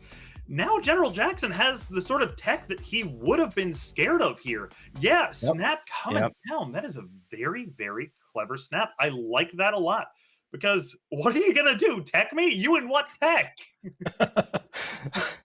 All right, snap back. Yeah. I mean, there you go. They can only play for 2 here anyway. So, but Ooh. Yeah, I mean, Yeah. both players are more than happy to play for it. As a wave comes down on the right from Jackson, and Mobius. oh, there it is. Oh, there it is. Always. Beautiful prediction there. Yeah, the timing. We have Jackson is in a very big pickle here. Yep. Their ramp is gone. Yep. And now, they don't have any big cards to ramp into. Well, with Weird World, they just might, or maybe it's just going to be a Sarah. We're going to have to see what the opponent gets to use from that wave. What are they going to do? And it's a Sarah. It is the Sarah. Well, they can at least play a 6 here because of the X23 energy they just got. So there's something. Yeah, X23 is coming in really clutch, but if you're playing the Destroyer, are you worried about your opponent getting your null from Weird World? Yes. Ooh. Yeah, it's Very like much you so. gotta worry about that. So maybe playing over the Destroyer in the right might not be a bad idea. Keep a little bit low on And here's the the price. right, and here's the dance where, but now you're holding the Shang-Chi Ooh, and the that's Enchantress. You do have the Enchantress, but they could drop it last turn as interesting with Mobius. Okay, that's. Okay. I don't hate Stardust that. comes down. All right, well, Nulltron is now null and void. Yeah, a little bit rough for that. It's just a question of what happens now. I think Jackson really wanted to play out that Ultron last turn, and Stardust really hurts it. That decision between that's do tough. you take out the Sarah and Mobius, he might be regretting his decision a little bit. It's, I don't know what you're supposed to do here. But you have to do something. You have to make a call out. Tough. You have to go for it. Jackson, it has dropped priority. Are we going? We could, in theory, see a Galactus in the left lane that they got from Weird World. Or the null. Likely. But at this point, the null really wouldn't be huge. But playing the Venom first in the right lane. Yeah, right? bust it up to Shang-Chi-able levels, and then Shang-Chi rocketing it back down to 0. It's just a question of where does the opponent secure its power? If they put even one big card on the right, this game is game. Okay, Merlin coming down. Galactus! There's the Galactus. It's 10! Whoa, it's The 10. Gwenpool! It's 10. The Gwenpool! Oh my Oh no! God, there's no way. There is Yes, no way he Shang made bails this kneel, out. But kneeling isn't good enough. X23 comes on over, but that's Master not of the story 10 here. rings is still alive, baby. Oh, wow. A wild No game. way. Oh, we're countering each other, the back and forth. Oh, that Wow. was That is, the beautiful. Weird World comes in super clutch there. Oh, if only Galactus had That is one less crazy. power, would have gone the other way, but Unbelievable. Can't make this up. Still You can't in make this. this up. oh my god, this is so good. I love this. This is Oh, okay. Jeff coming down on the left as Merlin comes down. Oh, that's scary. That is very, very scary because that limbo location is now not a certainty, but merely a possibility. There were a couple. What's some of the other cards that were in that Sarah deck? I feel like there were a couple I don't think we've seen all of them, obviously. We haven't, but I do have the deck up for you. Running There through it the deck is. real quick. It is Zabu, Shadow King, Merlin, Invisible Woman, Killmonger, Mobius, Gladiator, Shang-Chi, Gwenpool, Stardust, Gotcha. Sarah, Thank you. There and it is. Enchantress. I thought I was okay. Yeah. So it's, Yeah, we've seen it all. it's got some relevant tech cards, but you It know, does. some This is things aren't the best. Like that Shadow King isn't really Nah, doing Shadow- all that much. Yeah. As a lot of energy comes down, and Sarah making an Oof. early appearance. That early Yeah, Sarah again, is. Sarah down on 4 on a 7-turn The Sarah game. take it. Oh boy. Redrawing the Zabu too. They shuffled that away, and Now we're just, now we're gonna play this priority dance. yeah, if the Galactus player can get priority, maybe you go like wave left plus move something over to the middle, try to gain priority. Nope. Okay, Could have Gwenpool, been they're maybe. Going for the. Okay. No priority to be had, and now the Nope. mind games come in. Indeed, because now again we all, both players are well aware of what's happening here. Oh yeah, open deck list means there's no real big surprise cards, but you can use that that mind You game. might as well do Oh, it. I mean, you love would that have to play. expect that this is coming, right? Yeah, but middle is the very telegraph Galactus location. They're going for the Fair. left. They're moving That's that out, fair. stealing the Monster Metropolis buff, and that just might go off. No priority to be had, but it's just a question of, do they see the double move coming? It's the last game Right, when they had 'cause to sometimes move you the Mercury, forget. they didn't see that. Yeah, it's true. Ooh. And a lot of times you might forget, did this card move yet or not? I'm not sure. I don't remember. Like you kind of get caught up in the moment a lot of the time. Yeah, they have to go to 9 on the left because of that Monster Metropolis. Otherwise, they're going to be made to kneel. And if that Galactus goes off, It'll the have game is the- over. This is turn 6. Oh. No. Does it come down? What's it going to be? Gladiator in the mid. What's Wait, the it'll be left something big. lane? X23. Oh, if this Not great. goes left. Go left. Okay. Oh. You got a chance. Shadow King thumbs down. Wait, No. wait. why- wait. It's no. Monster Kneel, Metropolis. And that's the game. Holy No God. more turn No 7 way. for you. X23, get on over here. Boom goes the middle, and everything on the right soon to follow. Two No more cubes way. back into the Galactus player's hands. Sheesh. This has gone from a 10-2 game, from now just a 4-2. This This is is just let's. 2 more. Just Oh 2 man. more is all you need to make this comeback. And I think Wow. if they win this one, I think they have That's- secured their place in the World Finals. Their Man, heartless listen, that would be a hard. 3-1 comeback. Oh, this is Oh boy. cloning bats coming down on the middle, and ooh, Oh, the early that Invisible Woman, okay. Washington D.C. is very, very interesting. Okay. Now the opponent does run Killmonger, so Invisible Woman Killmonger does mess up the Ultron, even if Stardust is not in hand. But Right. are we going to see a wave here? If you wave right and you draw Galactus, that's a guaranteed Galactus on left, isn't it? Sad it's not in hand though. Right. That's the only problem. That's And unless that's Mobius, tough. Mobius. Aye. There is a Mobius. Yep, predicting the wave, making sure, making sure the That's a opponent go, man. can't ramp into that beautiful play. And now, Very, very smart play. yeah, because can't do the wave. No Electro out. No X23. Yeah, little bit of a break. Maybe their luck has run out. And This Stardust is come down. Stardust. Because now you can't even go like maybe Ultron bailout. That's out of the window. Yeah, no, That's out it's the just door. slowly whittling Yes. away all of those Yeah. options. These are bad draws. Ooh, the problem is now if X23, fun interaction there, if X23 is eaten by Venom, it doesn't respawn. You still get the energy, but it does not come back to another location as Right. you're just playing for a 3-8 and Merlin. Ooh, how do you win this?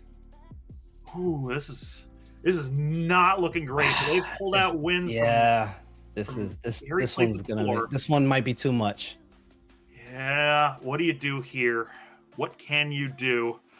Is there a line? I don't love the X23 that takes away a YOLO Galactus and just praying for the best.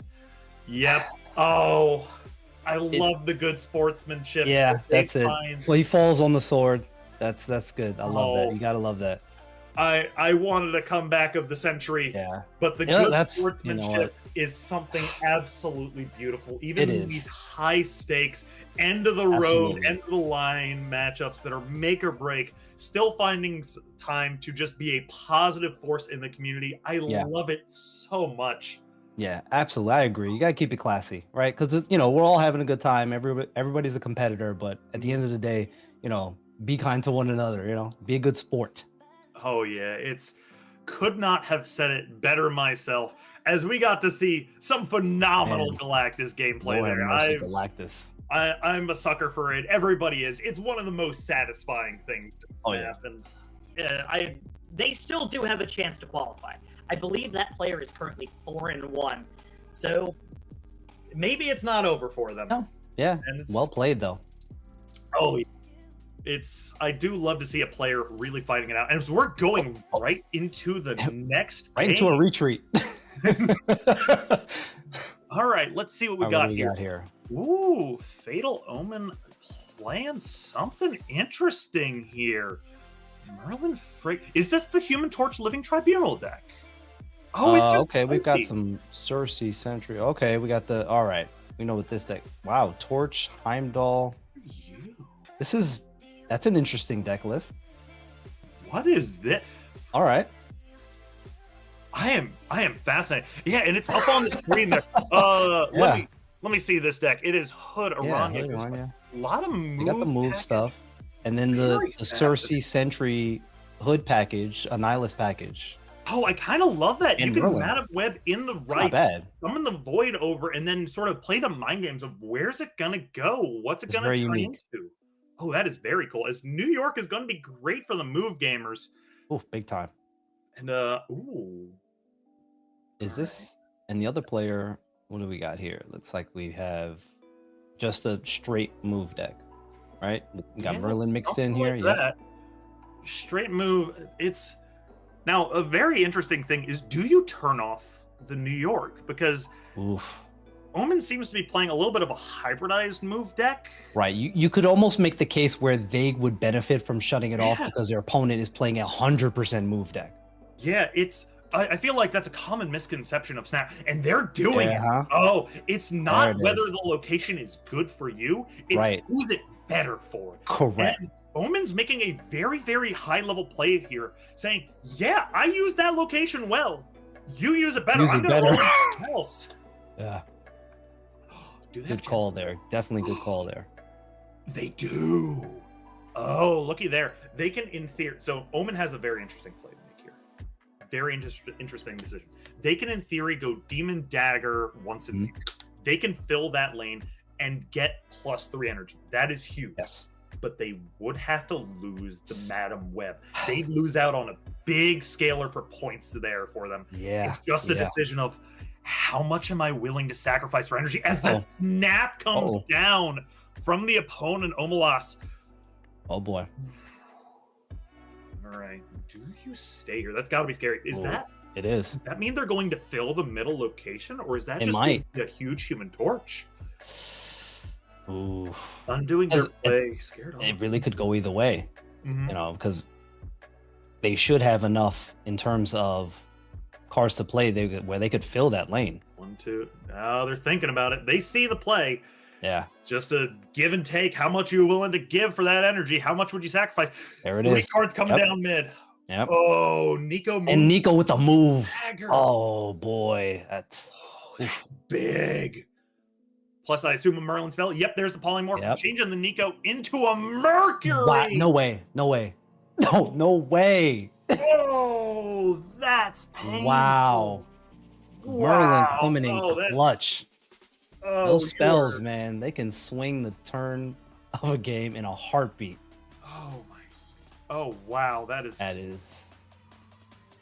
The, I. that breaks your I- brain. I'd be so upset. I'm glad I'm not playing this one. Wow. They're not out of it yet. They still got cubes to 'Cause give, cubes to that- take. That's so much RNG because the Nico giving them the move ability, Merlin giving them the spell they need that changes into a Mercury. Oh my lord. Oh, just an absolutely brutal thing that is part of the game. Sometimes you get unlucky, and you've got to, play around that, try to take an early lead. So, you can afford to take those losses, but at this point, when you're down to this few cubes, that may be the difference breaker. All right, we're going polymorph mid. Let's see if the RNG can go back into Omen's favor. There are a lot of cards that can stop that Mercury, a Rogue, a Red Guardian, something like that. Maybe even a... There are things that can happen here. It's just, I think he's making a very good play of playing to his outs. You need that higher RNG, those swingy things to really go in your favor. Here we go. As Hellion comes down left, Omniversal comes down right. Okay. All right, Chimichanga in hand. Not too much. As Craven comes down in the middle, once in future getting the extra energy for the hood. Not bad, not bad. Good. All right. We're going to the last turn for Sparky, polymorph. What's it gonna be? What's it gonna be? What's it gonna be? Bishop. All right, that's points. It's just, is it enough points? That's right. All right. The spells and there's options. There are options. There are options, but the opponent does have +3 energy. They have a Hellion, they have Dagger, they have Craven, and they have Mercury. Yep. This is, now we get into the thing of, okay, do I take a low percentage play now and try to, win big and say it's coming back later would be a little bit too hard? Or do you try all to in make with Cersei that run of just going the distance on down and out cubes, opting to retreat or retreat later? That's probably a smart retreat. Yeah, I think that's really what you have to do in this scenario. Because in this instance, what effectively their plan was to just hope for the best with Cersei, and you can't really hang your tournament life on hoping for the best in this situation. It's kind of all right, do I think I can win 3 games in a row, or do I think Cersei is going to win me this one game right here, right now? And that's the fun thing about Cersei. There are outs. There are almost always outs in Snap. It's just like, what can you roll? Where do things go? What moves over with Hellion? But opting to take fate into his own hands rather than leaving it up to chance, I respect that, as we're going into round 7. Weird World coming down. What's going to be coming over? Backbreaking. Ooh, Craven and Run. Okay, well. That's pretty good. Omen would love to snap here, but the cubes aren't letting him. Right. All right. Craven's definitely a very, very good early scaler that Omen loves to see, especially in a move mirror. I don't know how to pronounce that location, but that's a very, very interesting one to see. Lockjaw and Invisible Woman. Okay. Lockjaw is a very scary one. I don't think Invisible Woman will do anything here. As Marlon comes down on the right as well as Sparky. How would that work with... How would what work with No, I was trying to think if we got any activate end of turn. Yeah, it doesn't look like it. So don't think so at the moment. Getting the Sparky down on the right. I love Sparky in this list with Cersei because Sparky is a great card with a great effect, and then you don't really need his body anymore. You can turn him into a big 3-drop instead of just having him be a 2/1. I like that a lot. Indeed, I agree. The Merlin spells are very versatile, and you hear. Like, we're seeing the polymorph getting ready to, you don't need that Invisible Woman? All right, I can go ahead and use that to my advantage and use one of these skills on this. Oh, yeah. I find that polymorphing 3-drops into 4-drops are some of the biggest gains you can get. There are a lot of 4/10s in the game. There is. Or they could hit Fan Fei. Who knows? Yeah, they could.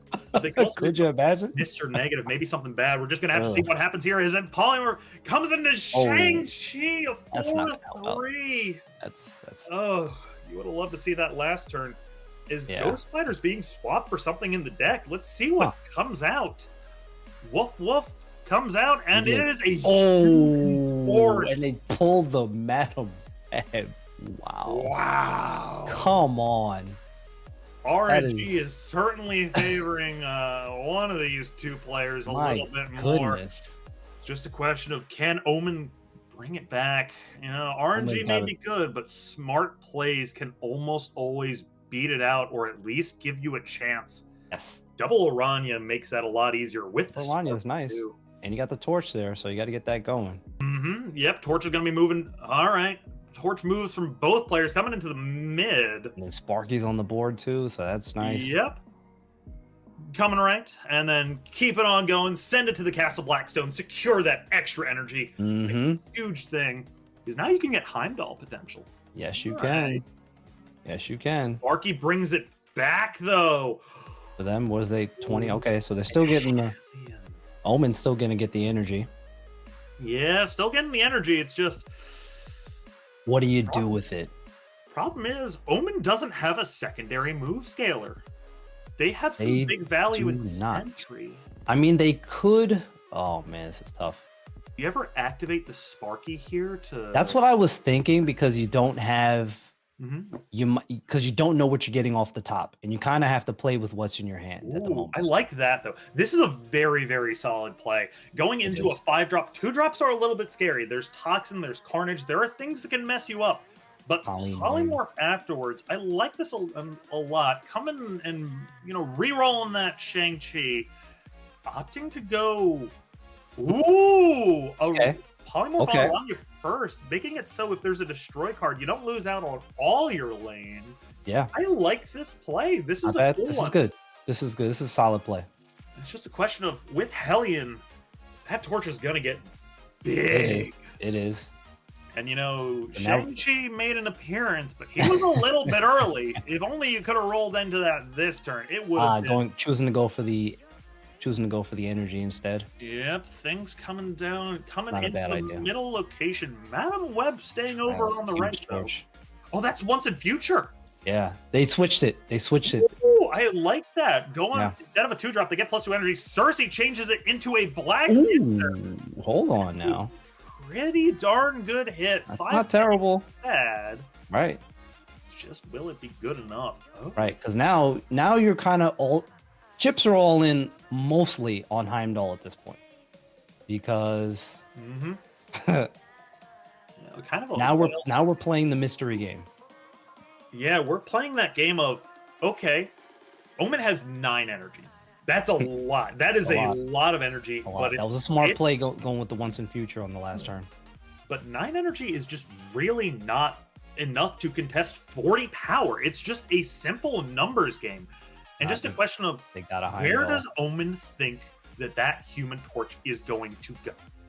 Man, this is What's going to Come down happen? to What it. do they go for? You have to make a call out here. yeah. You have to just say, You all have right, to read the Sparky. Human Torch is coming down somewhere. With this play, Omen is going to move a lot of power mid, but that Human Torch, as the last card to move from the right, is going to come back on into the right lane and really secure it. I don't know. Will it be enough? It's Hovering over it's a that. judgment call at this point. They lock it in. Nerves must be going to them. They've just said, all right, I'm making this play. I've got to see it. I'm calling it out. This is it, all or nothing here anyway. All so or nothing. Where's the Human Torch go? It's you shuffling around. Where's it going to end up? And can they call it out correctly? Nico move still coming down from the opponent. One big card from the opponent, and it's Heimdall. oh, okay. We went Heimdall for Heimdall. Wait a minute. Oh, they think might have it. Omen might They have might this. have it. 18 on the right. I Wait, think they Polymorph might comes have down it. on the left. Shouldn't matter Wait. too much. Shadow King. What? Oh! Oh my god. Oh! No way. Shadow King. Is Wow! this going to be a casserole? No. Unbelievable. shot. No, there is no way. See, this is the swinging pendulum of RNG. There it is. Yep. The Shadow King wouldn't have made a difference in the end there, but just something that really rewards you. Oh, Yeah, for sure. it's sort of a little bit of payback for that Mercury Right. that we saw earlier. Yes. And Omen's still in this, a very, very solid play that did not require RNG for them to win. No. They covered their out. They made that good play, that good prediction, that high level stuff you're going to see Oh. nowhere else. Ooh. Ooh, Sparky discard from Sokovia. Did you see what the opponent Dagger. discarded? Dagger. Oh, with New York. That is a big loss. It is big time. that's going to be one of their big scalers in this matchup, and suddenly their point potential just got a lot smaller. It is. So Omelos is now down in the RNG column. Yeah, a little bit. And Cloak coming down just as a tempo thing to do Tempo, on yep. 2. Pure tempo on 2 is for that's to me that's a sign of you're hurting on draws right now. If you're That tempoing out Cloak on 2. That is a sign of a suboptimal draw. And with Yeah. Sokovia, that's going to happen a lot more often. Yep.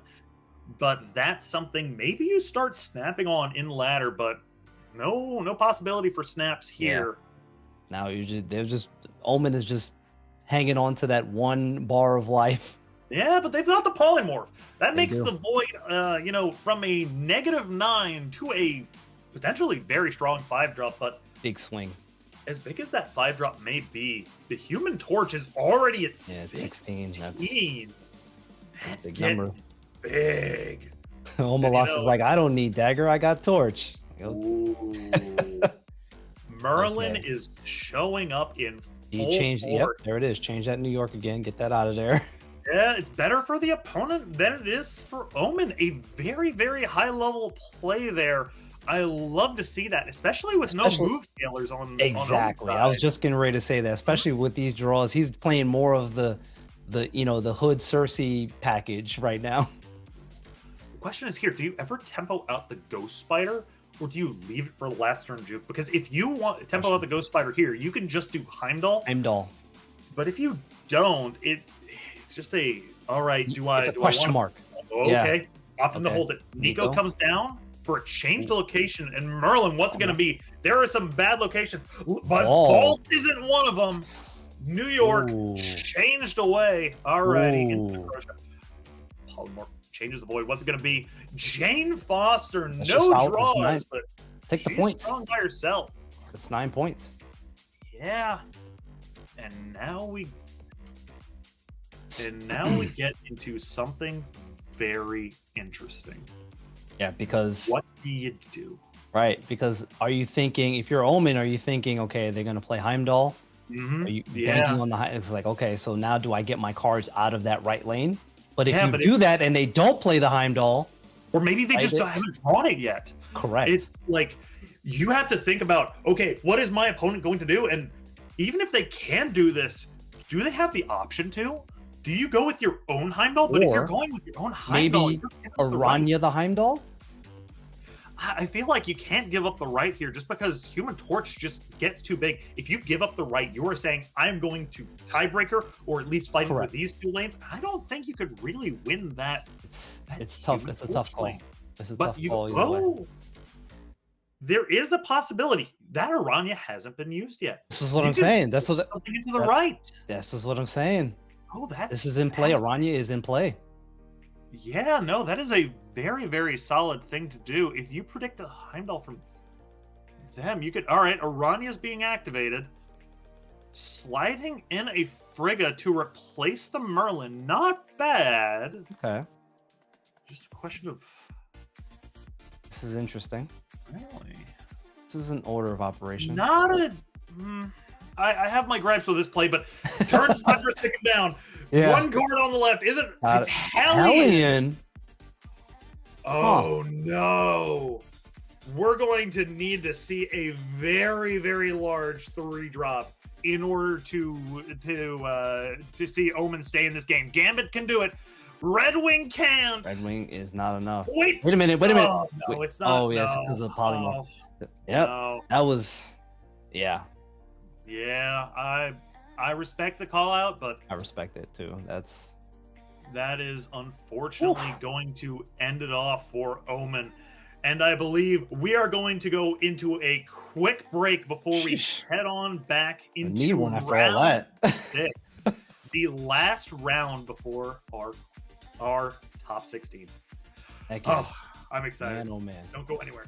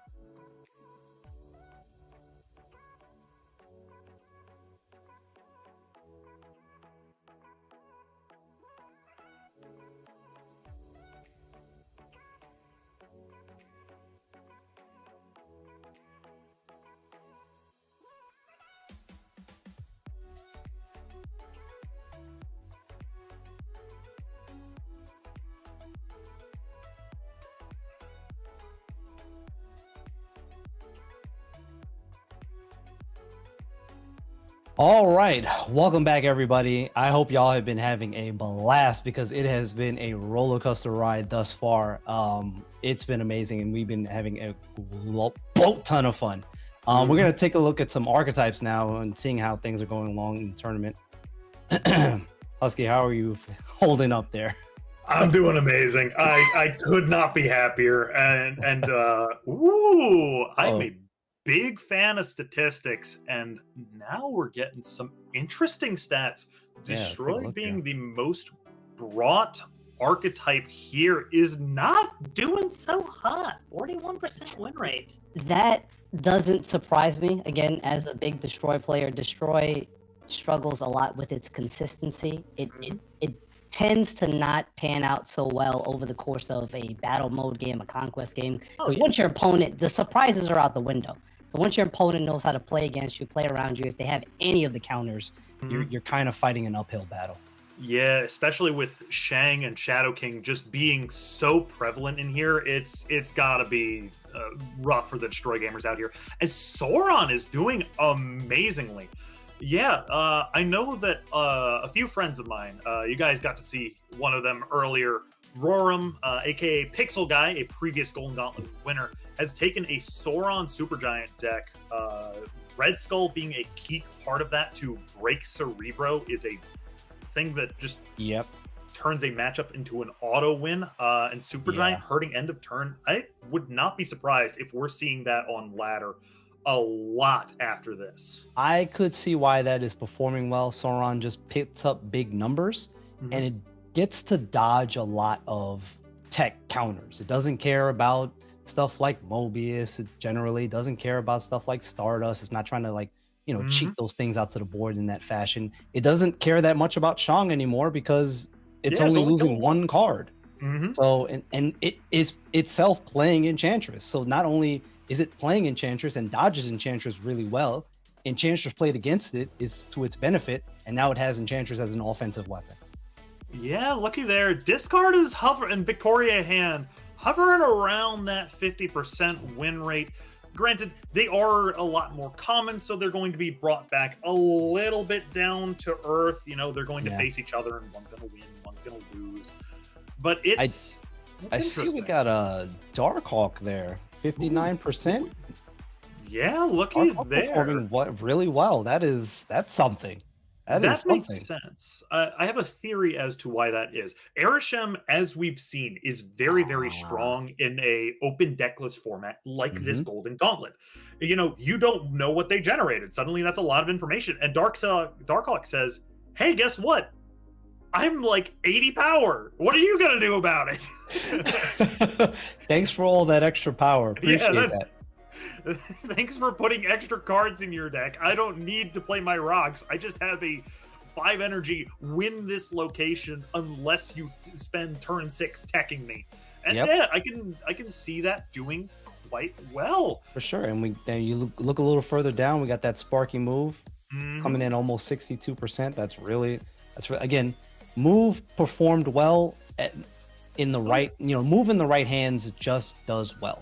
Period. Oh yeah, it's like when you say that, I automatically think of like Sizer, just some top people who can really, really leverage those informations, those hard reads on people, and just squeeze out every last bit of cube equity. Negative is doing shockingly well. 58% for negative is high in this, I think. And again, with this many people, again, perhaps it's a tournament setting. A lot of people bring tech cards to this dance. A lot of Mobius, right? You would think that the numbers on negative wouldn't be that high, but hey, listen. Well, thinking about it, you kind of have some very good matchups into like Cerebro decks because Mobius is at a 4, and maybe Destroy decks. It's and ooh, looky there, Tribunal, 66%. Now, I have to wonder if that is because of sort of Patriot. the Hella Enjoyer Iron Man make a billion points, screenshot it, put it to Reddit, or something like the Human Torch move deck that we've seen a lot more often. And Scream is there doing really well. Doesn't surprise me at all. Scream performs well. I've played a lot of Scream recently in the last weeks. Scream, when forgotten about, continues to perform well, and it's not just while the negative affliction is good, it's also repositioning your opponent's cards in a way that they didn't anticipate or didn't plan for is just very good. You got to be worried about the Luke Cage matchups too, because I know Cerebro 2 was very, very popular, and Cerebro 5 is and Hydra Stomper is looky 80% there. the Hydra Stomper. That's interesting. Yeah, that's got to be Cougar. Yeah, we saw him earlier. He's a friend of mine. Love to see him doing very, very well, and the stats don't lie. No. Apparently, someone else brought it, and they are doing quite well as well. Yeah, Cerebro 5. definitely. That's nice as well. Hey, listen. Yeah, wow. Looky, Both that 5 is and 1. Excellent. 5-0. wow. Just some very interesting things as Zabu Control doing very well. And that might be similar because we saw the Sarah Control as well higher up on the list with a good win rate. I'm sure there's probably some crossover in those card lists. Oh yeah, in a Conquest format, one of the best things you can do is not have any dead matchups.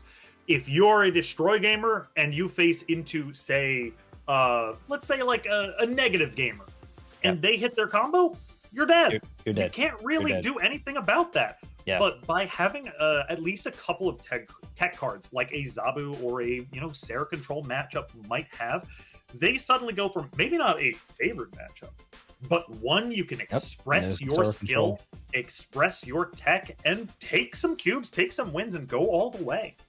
Absolutely.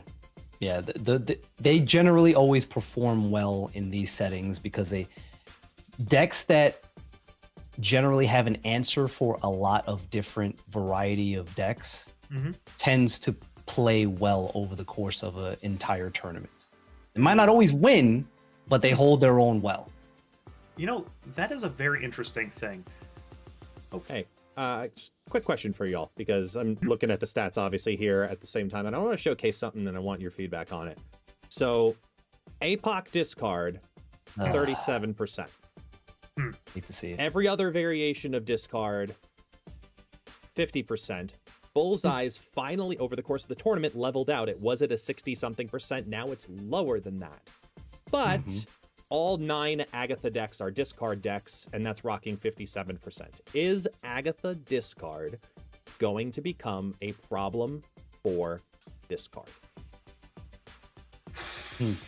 That's tough. That's a good question. That is a good question because even after she lost a little bit of power, I think that deck continues to do what it wants to do, what it's been trying to do. With the Hela and the bringing the things back and the Redshift we all got quite tired of there's Redshift on turn 2. It's going into Agatha. Here we go.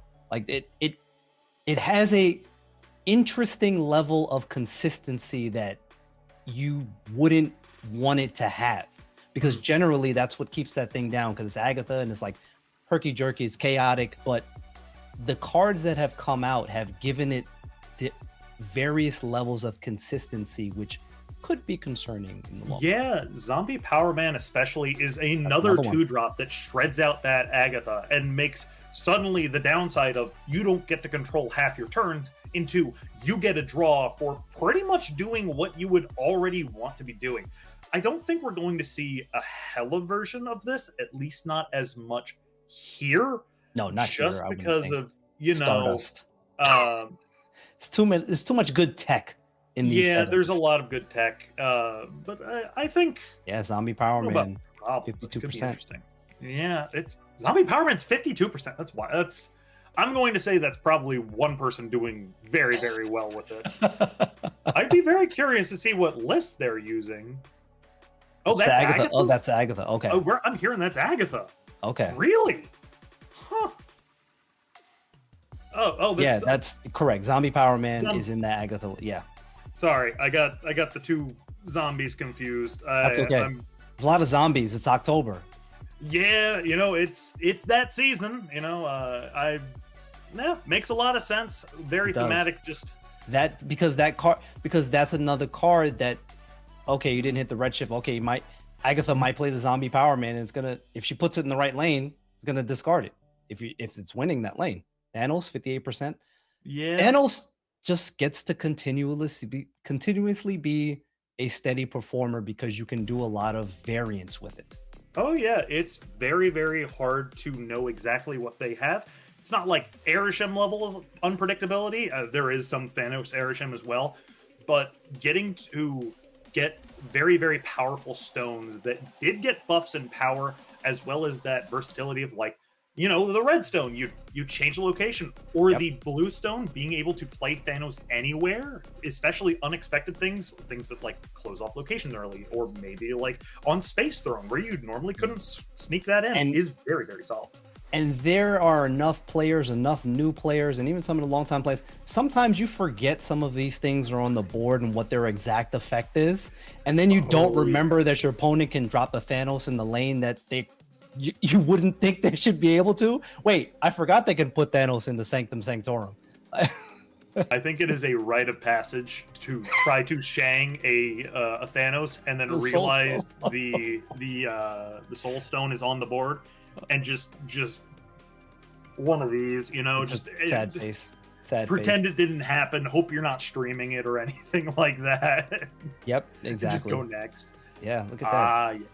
And look at Alright. what do we got? We got Miss Wow. Marvel at the Yeah, that's got to Yeah, be from Sauron. 65. Yeah, 68%. that is Wow. nuts. I'm Yeah. assuming the Topaz is probably from Sizer. I know that's oftentimes something he includes in his decks. No. I'm hearing it's not from someone What's else's this Warpath copy of doing in here? Topaz. What is happening? What year is this?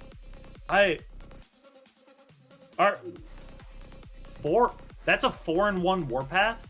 What? That's a What is this list? Is the Spectrum ongoing destroy? I have no idea. No way. I have been at the top of ladder since Mole Man. ladder got introduced, and I have no idea. I love I'm this. sorry. There are things that I have Mole no Man idea have what's 7 going on. wins in 10 games? What heck is this? Agatha discard that from- Mole Man? Oh Huh. yeah, I've seen a couple decks from that. Maybe Tommy made that. I'm not sure. I've seen a couple of decks. Jimmy might have been playing. Some people I know at very, very high level have been messing around with Agatha Mole Man, and I always thought, oh, that's a funny thing that they're doing. That can't be. And then the stats come in, and it's doing very, very well. It is doing well. So is Kahori, by the way, because Yeah, not too bad 69%. at all. Wonder what she's in.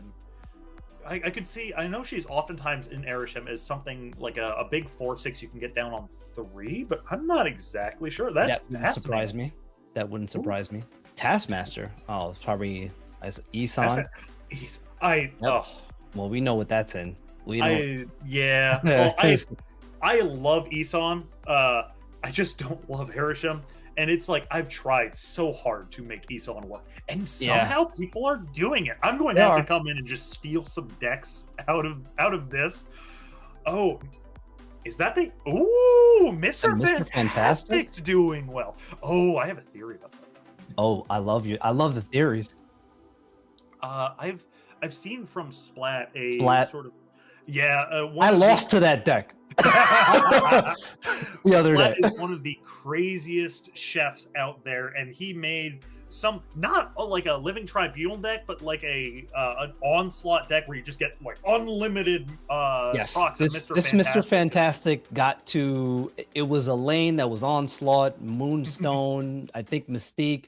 The Mr. Fantastic was giving like 100 and something points in the left and right lane.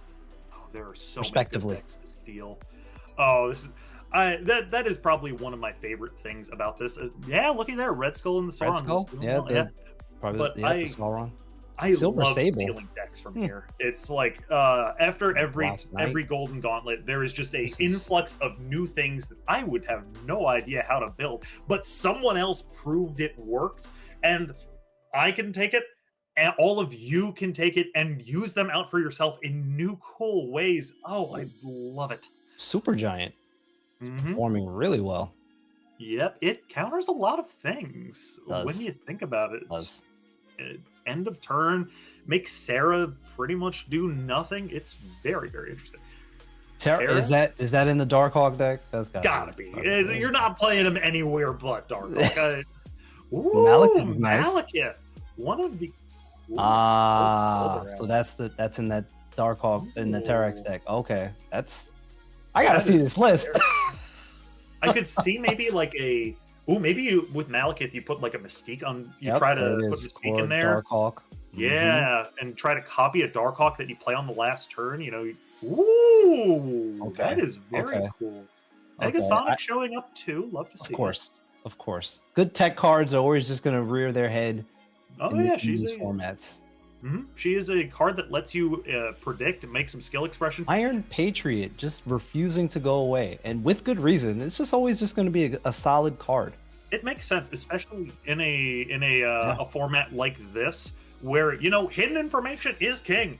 I know what I got from Iron Patriot, and you don't. That is cube equity in its absolutely most basic form. 100%. All right, let's see. We got any Rock? Okay, yeah. I assume that's Matrock doing well. Coming deck. in, that's Hydra Stomper. Agamotto. Ooh. Wow, almost 58%. That is. Yeah. The Arisham, of course. That's where that. Yeah, playing in that 34 card Monty. That makes a lot of sense. Yeah, it is a very, very hard to predict archetype. And, it's a pile of cards. It is it's Agamotto gives you some very, very strong things, and when deck thinning is the downside, but you already got Airsham, it's suddenly becomes a lot less of a downside. Okay, I love to see my man Red Guardian still getting some good work there. Quake, okay, hold on. Oh, so Quake is sneaky good. I've seen Quake played a fair bit in a super giant Darkhawk shell. And we have seen in previous Golden Gauntlets just how brutal Quake can be. Yep. It's nobody thinks about Quake. No. Nobody does. And No. yet it wins games. It does. Not always. Love to see the thing first steps there. We're gonna want to make sure people don't. Yeah. Oh yeah. We've got an interesting thing to show you guys. We have Sizer's deck. Sizer has gone undefeated so far, playing some sort of move deck, and we're going to see it right now. Oh It's boy. Move bounce. Move bounce. Ooh. He is the uncrowned and crowned king of the old move bounce here. Yeah, let's run through the list. Aranya, Iron Fist, Vulture, Ghost Spider, Madam Web, Sparky, Dagger, Toxin. Yeah. And then rounding out the top end at 3 is Sage, Human Torch, Frigga, and Beast. Yeah, this is the list, and it's strong. And when you can play this at high levels, you can roll people. When you've mastered this deck, it is near unstoppable. Pardon me. Like it has counters, sure, but when you've mastered this archetype, you know how to dance around most of the counters. Yeah, you can drop priority to get away from Killmonger. You can dance around things a lot. It was definitely hurt by the swapping of energies of Vulture and Human Torch, but for sure. And yet he's still making it work, which means that it really wasn't that big of a I'm sure he would have loved I'm sure you always love a one-cost torch. Yes, but you can. This is proof positive that when you put enough time in, you put the practice in, you put the work in, you can still get these things to work. A lot of times cards get adjusted or nerfed or whatever the case may be, and people always assume, oh well, the card's dead now, we can't use it. Well, that's not necessarily true all the time. Oh no, especially when rarely the case. I actually quite enjoy playing cards when they get nerfed, just because people expect them less. People are teching around them less. But I think one of the counters to this might be Super Giant, just because a lot harder to bounce when your cards don't reveal. And we're going into the next match. Let's see what Sizer's up against. Ooh, oh boy, how here we it's go. Going to be. All right, start it off. Against zombies. Here we go. Oh, is he on Thanos Arishem? It might be. I don't know if this is full Monty or just Thanos Arishem, but this is going to be interesting. I have heard from a couple reputable sources Okay. that move bounce is pretty favored into this, but That wouldn't surprise me.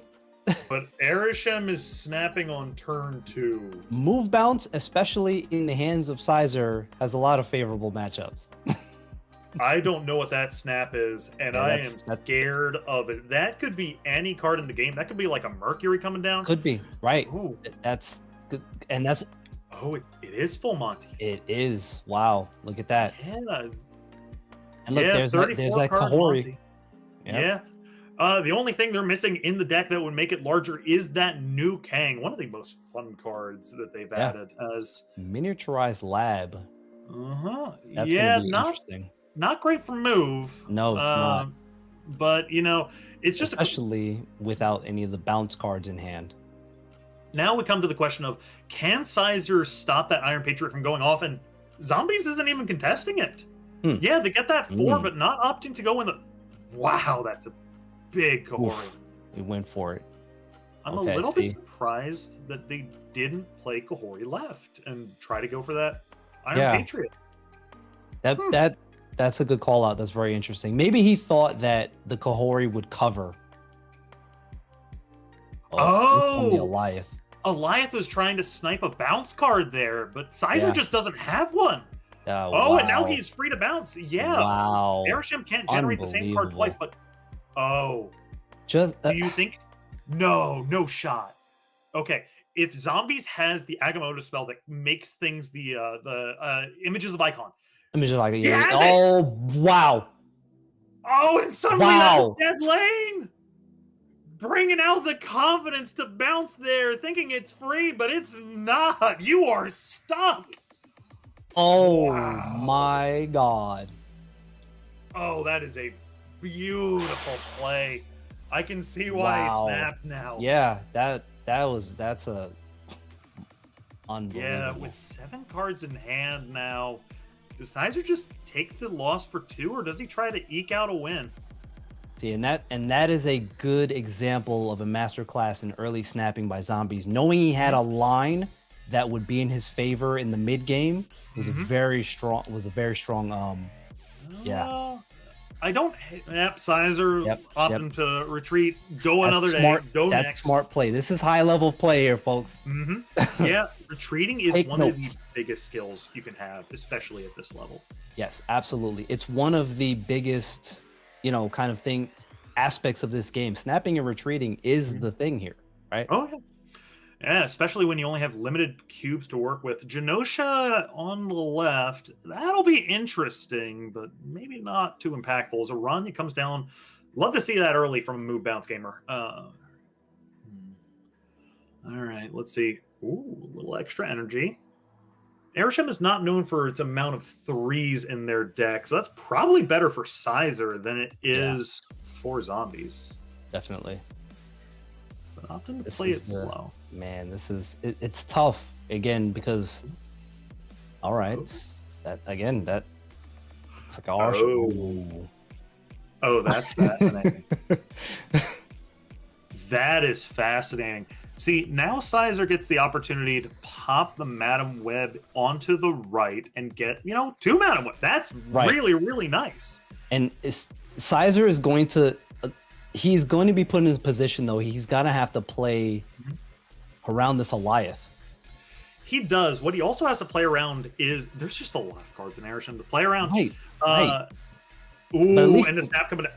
Oh man, that's what I'm saying. If Zombies if he's gonna be playing the priority game, Yep. and he has this Goliath in his hip pocket, because again, I assume that card is in the deck. This is not part of the Arishem just randomness. That's in the deck. So that's a tough thing to have to always worry about having to play around, especially when you're Sizer and you're looking to bounce on turn 5. Yep. Does he snap this? He snaps it. Yep. Yeah, he got this. Oh yeah. You gotta snap that. He's got a very, very light hand. Yep. Yeah, That's see after retreat. again.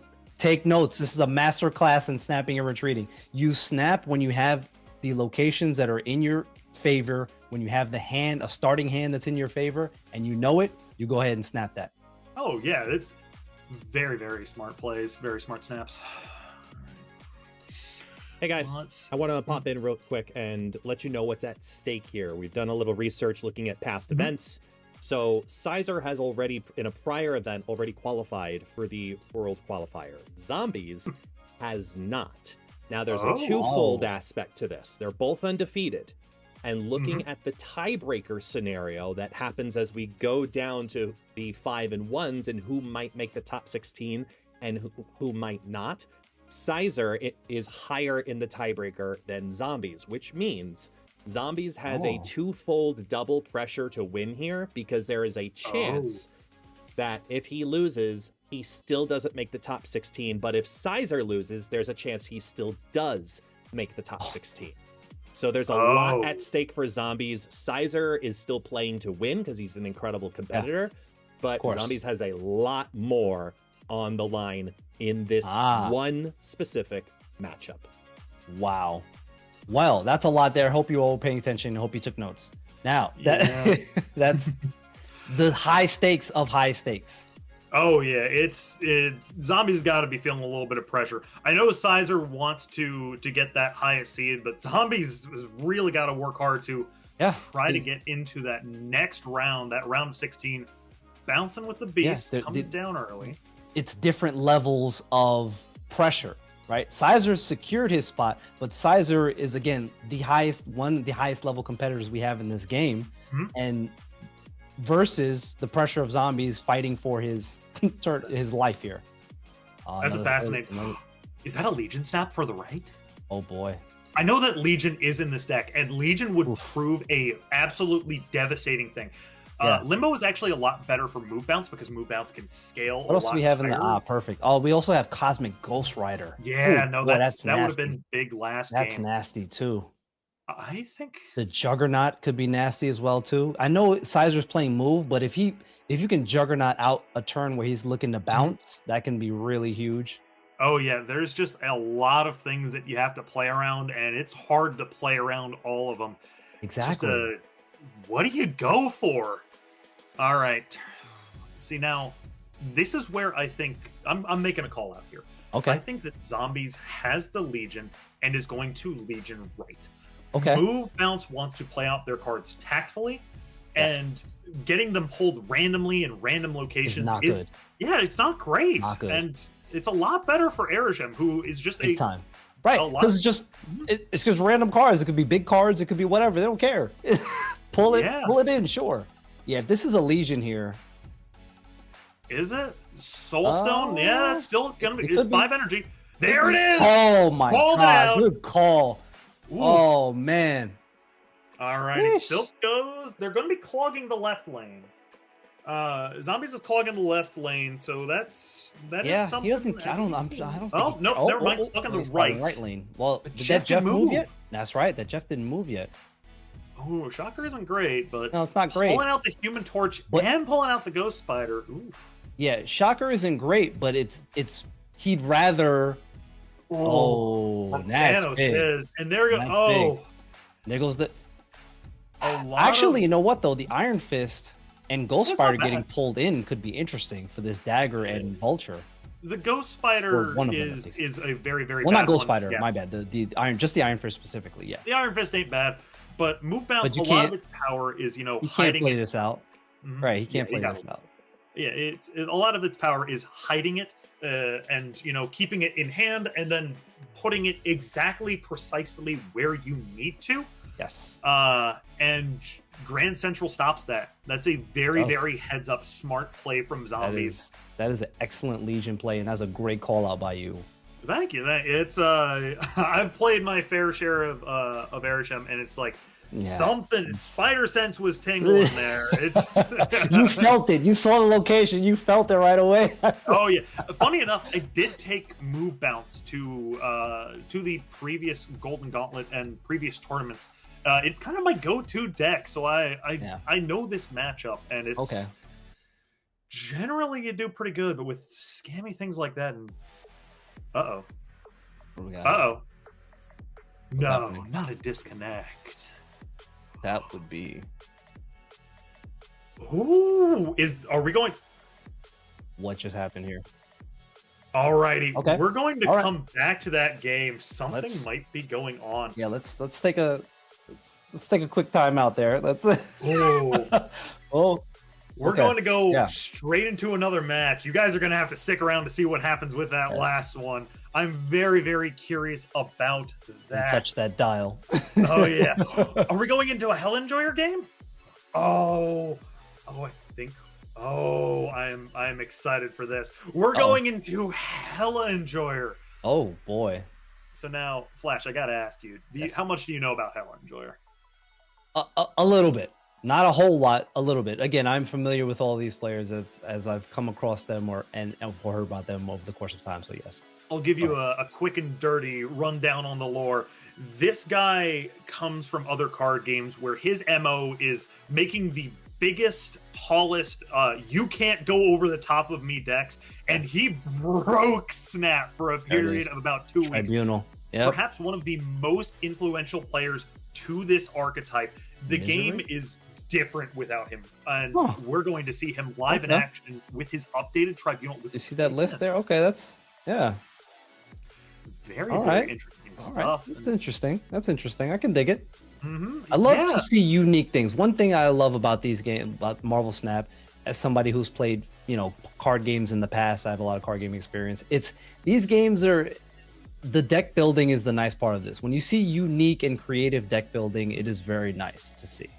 So this is, ooh, Oh, we're okay. hearing This something is- very interesting. This is a bubble match. Both these players are 4-1. The Oh, winner of boy. this is going to qualify for the World Championship. The loser is going to be knocked out.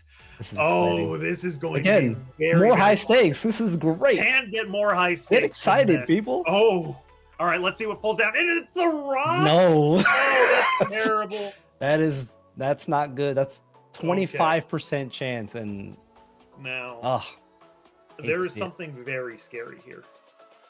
Talk to Nico me. is back in hand. Yes. And Nico does have the option to roll a location change spell. If that comes down mid, that probably breaks Hella Enjoyer's combo and steals 4 cubes from him. That's fair. I mean, but Question this here, is, yeah, we'll see. Oh, Snap gotta- coming down from... Yeah, Yeah, Hella Ransom Enjoyer got out of there. leaves. yeah, that's smart. That's a smart retreat. That's a smart retreat because you don't know. Because like you said, Yeah. there, you don't know what the Nico is. You have no idea. So you have to respect that snap. Yeah, it's... I mean, there's no sense in holding on to any bit of pride or anything like that. Mm-hmm. Respect the snap. Go on, get out of there. you have to wonder, though, was that a bluff? It Could have been. Could have been. It could have been, it's- but you have to respect it. Oh, it's so tough. I don't know, because like Helen Jordan has played a lot of this. He has a very, very good game sense, but that could be turned against you in an instant. Because Absolutely. I was thinking about it. Helen Joyer's definitely thinking about it. For sure. All And if right. you were even thinking about it, if the thought is even in your head, you got to say, Mhm. okay, I got to respect the snap. I got to, because it could be that. Do you? But it's like, I know a lot of high level players who will really say, yeah, I know you respect that snap. I'm going to bluff you.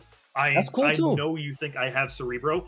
I'm going to bluff you. I know you think I have the Living Tribunal. I know you think I have the Legion. And it's just Absolutely. a little Absolutely. bit of mind game. Oh, I love But it as so been much. said, as this is a bubble match, both 4-1, you have to respect every little bit of, you're like, okay, I got to, especially with, the light amount of, we aren't in the high stakes portion of this, so it's just like, take the hit, the minimal Go hit, next. and go and get out of there. Yeah. Re-roll it, say, all right, it's okay. I think Hella Enjoyer is definitely going to want to, I like him playing the magic a little bit later, just because that makes it so Nico can't come down as frequently and turn that off and really stop it. They are forcing Nico to have it a little bit later, and that's just a little bit less likely. Bishop and Iceman is really getting some good value. Iceman, here. you know what's crazy is that I've said this recently. Iceman is such a forgotten about, underrated card, and it's like you think about the icebox location, and every time we get it, it hits something. You're like, oh god, but we forget that that's on a card. Yeah. And every time your opponent plays Iceman, it's the same feeling. Looky there, a phenomenal Esme That's a hit good hit. That for is Hella Enjoyer. excellent. Living Tribunal Sheesh. is the, I would say, clunkiest card in this deck. Just like okay, I need to spend Ironically. 6 energy playing it, and now having But it's that your energy trump cost- card for I like that a lot. Iron Man comes down on the left. I like All right. that play. It's just a question of, all right, what's the What do you last follow up here after that? What's the setup? other question is, do they have the Nico? Here we Think go they again. have it? It's like, it's just Here we go a again. little And that's thing in the back of your and- mind. Do they have it? They haven't boy. snapped.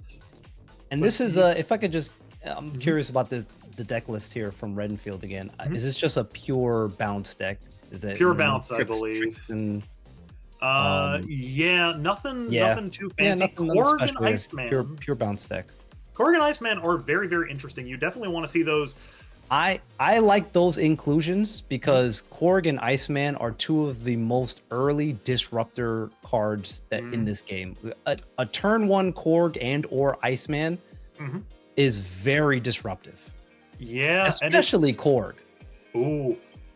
The opponent Renfield has made a very smart play, copying the Hit Monkey, and they are going to go large in those 2 lanes. That is what Tribunal is weak to. They have to go for all 3, at least if they're playing out the Tribunal. There's some cheeky other lines, but they have set up very, very well with a big Bishop, a big Monkey, and a secondary copy of it to go over the top. 3 Iron Man is a lot. It is absolutely. I mean, this could be enough. I just don't know. I think Hella Enjoyer is doing the math. He hasn't Oh, locked in his turn. See, He isn't shipping. and this it. is, yeah, Just gotta- he hasn't locked it in yet, because I Choosing don't to do retreat. Tribunal math. choosing to retreat. He does. It's My yeah, hat's he's off just to him. choosing to retreat. I think he has done the math, checked it out, and said, "Yep, I think it's better to take the loss of 2 here and just go next. Try your Right. best and just Yeah, knowing that's a smart play. knowing when to just say, all right, I don't have enough. It may be a good thing. My opponent's just better. And backing out is really what separates just some of the best players in this game from some Yes. of the very good players. And Absolutely, that is the singular. In my opinion, that's one of the singular separators in a lot of the tiers of players is snapping and retreating well. It's the Could not core agree. mechanic. It's I've spoken to a lot of players over the course of 3 years that some of them, if they struggle to hit infinite, my first question is, how are you snapping and retreating?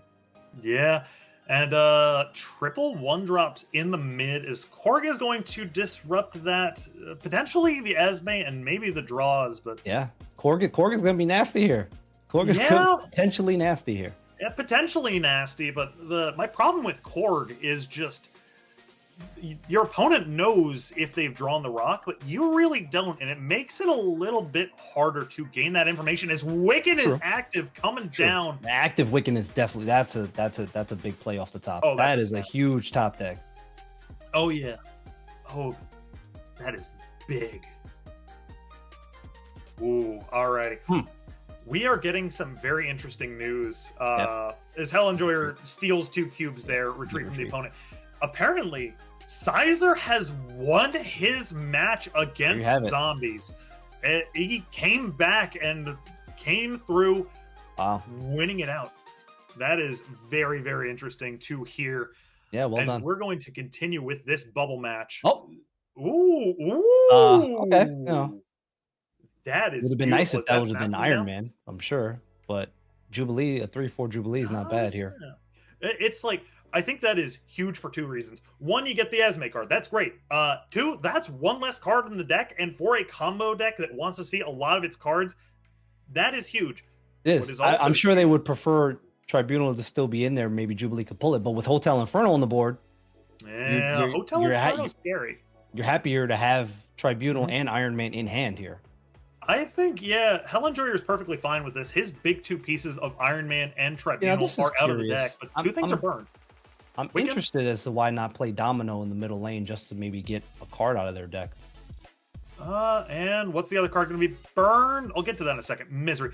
I think that Hella Enjoyer doesn't really want to burn a card there because he wants to stack up a couple of cards on the right lane.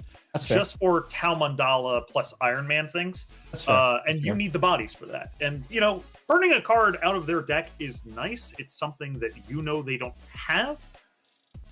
It's a double-edged sword also. I do understand that it can be a double-edged sword because if you snipe a card out of their deck that is not integral to their game plan as a whole, then you're doing them a favor with the deck thing.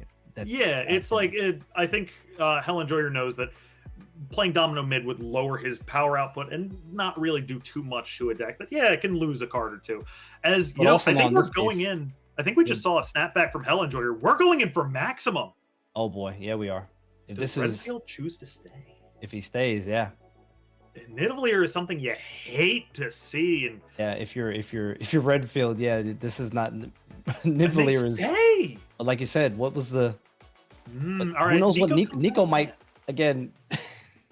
We don't know what Nico's gonna end up that effect she's gonna have. No, the problem is Nico can only run a location change once. As Jubilee pulls a Jubilee, pulling the Ancient One. And that is lovely to see. A lot of deck thinning and that's big. Wow. See, the problem is now for Renfield.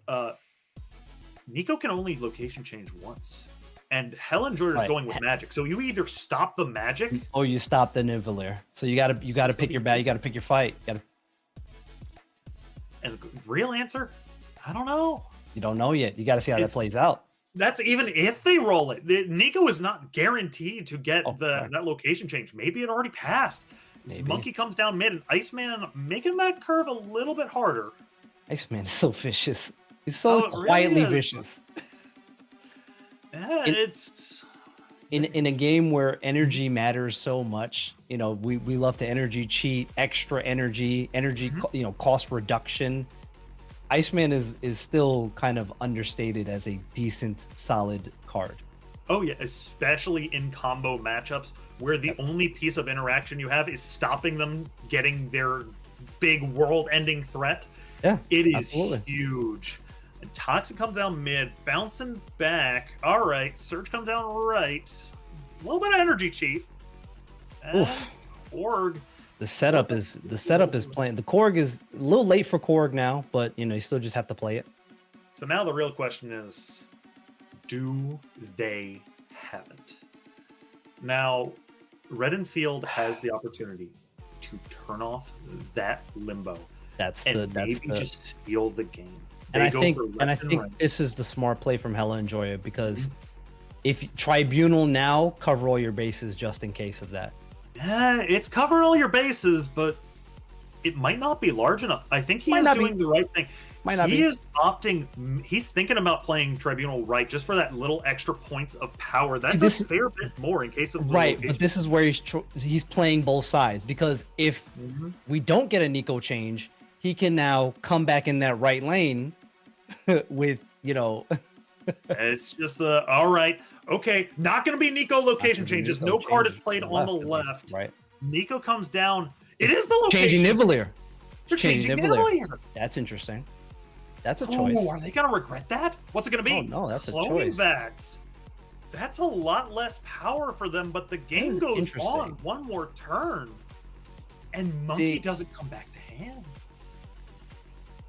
I don't know. This is that's a call. Okay. That's a call because now you got to deal with this onslaught.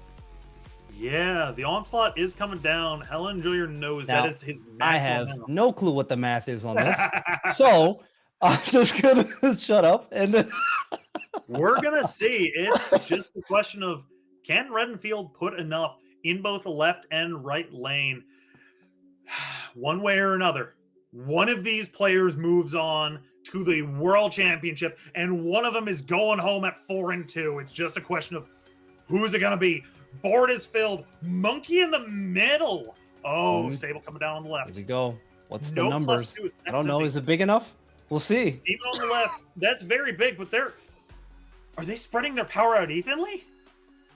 I would have. Chavez on I the right mean, search. They're going no, for he mid and went left. mid and left. Tribunal, Got to try to win two as not much. enough. Not enough. Look at Not that. enough, and Helen Enjoyer Look at goes that. home. Wow.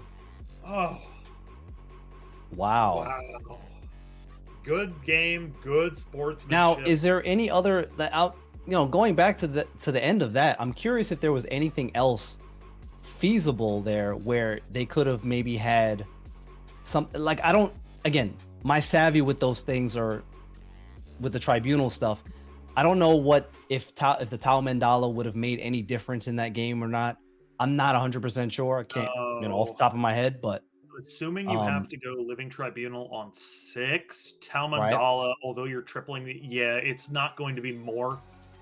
It's just losing that Nidavellir really hurt. That was so. You know what? That turned out to be the smart play. You know, we were looking at Limbo, but they're like, no, I got to shut off that Nidavellir, and that was a smart play that ended up being the game changing, play. Oh yeah, I think another smart thing that the opponent did there was keeping that Nico in hand. Maybe they passed up a +2 or turn into a demon, something that would increase their own power, but they knew, I need to change those locations. I cannot let them go full force. And they didn't. They played to their outs well and got rewarded for it. It may have been a little bit of RNG when the Nico comes down. Of course. They played into it. They played smart. And that is the beauty of a card like Nico Minoru. Her utility is very efficient, and she rewards patience in a lot of times. So they were patient. They didn't need to press the issue, and they were rewarded for it. All right, so I have to interrupt here.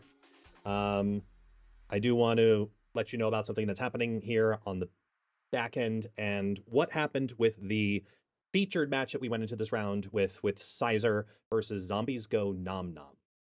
We looked deeper into that matchup and the disconnect that we did see here. Now, typically, the way that the rules are stated is that a disconnect is treated as a loss. That is how it has been and how it will typically be in events moving forward. However, game loss or match loss? It is a match loss. So what we have decided in this situation specifically, because we identified that the disconnect was not due to internet connection or anything from the user side, we have identified that this situation qualifies as a bye for the loser, which would be technically Zombies Go Nom Nom. So the tie goes over to Zombies Go Nom Nom. So he will now be listed as 5-0-1. Ooh. Okay. That said, because Sizer won and was undefeated, he's definitely secured his place in the top 16. But because of this very different and unique scenario, we talked about it amongst the administrators.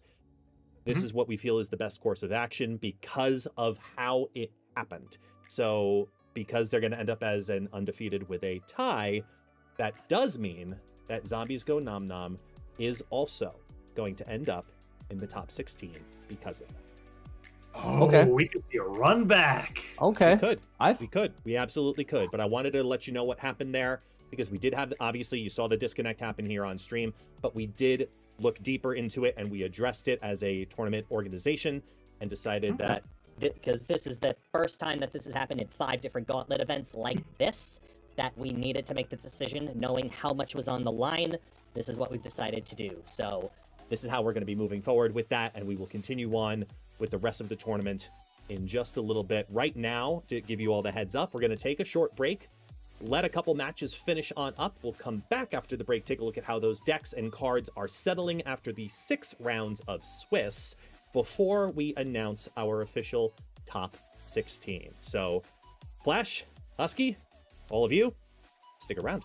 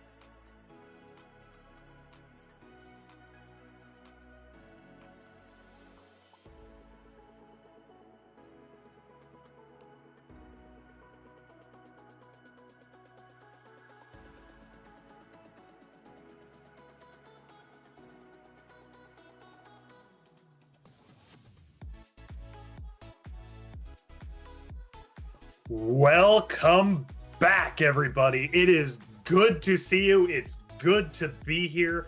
And we are getting down to the wire. The first 6 rounds of Swifts are now concluded, or just about. We have got some very, very interesting stats to go over about some of the best decks, some of the most interesting things, and we're going to get right into it here. What do we got? Oh boy, here we go. All right, let's see. End Let's of see. turn is nice. Yeah. Destroy is again tough. Oh, it definitely just is. gets to be tough over the course of time. This is what happens with Destroy over the course of many games. It just starts to tank. And Darkhawk doing well. Doing even better than it was before. I believe it was at, I think it was like 59-ish% Yeah, before. 57, 58, somewhere around there. But Somewhere yeah, it's around definitely there, yeah. doing better than before. Still holding strong. Not surprised about Clog And- not doing great. Just and with you so see much going on. Sauron is doing great. Sauron's still holding strong. You see that discard and bullseye discard took another peg down. Yeah, not terribly surprised about that. We've got some very interesting things. Sparky Move's doing pretty solid too. There's the Agatha though, 61%. Okay, so that I believe climbed up just a little bit, just a little notch or two. Wow, looky there. Yeah, Agatha, consistency, extra card draw is just nuts in any card game, especially Snap, where you only got 12 to deal with. Thanos still holding strong as well. Yeah, it's doing pretty all right. Looky there. That's a solid number over the course of this, of these many games. Yeah, no kidding. That's doing quite well. Yeah, Thanos, anything else interesting that we can see? Oh, is that Scream doing well still? Yep. 65%, solid number. Yeah, eating well against those moves, but Hydra Stomper is still holding very strong. Man. Wow. Shout outs to Cougar, absolutely running away with it, and whoever else is on it too. Not exactly sure, but Patriot. Oh, you're poor Patriot. Patriot this is not there because it might have a coming time in the sun with some of the archetypes coming forward here, but not yet. Maybe it's a little bit left in the dust. I say that thinking of Warpath, which is apparently doing very well, so I don't even know anymore. Listen, with that, you're just tossing your hands up in the air. I do wanna hop in to point out Arishem in this tournament. Even though we do end up occasionally showcasing it here just by luck of the draw when it comes to the broadcast, Arishem in the 24 card variation is only at a 40% win rate. And even the third most popular variation of Arishem with Thanos barely squeaked over the 50% win rate. So I leave you two with the simple conversation of, is Arishem a problem, or is it just a feels bad deck? I think feels bad is a problem. Like it's if something feels bad to play against, I think that's a problem. And listen, I don't disagree with that straight away. I think that I feel like it's a little bit of column A, column B. It feels bad because a lot of times you hear the same things from a lot of players where it's like, just feels like they always have the answer. They just always have everything. They always have what they need when they need it. While that is not mathematically true, it feels that way, which can be bad for player thought process in terms of how they feel. Fun meter, right? Everybody's, because the first thing you see these cards, you look at your opponent's deck size and you're like, ugh. It's your first reaction. It's your first reaction. I think it also does help that we are seeing a significant rise in Darkhawk decks.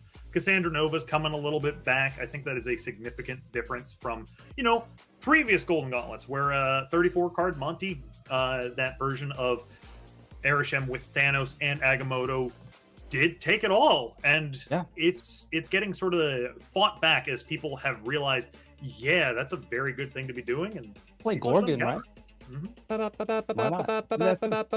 This just in, top 16 has been locked in. Oh, Let's go. Alrighty, we've got the top 16 locked in for you guys. Let's see Heyo, who's top there. 16, baby. Now, let's see. It's a little bit hard. Ooh, okay. I'm recognizing a lot of names here, and this is very fascinating. Teebs. Cougar ELA, friend of mine, There it is, doing yep. very, very well with something a little bit off meta. 9%. Remix at the Storm top, Legion stuff, 66%. actually. Ooh, Teeb's doing well. Not surprised about that. They are very, very solid. Like this incoming, 71%. Ava, familiar face. I don't know who Galactus incoming is, but I'm excited to see them. Zombies making it to the top 16. Love to see it. Iris has been terrorizing on ladder recently. Very little bit of a newcomer to the top player scene, but a very, very solid player. As Sizer sneaks in as well. Ooh. 65%. We've got some very, very interesting things to see. Now, how we decided who gets to the top 16 is first by win rate. If they win undefeated, they automatically get in. And second is by the opponent win rate. If you face people who won a lot more, you have a lot better of a chance to get 6-0. 7090305. Yeah, that's an impressive run. Oh, very, very much so. I've heard Cougar, I believe. Yeah, anyone, I believe, with 18 points has gotten. Ooh. Oh, Harsham. At 6-0, you know, we'll see if it's a problem going in, because there's Thanos Harsham. Yeah. What's Cougar on? Yep, he's on the Hydra Stomper. Yeah, that's. Oh, I'm stealing that deck. Oh, wait a minute. I like that. Hold on a minute. Oh, it's cool. Take a screenshot of this. Oh yeah, Cougar is one of the he has some very, very cool perks. I love stealing his stuff, and so does Roram, and we're going to see his deck list right now. Roram does too as well. Yeah. Okay. Yep. There it is. So that's the Red Skull. That's not a That's just a straight. All right. Yeah. No, it's got a lot of counters to a lot of different things in sneaky. Smart ways. that. That's a smart list. And ELA, let's show your deck. It is a Storm Legion deck. You thought it was gone. It's back. Oh my goodness. Who dug this up? Oh, he loves it. It's Storm War Machine Legion with a lot of scary things to do. Legion has been proving its power as something that can scam out games, and especially in things like this. Yeah. Teebs. Let's see what's Teebs running there. Thanos Arisham. 34 card Monty. Agamotto, Thanos Arisham. Yep, that's right. Not surprised. It's, it's... And all the chaos, because you got Merlin, you got Valentina, just all the chaos. Mr. Negative here. We got Negative? Undefeated Negative? Undefeated. No. What? With Super Scroll in there too? Wow. Oh, this is fascinating. I did not think Negative was going to be able to survive this long, especially not undefeated. Wow. Yeah, I mean, yes, especially not undefeated, especially again with all the count. You run into a Mobius and you're not dead in the water, but that's tough. That is a tough matchup to overcome. Yeah, maybe they dodge. There's C2. C2. Yeah, Cerebro's very, very strong. This is the Luke Cage matchup that a lot of people, depending on what they're running, don't want to see. And yeah, this person definitely does not want to match up into Roram, because that Red Skull makes that just an insta-loss. And big Enchantress and Red Guardian don't help Cerebro too either. At all. All right. Is Galactus incoming running Galactus? Okay. They are. You know what? Shout out to them. True to the name. They got Galactus. They are. I was thinking it was going to be a classic Galactus list. I'm a little bit partial to the original, but I do respect it.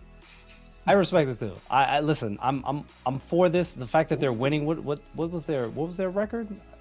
I think they went 5-1. Yeah, they got 15 points, so they went 5-1. Nice. They also, that is an interesting thing to look out for. They have Mobius main deck and only 12 cards in list. Granted, they do have Quicksilver and Domino, but that negative is going to be something they want to look out Yeah. for. Okay. Okay. Here we go. Now that's what I'm talking about. Good old Dracula discard. Got the Khonshu. Yeah.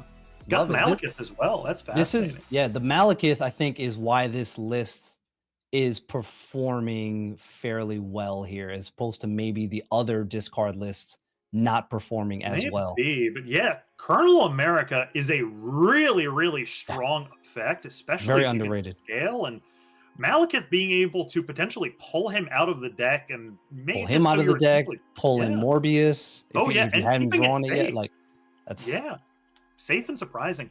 yeah. Avon Oof. move, not terribly surprising with With the Cosmic Ghost Rider in there. Yep. Little tech, little sneaky Yeah. tech in there. Not the Tribunal and no Alliath. No They Alliath, do have yeah. the Cosmo, so that's some interesting things. But yeah, going Cosmic Ghost Rider over the Alliath Yeah. seems to be paying off for them. They did go 5-1. We got here All right, Mary. let's- This is the Darkhawk, and it has a lion. Yep, there it is. Oh, I have run this Boy. exact list actually. this is, That is and it's got the Quake for Mhm. that just that little bit of surprise, that variance, and you're getting that from Yeah. Iron Patriot as well. You're getting that Oh, Iron yeah. Patriot Quake. There's a lot of sneaky variants in this list here. I like that. Oh yeah, you got to wonder of who's this person going Like to that match list. up into. Take a 'Cause note. if it's the Narisham deck, like Uh-oh, this one another right Thanos here, Harrison deck. they're going to be Yeah, eating this is the standard. good. Just drop it all in there. That's Mhm.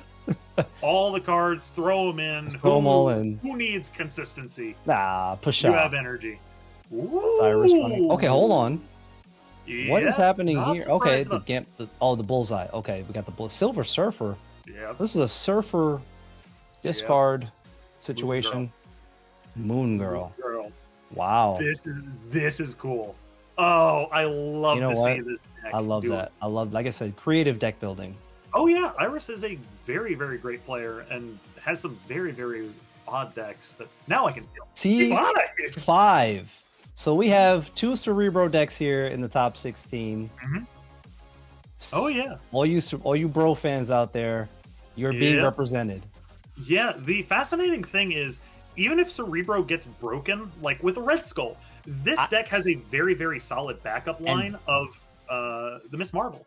I'm glad you brought that up because I'm not a huge Cerebro fan or player for that matter, but Cerebro 5 is the one that I liked the most because it's the one that can afford to not play Cerebro and still win.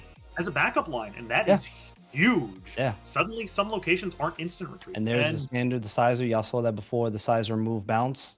Yep. Straightforward, strong. It's one of the, if not the strongest deck in the game when in the hands of the right players. Oh yeah, very, very strong deck. And yeah, another is, one. another Darkhawk. Yep, there it is. 2 Darkhawk decks in the top 16. With the That is Quake. wonderful. Ooh. Now, Quake in this one as well. This is almost, Yeah. is this the same list? yeah, it's like the same same list, list. yeah. Quake does lose a little bit of power just in, open deck list. Your opponent can see it. And here we are with the pairings. Ooh. Let's we go. Got the pairings now. Okay, so Ooh. we got remix against Cooler APOY. Sizer is going to be fascinating. That's going to be a crazy round, one of this last 16. Yeah, Cooler look Sizer. there. ELA with Storm Legion lockdown against Iris Zombies on- against Teebs. That's going to be a good matchup as well. Mhm. Oh, we've got a lot of hard hitters coming in. It's just a question of. Wonderful. This is wonderful. This is fantastic. This is fantastic. Oh, absolutely. I do wonder if, did any of the Airsham players get matched up into any of the Darkhawk players? See, that's a good question. I'm not 100% sure because I don't remember which player was which for which, but Mhm. Yeah, but that is something that I think as the Airsham player, you gotta hope they're knocked out very, very early, and maybe you can take it. I think rough matchup. I think for Iris is ELA does have the Storm Legion lockdown, and I don't think Iris has a great way around that. I But don't. They are a very solid player. Yeah, I don't remember what Iris's list was off the top of my head, of course, but Alrighty, I believe we are heading into our first matchup. Who we got coming here? We've got Cougar. Sizer Cougar. Oh boy, here we go. With a move Love to location see it. already. Is that going to Is- be a snap? He's hovering. It could be. I think. There Yep, there it is. is. And then Cougar has the Mercury, which is Oh yeah, that is going to be potentially rough. backbreaking. Yeah, Potentially backbreaking. you have depending your on how early they get it game. down. You have your Mercury. Yeah, and you have priority. This is. Yeah, this is a snap. Yeah, it is for sure. And Does he then there lose the goes the Mercury? deck. Oh no. Ooh. Oh, well, they can afford that, I suppose, here. And you just drop the Mercury there and off to the races. That was Here we scary. go. That was a 1 out of 3, I think. For It Cougar was. for That was probably Okay. very terrifying. With you already having snapped, it's like heart goes into your throat. It's like, oh, can I get that snap back? Yeah. Well, Sizer elects to stay. There's the Mercury to punish. Yep, Ghost Spider doing nothing. Mm. Oof. Oh, yeah, this one's looking rough. That's a for rough start, Sizer. especially considering that he lost the dagger already. So Oh, now yeah. that's It's like one of your move scalers is gone. One Right. of them is stuck in by Mercury. right. So now he's just. I'm not sure what he's doing here at this point. He's just. The deck What else does is there? have Sage? Yeah, there's Sage. Just but- playing a bounce game at this point with one bounce card. Yeah, it's What? you got a 1/3. Great. Ugh, Not looking confident real about the. rough. Yeah. Sizer is a very, very solid player. It's, But at this stage, you don't necessarily have to retreat here straight away. We're already no. only in for 2, right? So you see how it plays out, and then you let the few turns play out and see where it goes from there. oh yeah. If your opponent, if the cubes are not doubling right now, do Correct. not retreat. Correct.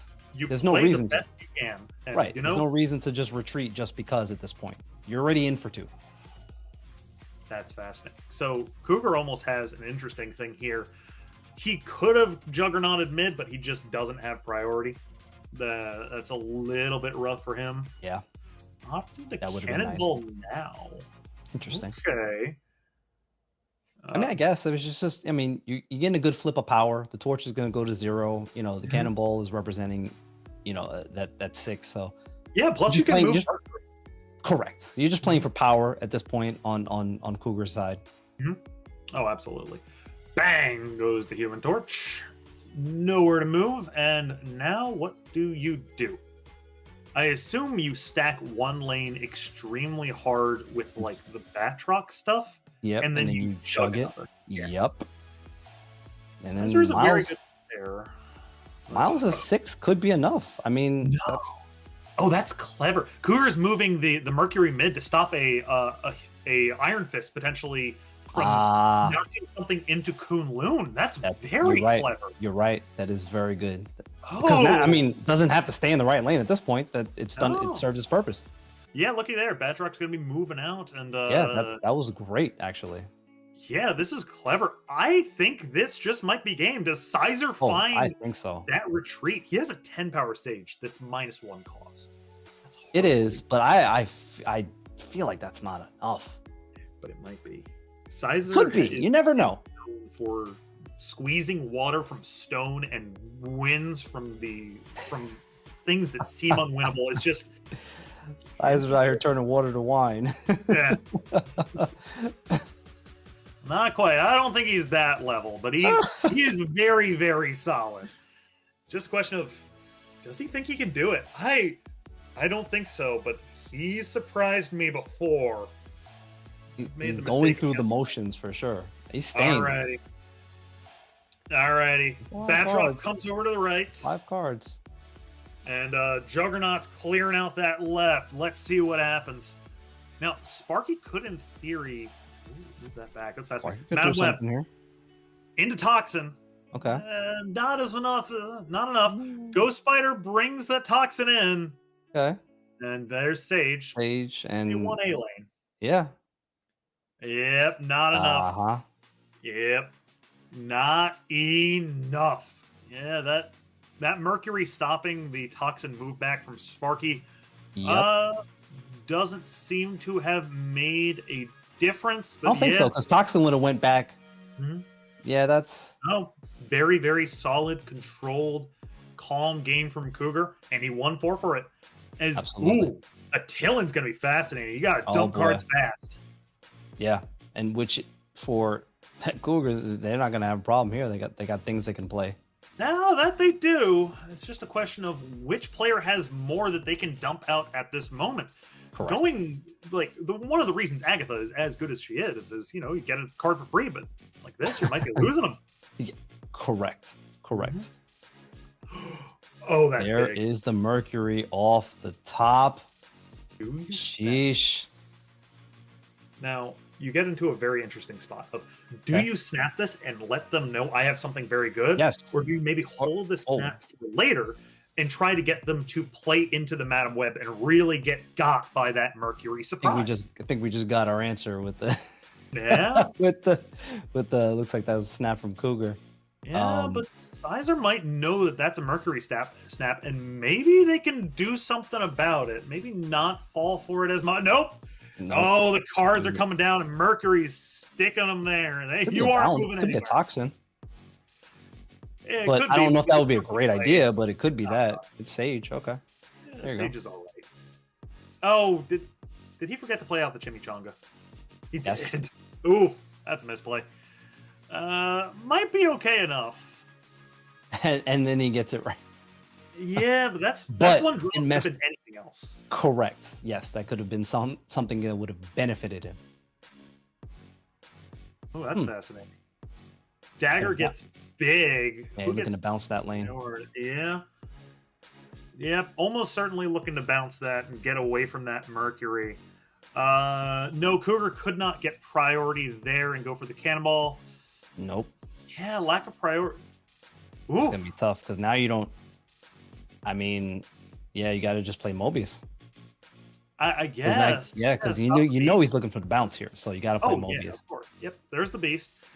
You can't stop the bounce, but you can stop the cost reduction. Little bit of something, but It's something. it's something. It's not nothing.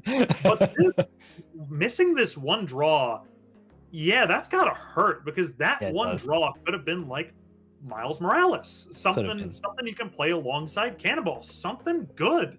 Cougar is short on a lot of power here. Yeah, this is rough. I don't know exactly what he's gonna do. All right, I like this play. Okay. Let's see. All right, let's see. Oh, nope. Opt into undo. No, he's locking in those nerves. All righty. Juggernaut's hitting something, but will There it we be enough? Craven on the left. Juggernaut on the right. Moves it away. To Into the left Craven lane. lane. Okay. Sage is big. Sage is big. Dagger is big too. Well- Silk. Oh. Wrong place. Whoa. Oh, it moves it back. Wait. Wait. Cougar takes it. The last card to move was moved by Juggernaut, Wow. and Sparky moved it back. And that's enough. So much Wow. move. So much move. Yeah, I think that was a little bit of a 50. No. That was a 50-50 at the end, but if Silk ever goes left, I think Cougar takes it. He might have been favored there. Let's not forget the things that we have on the line here in this the stakes. What's at stake here, right? First place, we're talking about 30,000 collector's tokens, right? 20,000 gold, 12 premium mystery borders, 5 premium mystery variants, and 2 exclusive titles. Okay? That is Second place is 20,000, 8,631. That is just a nuts amount of prize. And yeah, I think that's really going to put on the pressure as nowhere stops the Electra Hmm. from killing the Irania, but that Vulture is very, very vulnerable. It is, especially now with Cougar having priority. Yeah, Sizer is up against it here. Hold on, that was a Sizer snap. Yeah. Ooh. I saw Okay. Cougar hovering over that snap button, but Sizer was- beats him to it. Yeah. Huh. Let's see what's Yeah, coming that- down here. Vulture goes away, and that's Yep, was he planning on doing something with a Vulture? I would 'Cause think so. You're not Maybe going to anymore. maybe Ghost Spider? I could see this being a Human Torch move to the right with the Irania. Yep, there it is. Oh yeah, there it is. Okay. Yeah. Nobody's getting the rock, but yeah. Ooh, Juggernaut big. So now we get into an interesting thing. Sizer has lost his secondary move scaler, so he needs either a dagger or a sage to really secure this game. Yes, correct. Ooh. Juggernaut now, perhaps trying to throw some things into nowhere. Nowhere. Oh, let's see. That's a. Whew, this That's would be a clever play. That's a risky one, but if That'd he be a can heck of hit a this snipe. 50-50, not gonna hit it. On reveals go off, and I like that play. That is a play. That's the play that you make, right? Because that's You have it could go either way, and if it goes your way, it's a 50-50. If it goes your way, bang. It's almost a little bit of a 25%er just because you know, you have to predict the Frigga correctly and then it has to go in the place correctly. But Oh, sure. that I is- just meant in terms of once the play had lined up, turns into a 50-50. yeah, and But that's if it just goes one into nowhere, you have to take. yeah, for sure. It's one you have to take, but you're not really happy about it. Is Sizer's gonna have? He's found his second scalar. It's another Human Torch, and it's gonna get big. Cougar It is. no point retreat. Ooh, piece of interaction. That Juggernaut really helps out because now there's just one less possibility that Sizer has to think about, has to play around, has to hedge his bets for. And it paid off. He's still in this as we're going into the next round. Now you've got Right. Clintar there as the mid location. That's Ooh. oh boy. Bifrost is fascinating. It is. But then with the other two locations though, it gets clunky gets in a a way. little right? bit 'Cause clunky. Clintar will go off first and then Yes. right? So Yeah, locations happen left to right. So Clintar will be turning things into a symbiote before they move. That's going to be something they both have to look out for. correct. So now Sizer can't keep his Vulture there. Otherwise, it's turning into a symbiote. Right. And But Sizer not- has the advantage of bounce here, right? Where Yeah, but Cougar has the advantage of priority. And he's Fair. opting to do away with his Mercury and say, yeah, you're not going anywhere. You're staying right oh, here. man. We're both becoming symbiotes. yeah. Or Let's Sizer just nopes out of this. I might say maybe Batroc should go not there, but we'll see. All right, Toxin There is the yep. bounce, saving I it was the gonna one say, way you he might could. just nope out of there. And Dagger comes down. Oh, Yeah, yep. it's tough. See, I that think that's yeah. and that this might is have where been it's like Sizer had that inherent advantage because it's like I can bounce my cards out of here and just well, he can. Cougar covered for one option, but Sizer dodged and took the other. yep. And now Cougar is out both an early scalar as well as his Mercury. And yeah, I which think is- that's yeah, gonna you be a gotta retreat. get out. Yeah, I mean that's 3 for 1. yeah, that's smart. That's, again, just smart play. The Sizer evaluated the situation and said, okay, you can do what you can do there, but I can bounce out of this location, and he chose that option. I think Cougar's feeling the heat. He's made some very solid plays overall, but like one or two little suboptimal things. And it's not costing him big. No. But little things add up as Yggdrasil course. coming down is the second location. Cougar's getting down that Sam Wilson early. Not a, There's the Madam Web. yeah, not a great early hand from Cougar. He wants that No. Mercury a lot. Absolutely. And maybe some early scalers like that Batroc. Let's see if he can draw it. Ooh! Oh, this Senna. would help. This would help get to it. Okay, well, Yeah, but it also helps Sizer get to that Human Torch, and that is the Correct. biggest scaler that they have. yep. Without that Mercury, it's not great. But yeah, it's not great. But at the same time, having the torch played to the board in that fashion Mhm. puts Sizer in a better than position. Yeah, It is not exactly what you want, no, but it is better than nothing. You get a free Correct. draw and a free torch. yeah, because now you So can goes, bounce I it, can't run. and then we can, Ooh, that's a big 50-50. big time. Oh, yeah. That Yggdrasil staying alive and then buffing up the lane that Cougar has a lot more cards in is interesting, but it also does buff up the Human Torch, Yeah, which doubles very fast. right. And now you can just get it out of there. And Yeah, Toxin comes down on the right, bouncing those cards back to hand. Silk moves over. Dagger comes down. A lot of moves from Silk. Buffing up the Hydra Stomper. So don't lie, it's a very good for the Hydra Stomper. Ooh, what do you do now? Ooh. Okay. That's fascinating. We're So choosing now, the Sparky here. yeah, honestly, all three lanes are pretty good Cosmic Ghost Rider contenders. Either you hit the Sparky, you hit the you Madam hit the Web, Madam or Web. maybe you try to predict that the dagger goes right and you try to hit it there. But I like this play a lot. Yeah, It's just because he's been saving that Sparky activation for for the last Human turn. Torch.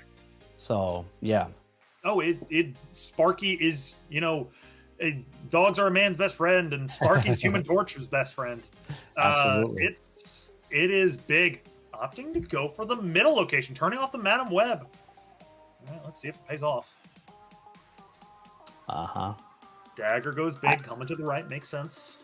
Cosmic Ghost Rider, no more moving for you. Silk goes, to the left, bumping up the Craven. Arani comes down, Iron Fist. And what's that last card? Yep. Torch. Yeah. Human Torch. Okay. Well, Plus that Sparky moving back now. Nope. he's still saving it. Sparky. Ooh. So, oh boy, that's huge. That is huge. That Top draw, deck. though. Are you kidding me? That draw. Oh, that's fascinating. That is the top deck hero. Mercury's late. But a late Mercury's better than no Mercury. Late, but man. Yeah, Mercury stops that Sparky activation, moving the Human Torch back. Ooh, this is fascinating. Yeah, that's going to be huge. That's big I think time. Batroc may follow the Silk because Cougar does have priority. Priority's huge here. Yeah, priority is everything here. Oh, that's so clever. By moving the shield to the right rather than the left, Cougar's guaranteeing that the Silk goes left and the Batroc follows. That's big. That is huge. That's big brain stuff there. Yeah, it's just a question. Those are two cards. That might be is that a Sage? Could Mercury's going to stop it. But, wait. No, he takes it. Fricka. Cougar takes it. Yeah. Wow. Well Still done. comes back mid. That's it. Go, wait. It went to tiebreaker. Yeah. I was like, well played. That. See? Well played. Yeah. Have the counters and play. Listen, that top deck. Come on. Mercury off the top there is everything. That's yeah. This is really good there. The timing is impeccable. Into the curve perfectly. The 3, 2, 1, and just taking the rest of the cubes. Hydra Stomper pulling a lot of weight there. Oh yeah, it's big. That game went to tiebreaker. Sparky was not able to move it, but he Hydra did Stomper get was double-digit points. Oh, it was absolutely right into huge. zombies and Teebs here. Oh, okay. We got an Airsham mirror here, looking like this one's going to be fascinating. 68 card matchup. Wow. Lord have mercy. This is a lot of cards, a lot of opening animations. Maybe is there something on the screen there, or is that just Mold Mine? I think that's a new card. Okay. You can Modok on one. Not exactly the best opening hand from Teebs. Airsham is the card you don't want to draw. Modok, and then Sandman. But this is going to be pure chaos. Oh, absolutely. Ooh, looky there. Kahori comes down. So big this is value after this zone. Yeah. So we've got a little bit of difference in the decks. Yep, the Iron Patriot and Kahori in the zombies list. Oh, that is that's karma. fascinating. Now, double karma. Yeah, opting to go. What was it Merlin? Yep. Looky there. Merlin Enchantress over Iron Patriot and Kahori. I like the Merlin. Zombies is probably favored a little bit. I like the Merlin, adding a little bit of extra oomph, a little bit extra little something. Variant. Wow. Wow. That's. Oh my goodness gracious. Prepare yourselves, people. Chaos. I think Zombies won that role. That's a lot more energy. Teebs is gonna not be in a great place as every card of theirs, other than the Cosmic Ghost Rider, is either hit by the. Oh, yep, no, that's Yep, a leap. there's That's a snap. leap. Yep, Get out yeah, of there. get out of there. Yep. Nope, nope, nope, Good nope, nope. snap, good retreat. Oh yeah, that is. Zombies saw his advantage, pushed it early, and yeah, that good run from Teebs. They know when to get out of there. Again, a very important aspect of high level play in this Mm-hmm. game is proper snapping and retreating. Knowing know when to hold them, know when to fold them. Oh, Basic. absolutely. As Reality Stone coming down for a tempo 1, changing the hollow. As Zombies has the better one. Oh boy. 2 draws of 2 stones, and Back in the day, remember when Mind Stone on turn 1 was an instant snap condition? oh, you don't have to remind me. Uh, And yeah, maybe not an instant snap, but a very, very quick Yeah, one it was- coming down. Was that from Teebs? That's from Teebs. that snap is from Teebs, correct? That's from Teebs. Yeah, no, the way that we can tell is the pulsing rings around the cube indicates that you can snap. And with no pulsing rings from Teebs, they snapped that. That's fascinating. The bolts must be bolts and Shang. Shang is a very good one to have. Very, very strong card. I like Even the if it's- Atuma here. Atuma's a little rough, but Oh, it's not great, but hey, you have a lane that can, Now that can that's afford it. ooh, that's fascinating. Clubhouse into Atuma makes it a little bit harder to fill it up and get that buff, but It does. I think your priority is definitely filling up Mojo World because +1 in other locations is a little bit Yeah. less than +100. Correct. They got the Alright. bolts. Yeah, Okay, a lot of vibranium, spells here. temporal manipulation. You can go ahead and get Agamotto if you want. Yeah, I think you probably do here. Just Yeah. kind of what else do you do? Yeah, Right. You're gonna go ahead and want that. you could, in theory, hold it Mhm. for a little bit later just to try to get that clubhouse proc, but that kind of messes up your next turn if you want to do that. Yeah. And then you definitely want to make sure you get that bolts. Yeah, I'm played. doing the turn. Do they go triple right? Nope. Oh. Oh, double right and pixie mid. Okay, I like this. Ended up going, all right. It's just a You question got of away what with does zombies have? Right. But He who at least knows? has a card. Zombies is thinking. Teams is locked in. Zombies has something here. Let's see what it is. Drawing the Agamotto at 13. There it Love to is. see it. Mm-hmm. Vibranium not going to be destroyed by the Tuma. Right. Thanos. The There it big is. man himself. Ooh. Oh. Oh. That's fascinating. That's okay. Do you There do- you go. I Huh. like this play. That is fascinating. See, ooh. What are your thoughts on this one? I like this. Again, you get to proc that clubhouse, Mhm. and then right now we're changing it into magic, which is you get the Yeah. benefit of it, and then you can go and get out of there. Lane is Oh, yeah. doesn't remain full, right? Because you got the bolts is gonna go away. Yeah, Zombies is thinking this game is going to go 6 turns. That magic is a very, very disruptive thing, especially on turn 5. But For you gotta sure. worry. Does Zombies have the Redstone? Does he have a Legion? Does he have something like that? Does he have images of Images icons? here that is again, rearing its head Oh, again. that big. Sheesh. Winds of Watum as well. Oof. Okay. Interesting. Ooh, that is a lot of points. And if you guys remember, Shang only hits one 10+ power card. Yes. There's 3. That's just a little bit much for the new Shang to overcome. Yeah, he's not gonna do his work, his usual work, Oh, right? yeah. His old work, if you will. So now Arrow is a fascinating one. You have the ability to go 5+5 here with that 11 energy. Yeah. It's just a question of, Sheesh. are you thinking about location change? Zombies has You- had a lot of draws. It's a 34 card deck. You have to be thinking about it. You have to at least be considering it. Oh yeah, and is that just something that you say, hopefully they don't have it? Maybe they don't. Maybe I have to make that call out. I have to just pick a lane, go for it. Cards on the table. That's what this boils down to, and that's the ebb and flow of these type of mirror matchups, especially with you're talking about Arsham, and it's could be anything. Could maybe always you just be go anything. for.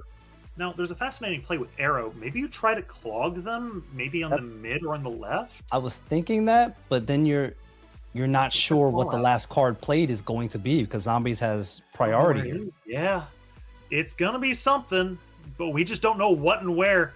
Teams, you got to make a call out. Best of luck. Calling it over to the right. Arrow's in danger of a Tuma.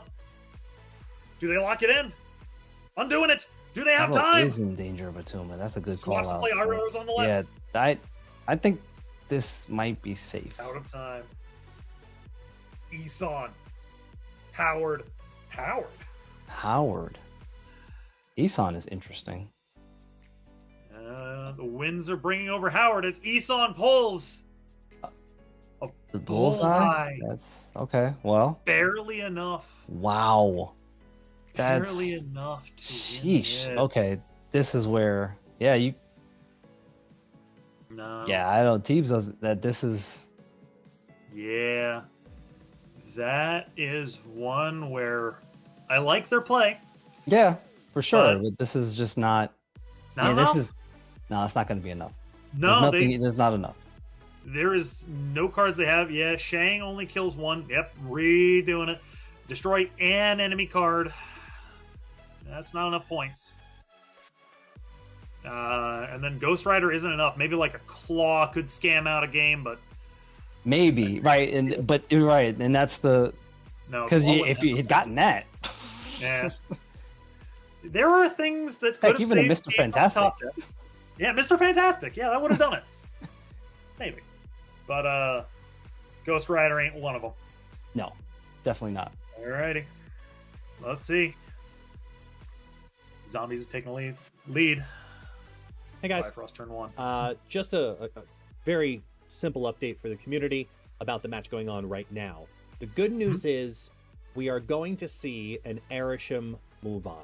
The other good news is we're going to see an Erisham lose. Back to you. Bingo. Yeah, that's true. We are. One of these is going home. Yeah, Snap comes down. Who is that from? I think That's from Teebs, huh? yeah, that's from Teebs. One drop into a Merlin, getting a lot of value with Thanos early, and no one drops from Zombies. I like that Snap. That is a proactive. But Iron Patriot, the difference is in the deck coming out full force on the left lane. Ooh, Pride, you got okay. It's the Mind Stone. Yeah, Ooh. Rock Slide. It's probably the Yeah, best Rock play Slide here. is nice. 4/5 is good, but does Zombies have something better? We saw that Hori. That's not going to be it. Zombie Scarlet Witch season pass card making an appearance, Look at that. but not big enough to win the Iron Patriot lane. No, which is Oh, why rough. you put all your chips in there. Oh, Okay. and looky that Teebs has Shadow King. Yes, Oh, that is correct. that's big. So Ooh, that is a very, very good thing to counter that. The zombies from Zombies. There it is. Look at there. That zombie horde over there. Correct. Oh yeah, this is all right. Tossing away the Mind Stone. I like this play a lot. Yeah, I like this play from Teebs. I think that's solid. Hmm. Oh yeah, like choosing something different. Choosing Going- to yeah. take a Sentinel. Ooh, okay. Okay. That's one more card that they can play out. It's so long as it's not stuffing a draw. That Right. is just free value. That's a very clever order. I like that. Good order. 3 power. You might need it. Who knows? You might. It is a very good thing to play. You can play alongside Thanos next turn. Correct. You're gonna have 8 energy. Yeah, looky there.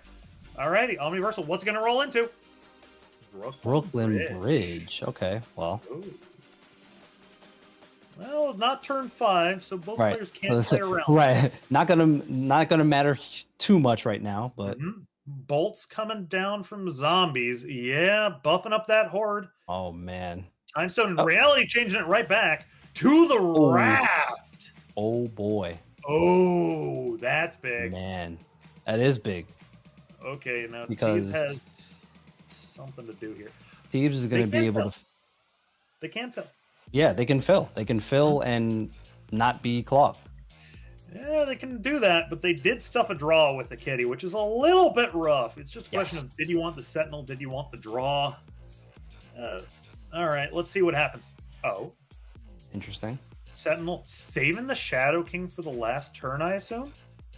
Yep. And then maybe... Reality Stone. Yep. Okay. Okay. Now, okay. The problem is with this play, yeah, they're not doing that play. Problem is with that play is if Zombies plays a big card on the right, Shadow King deals with the horde, but there might be something else to just be big. Maybe it's like a Thanos on the right to really Correct. pump up that lane. Plus, they do have the Iron Patriot card. They got at least something big. This is interesting. Raft filled from both players. What's it gonna Okay, be? what do we got? Infinite! Oh, good no! God almighty. Live by the RNG, die by the RNG. Ay. Ooh. Okay. That's tough. That is think- tough. That hurts so much. Just seeing that, you're just Yeah. like, oh, Yep. There's the Agamotto, and suddenly Shadow King's large, but I don't think Shadow King's enough to win that lane. Shadow Unless you King had- plays for what, 6? Yeah, let's plays see for what- 6. ooh. Not enough. Oh man. You can. Okay. Teams has a play. There is. Yes. You can. You can't. I don't think. No. I don't Shadow think King that doesn't do either, it. because that's gonna, because I think yeah. you need the Thanos right, and then win mid with Now- something. right, okay, because the zombie horde is only gonna go up another 2 Yeah. at this particular it's- junction. If they play Unless mid, they right? have some like. Oh man. Unless they have like a claw on the right, I think you have to go Thanos right. Yeah. Okay. Yep, there it is. And Then just that's- hope for the best Mid. mid. Yeah. Can't 'cause Shadow the best King you it. can Is it just do gonna be is Kitty? Kitty. I mean, Kitty or No, Sentinel. okay. either. You could, in theory, go for like a polymorph 1 out of 3 to try to hit the rock slide. Oh. Sentinel is probably a little bit better, a little bit more immune to the Shadow King. Doesn't get hit by Killmonger. I like that play. Yeah. The 1 out of 3 isn't. Ah man, that's tough. It's just, This is did Zombie, does he could have be enough. enough mid? He has that Raft card. What's it going to be? It's Thanos. Thanos is big, but is it Thanos is enough? That's I 3, think. right? I think it is. Yeah. 'cause Yeah, only going up by 3. it's a tiebreaker. The Yikes. tiebreaker and breaking Teves Yeah. for the last one. That is a rough one. Anything Yes, but that- Infinite. That's yeah. That Infinite killed. Yeah. That Infinite was backbreaking. Good Yeah. lord. That hurts. That hurts. Teves did have another out, and maybe the Merlin location change, buffing it up by 2 would have taken it, but Yeah. just not the way it went. Some real rough stuff from Teves. Their luck has So either you had to finally hope, run out. yeah, finally run out there, and you had to hope that the 3 was enough, which it was just not. It was either that, or you had to take the 50-50 on the polymorph, and then who Yeah. knows what that could have been, right? That's You never know. not even a 50-50. That's a 1 out of 3. It's a 1 on a. Well, I just meant the 50-50 on the two. Well, actually, no, it was a 1 out of 3. It was a 33% on the Yeah, you different either on the hit Black different Cat, cost. Merlin, or Yeah. Rock Slide. And So you you need could have to- got a 2, a 3, or It's like, I think Teebs made the best play they could. yeah. You know, saying, all right, hopefully they don't have 12 power mid. They had 12 power mid.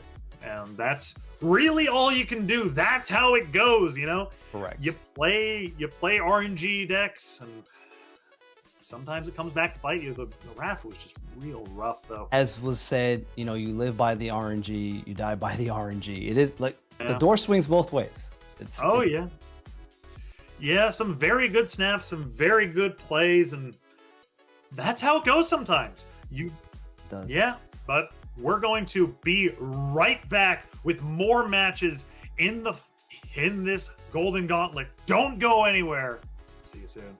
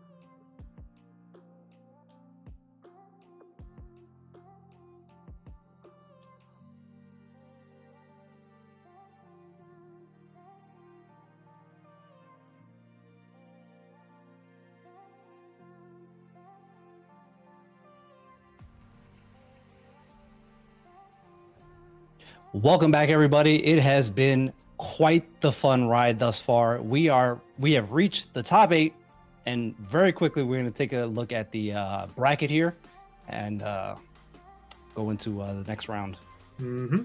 Yep, I've heard we also get to see their decks, but let's see the players that have made it this far. We got Apoy against A Bruno EX. Bruno EX. Yep. Yep, there we go. Thank you. And next up we got Iris. Against Zombies. Okay. All right. Love to Let's see see. it. Who do we got? Roram. Roram against Harry. Making it. All right, Roram against Harry and Cougar against Ava. Ava was playing that move deck. Yeah, and that's going to be a little bit rough for Ava, but we'll see how it goes. I believe we're going to run through the decks real fast. Let's see him. Ooh. Oh. Looky there. You know what? Looking at the round one. We just glossed over it, but yeah, Apoy did knock out the undefeated remix. Like that's a huge win there. Number 1 seed going down to the number 16 seed. Wow. It's just taking them down, knocking them out. Very big upset. Very definitely. good stuff. We've got some very interesting matchups that are coming up very soon. Yeah, Roram on that Supergiant list. Here it is. Supergiant Sauron. And this is it. And this is that Sauron where it's like, okay, it gets to do a variance of things that isn't just a standard like, oh, Sauron, Surtur, da da da da da. This is a very variant list here, and it's going different directions. It's got a little bit of tech. It has some, like it's got the Iron Patriot in there. It's got Negasonic. It's doing things. Oh yeah, and it's doing well. Those things are good. He's made it this far. Let's see if he can keep going. Yeah, and I very much look forward to seeing how well that plays out. And there is this, I believe, would be their opponent's deck. Yeah. Neither of. Sad to see it not against the Arishem.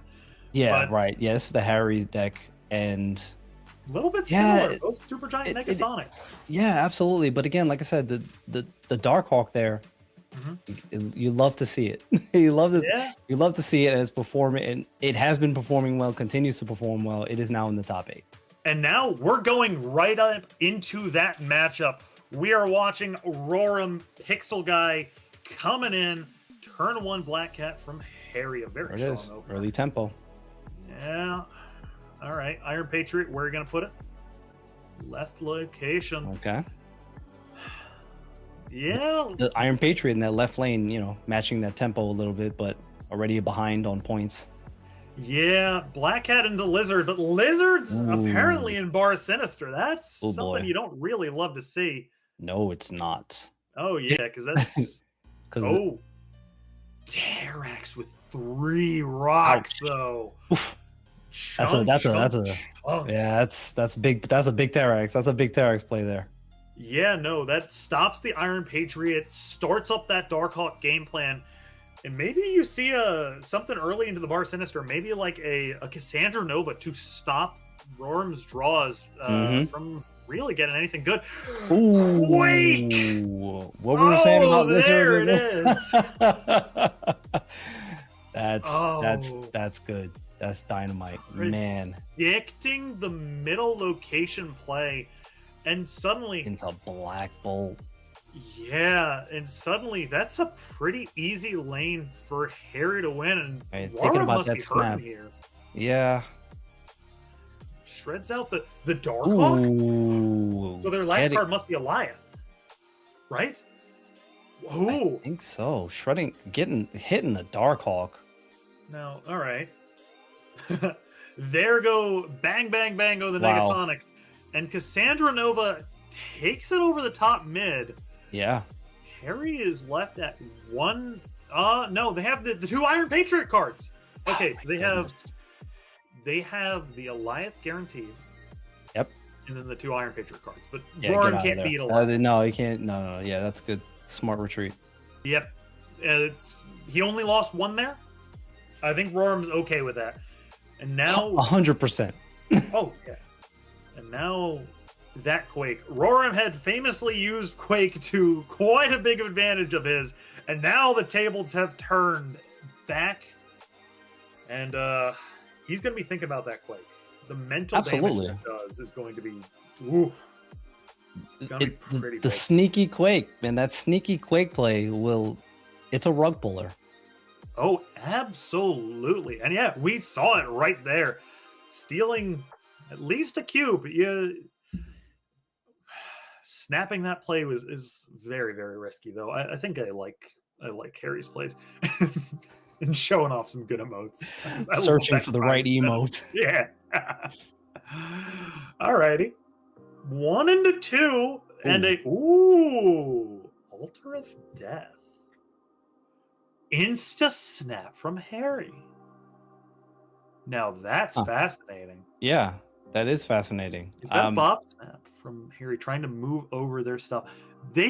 Oh no, it's Quake. It's Quake again. Oh, is Rarm gonna leave off that Quake possibility? It's a Quake again. You know what? That's a good retreat. Go and get out of there. Don't even bother trying to play the guessing game. It's too much. That is a very good, very strong early snap. And Harry may not have had it, but just the potential is probably enough. Cass. This is a good list. And we'll see if Supergiant makes an appearance in this the swing of this game. Yeah, I'm thinking Rora might be a little bit less inclined to play. Ooh, Hotel Inferno. Yeah, I think Rora might play the Supergiant a little bit less, just because your opponent has Eliath. You are suddenly making your plays very, very risky. Is not a great turn 3 from Rora. Don't love it. This isn't great. Yeah, limping to it, and Lizard is more than enough to contest, and Korg is enough to win. As, Harry has, in that one play, both stopped Roram's Iron Patriot and activated their own. This is not looking great. Not a good swing. That's a bad turn 3. Yeah, and Negasonic Teenage Warhead comes down without priority, and Rock comes out of the deck. Jeez. The turn earliest it could have been seen making an appearance, and that is woof. Yeah. That is a rough one. It is. I mean, it's nice to play into Nidavellir. Don't get me wrong. Oh, for sure. It's 5. You're getting 5 there.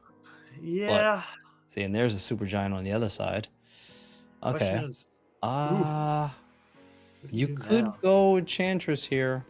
Enchantress makes a lot of sense, but it does lose a lot of value because with that Hotel Inferno, we know that Darkhawk is gone, and that's kind of the thing we wanted to hit with that Enchantress. It helps them with the wearing to put that Star brand, because then they could play the Enchantress now. They can come back with that later. Well, the problem is by playing Enchantress left.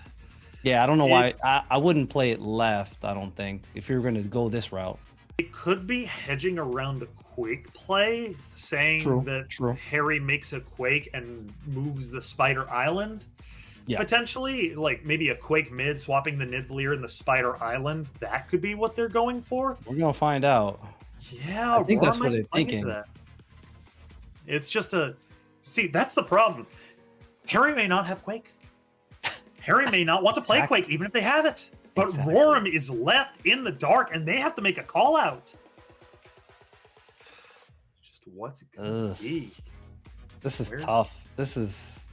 I feel like we're just limping through this here. Yeah, but Roram's going to stay for one more. Don't hate it. Oh yeah, no, you're only in for one. You're only in for 2 here, max, at the moment. So. Yeah, if they Quake mid, I think. Yeah, Harry guaranteed wins the right location. Ooh, this is spooky. It is. I'm thinking about retreating. Would you retreat here? I would retreat here because when you're doing all this, when you're juggling the cards like this, you just don't have the confidence. You're like, I don't feel confident in any 1 or 2 things here. And when you don't have that strength of what you feel is your play line, you're like, maybe I should get out of here.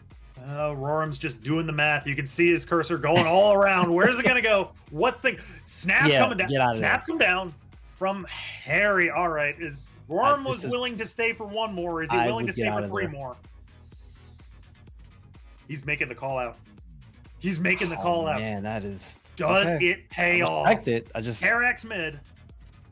Chunk, chunk, chunk. Hydra Bob moving to the right. What's it going to be mid? Okay, Is that a okay. Quake? Silver Samurai. It's the Samurai. Iron Patriot card. Yeah, that's. So Elias he had the shredded out. Elias, but yeah. Rock swings to the right. Okay. Which- Sauron comes. Thing wins mid. Bob Okay, goes that's back good. left on the snap. Right. Worm might take this. Well, oh, But there's the man, Quake. there's the Quake. But But no, Negasonic hasn't gone off. Kaboom! you're Worm right. takes it. Oh my God. Oh, he stayed. Wow. He made the call out, and it That is. paid You know what? off. Shout out to that, cause wow. Yeah, that is the top plays you have to make, and they're going to see nowhere else. No. He was in a very bad spot, and he found the winning line. That was a scary one, especially on that late snap. I would have left. Yeah. I'm Yeah, out I of think there. a lot of players would have left on that. That's. But, I respect that stay. It yeah. was he won. It won. It Absolutely. worked. absolutely. All right, Lizard coming down. Korg early, you hate to see it if you're Roram. But all right, let's see. Iron Patriot. It's going to Well, we be got the Lizard contested there. by that Lizard. Just a question of who has the better follow-up. Oh. Oh. Oh boy. Do you ever? Yeah. You do that. Okay, I like this. I like this play. I think strong. this is very, very strong. Gets enough bodies for the Stark Industries, trying to eat up as many of that 8 power buffs that he can. Yeah. What's going to come down from Harry? Snap? That's confident. That's. I think- think that's. He's thinking. Come on, Ron. There There it is. Uh-huh. Big snap coming yeah. down. You gotta press that advantage there. Yeah, he's got Enchantress for the Darkhawk. That's pretty big here. It is, especially at Ooh. cheaper Is he, cost. he's thinking about Supergiant. Would he ever go Negasonic Teenage Warhead left? Huh. Okay. He has priority. Well. This is fascinating. I don't know what Rome's is. going to do here. No. Wow. Harry has decided to. Are they quaking? They're quaking. Oh, that's big. Wow. And suddenly, none for thee and all for me. Harry has taken the entire Stark Industry and the Iron Patriot lane. Wow. All for themselves. A Wow. beautiful Quake play. Unbelievable. Wow. Now, the 0 is going to go off not on the rock because Supergiant is gone here. Right. Is Worm making a misplay here? Maybe. That doesn't hit. It doesn't. That's going to hit the next card you play. It's probably okay if it hits the Enchantress. Or maybe Sure, like the Iron but Patriot. But yeah, that's, yeah. yeah, it's still active. Right. Uh-oh. Yeah, that's tough. Yeah. you have to That's- sacrifice Iron Patriot now. Yeah, you're no longer getting that card. That is rough. It's like you got to sacrifice something. He should have held on to the rock. Yeah, I think that is just a misplay, and it's the Happens. pressure's getting to him. It We happens. are playing for a lot of prizes here. Absolutely. I don't A blame him. lot on the line. High stakes on the line. It's top 8. Oh yeah, this is big difference. This could be going all the way versus ending it here as okay. Darkhawk is relatively unprotected. They could come down with an Eliath on the right as Hydra Bob is drawn. But this is the play. Yeah. But If you- Shadow. This is where you accept the Eliath fate or not. Yeah. Now, maybe Roram didn't make a misplay. Maybe he wanted to get down his Cull Obsidian and had to play the rock to do so. That's also very true. He had to do that because he wasn't going to be. He didn't have anything. One there. So Double up there. Roram plays around the Negasonic Teenage Warhead by popping the Bob first. Very smart Okay. play. Enchantress. shreds the Darkhawk. Coming down. Is it enough? I don't think it's enough. Not Not by enough power. one. Yeah. Oh, Cannonball oh, hits nothing. Wait, nothing. Yeah, No, that's- it's Super Giant. And I think with the Shadow King, will it be enough? 10, we're going to tiebreaker, and Roram takes another 4. Oh my goodness. Wow. Holy smokes. Roram, you know, he That is- won one of the previous Golden Gauntlets with 34 card Monty, Listen, but he doesn't need RNG to take it here, and he's no, proven definitely it. not. One of the best. One of the best Yep. in the business. And speaking of the best, Sauron on 1, one of the best things you can ask for with this deck. Yeah, absolutely. Hydra Bob comes down from Harry. Both players are locked in for maximum. We're in high stakes. I think Red Skull's on vacation here. Yeah, haven't made an appearance. You're right. He's there for the Cerebro matchup, and you know he's like, all right, All right, I guess that's you not don't a need me Cerebro. here. I don't need to be here. Right, exactly. Maybe Roram wants him to make an appearance here, but He hasn't even drawn it yet. can't imagine he's mad about that. Yeah. I bet right. it shows up now that he's played the Sauron on 1. It might, you know, it's all right. what Let's see. summons him. Ooh, Cass on 2. Yeesh, yikes. That is an extra point of power and an extra point away from Roram's draws, but he does have that Shadow King. Yes. Yes, and that's huge. Oh, Ooh, well, Rickety Bri- not going to need Oh. that Shadow King. So this is one of the fascinating things. Bob jumps after Rickety Bridge goes off. So if Harry could, in theory, snap, he could move the cards in Bob into Rickety Bridge and win it. But Yeah. we're maxed out. This is Yeah, Conquest. This is a you're ladder. right. No more snaps. That's Mhm. it. Bob's where he is. Yeah, no, Roram might have been snapping that instantly, trying. No cubes is going to change, but he might have been making sure. Hey, I want to make it sure so you know they can't snap anymore and move that Bob out and win that lane. There goes. Ooh. Yeah, you're right. Look at there. There he And is. there he, what I tell you? What did I? Yeah, he called it. Looky there. And we are in a tough spot. Oh, Super Giant. Okay, I was like, why is it? Yeah, Roram has Hmm. priority and no Negasonic Teenage Warhead. See, that So could be Dark. if that's there it is. Oh my goodness. Oh, that's huge. Oh, listen. Well, Top okay. deck Now, heroes.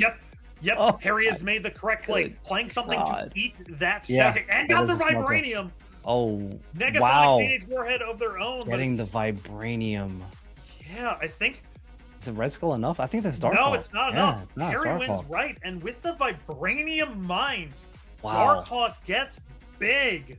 A very, very Sheesh. smart play, getting the Vibranium Mines early, getting it, and Yeah. making sure that Negasonic couldn't close out that game on the left. That is, again, also savvy play. Sometimes generally, a lot of times we're avoiding those locations, right? Mhm. The Vibranium mines and the electric gear. But sometimes you have a location like Rickety Bridge, you're like, yeah, you know what? If I could pull one of those Vibranium, that would be That's a free great. win. Yeah, Yeah. absolutely. Ooh.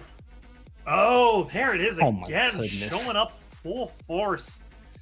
Hate to see that playing against Darkhawk because certainly anything you that's- put there is. That's again, and that becomes a tough matchup, right? Because it's like, Mm-hmm. I got to try to avoid playing there because Mhm. just feeding that Darkhawk. Oh, absolutely. But I think Roram is pretty happy to see both players playing their Iron Patriot in the same lane because Yeah. Pixel Guy has one of the biggest 3-drops around. He's Oh, predicting a boy. Quake. I He's mean- predicting a Quake, trying to move it. Ooh. Does Harry have it? Does Harry play it? This is. We'll see. It's like, there's Wow. the Quake! He Wow. called it out! That is. see? Wow! Excellent. That play. is excellent read. huge. Oh, Excellent read. Roram, such a beautiful play. Wow. Suddenly, Roram has stopped Harry from winning their Iron Patriot lane. He's won his own. And won his he's- own. With that call out, if Harry had hit that call out, suddenly Roram plays into the Vibranium Mines. Darkhawk gets so much bigger with that. And now Darkhawk stays small. Wow. This is, and now, oh my goodness. Beautiful play. And then Sasquatch on top of that. Sasquatch is very large for very cheap. Big time. It's something you absolutely love to see here. Now, Roram has a fascinating thing he can do. He can end off with that 0 and 0 the Red Skull, because that will be the next card revealed, and I think he's going with it. Plus, he's playing it left, so it gets the buff from Washington, D.C.? Ooh. Yeah. That's the thought process there. No. But then you have the Rock also. Well, I don't hate this either. This is fast. I think Rock should probably be coming down left. Is Negasonic might come down as well? Ooh, okay. Doubling up mid. This is interesting. What's Roram gonna do? I feel like you're supposed to hold Sasquatch. I feel like you could hold that. You play a couple because you're free. All right. Roram has made a lot of good plays. I don't understand this one, but I don't need to understand it. It needs him to win. It works. That's all that matters. Yeah, he's been making some wacky plays that just look real good. Yeah. And it's gonna be an uphill battle here for Harry with no Iron Patriot discount. This is fascinating. Yes, that's. All right, so I guess the Rock could be first, so we could go. He definitely definitely wants to turn that off. He can end with a 0 if he wants to go with a Negasonic Teenage Warhead, and that hits the Rock rather than something else. But right. Yeah, this is tough now. All right, 0 Red Skull. I mean, now he's just trying to cover all bases. Yeah, with Negasonic Teenage Warhead, he is guaranteed. Oh wait, no, he's not. No, he didn't. No, yeah, he didn't play out the Negasonic Teenage Warhead there. Not. Is that Darkhawk mid? That's a 5. It could be something like a 5. We just don't know. We don't know what that is. We don't. It could be. It's not Negasonic because Harry doesn't have priority. He wouldn't play it there. Just a question of what's underneath, what's gonna happen. Alrighty, let's see it. Roram, are you gonna lock this in?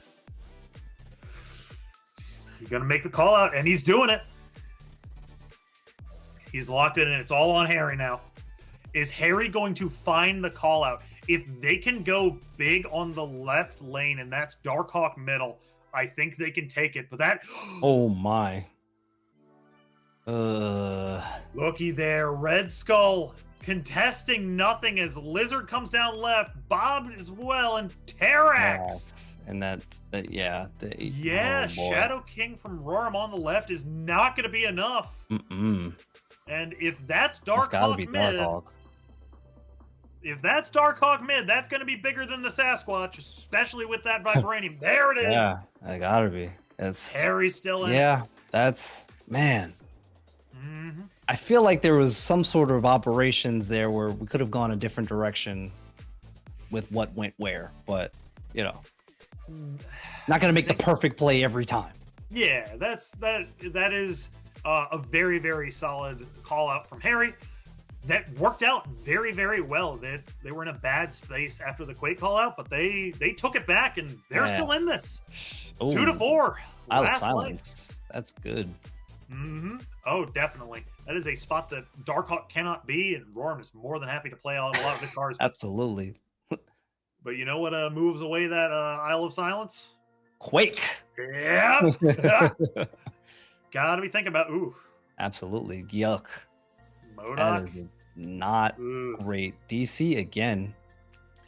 Yeah. Making another appearance here. It's just a question of, does Roram think a Quake is coming out? They hedge around Quake right with this play. I like this play. Yeah. But Cassandra Nova giving up the Iron Patriot lane. Got the Shadow They could have King, contested. too. Yeah, they could have contested for sure. Huh. Interesting. Opting not to. Fascinating. Well, Shadow King's going to be very nice. A Super is. Giant might come down. Yeah. And even though, yeah, Super Giant, yep. And even though Modok isn't terrible, you can now Super Giant into Modok, and that really doesn't hurt you here. Yeah, you can get it out a little bit early. Save off some of your last turn plays. Yeah. Roram's got to be worried about that. About that one Quake. It's Oh, like, yeah, that does it Shadow King's happen gonna be now? Yeah. Does it move the Isle of Silence? What's gonna happen? Yeah. And it's just, I like this. I think I would hold the Star Brand. oh, the Star Brand does come down last. I don't hate it.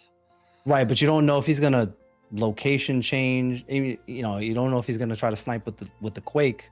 Well, the problem is if he snipes with the Quake, it's either happening now under the Super Giant or last turn, and Right. Roram can't know that. So I think getting the Star Brand down now is not a bad thing to do. It's just, does he play I it in would the go right with- spot? Yeah, I don't know. I would go with the Modok, just because Yeah. then now you can. I think you don't go with a Modok just because you can Negasonic Teenage Warhead plus Modok last turn. If you That is have also true. the Star Brand now, Correct. if you did Modok instead of Star Brand, you're locking yourself into like Red Guardian plus the Star Brand last turn, and locking yourself out of Negasonic that can easily come down on the left now and maybe take it. Ooh. In true indeed. I like this play a lot. Just a question of what happens now. Eliath is really hurting here. If they Eliath right, that just buffs up the Star Brand from the Washington, D.C. and removes its downside. Yep. Oh, and yeah, Harry can't really... Harry has lost priority. Right. So that's not even. Yeah, the option. Stark Tower changed it.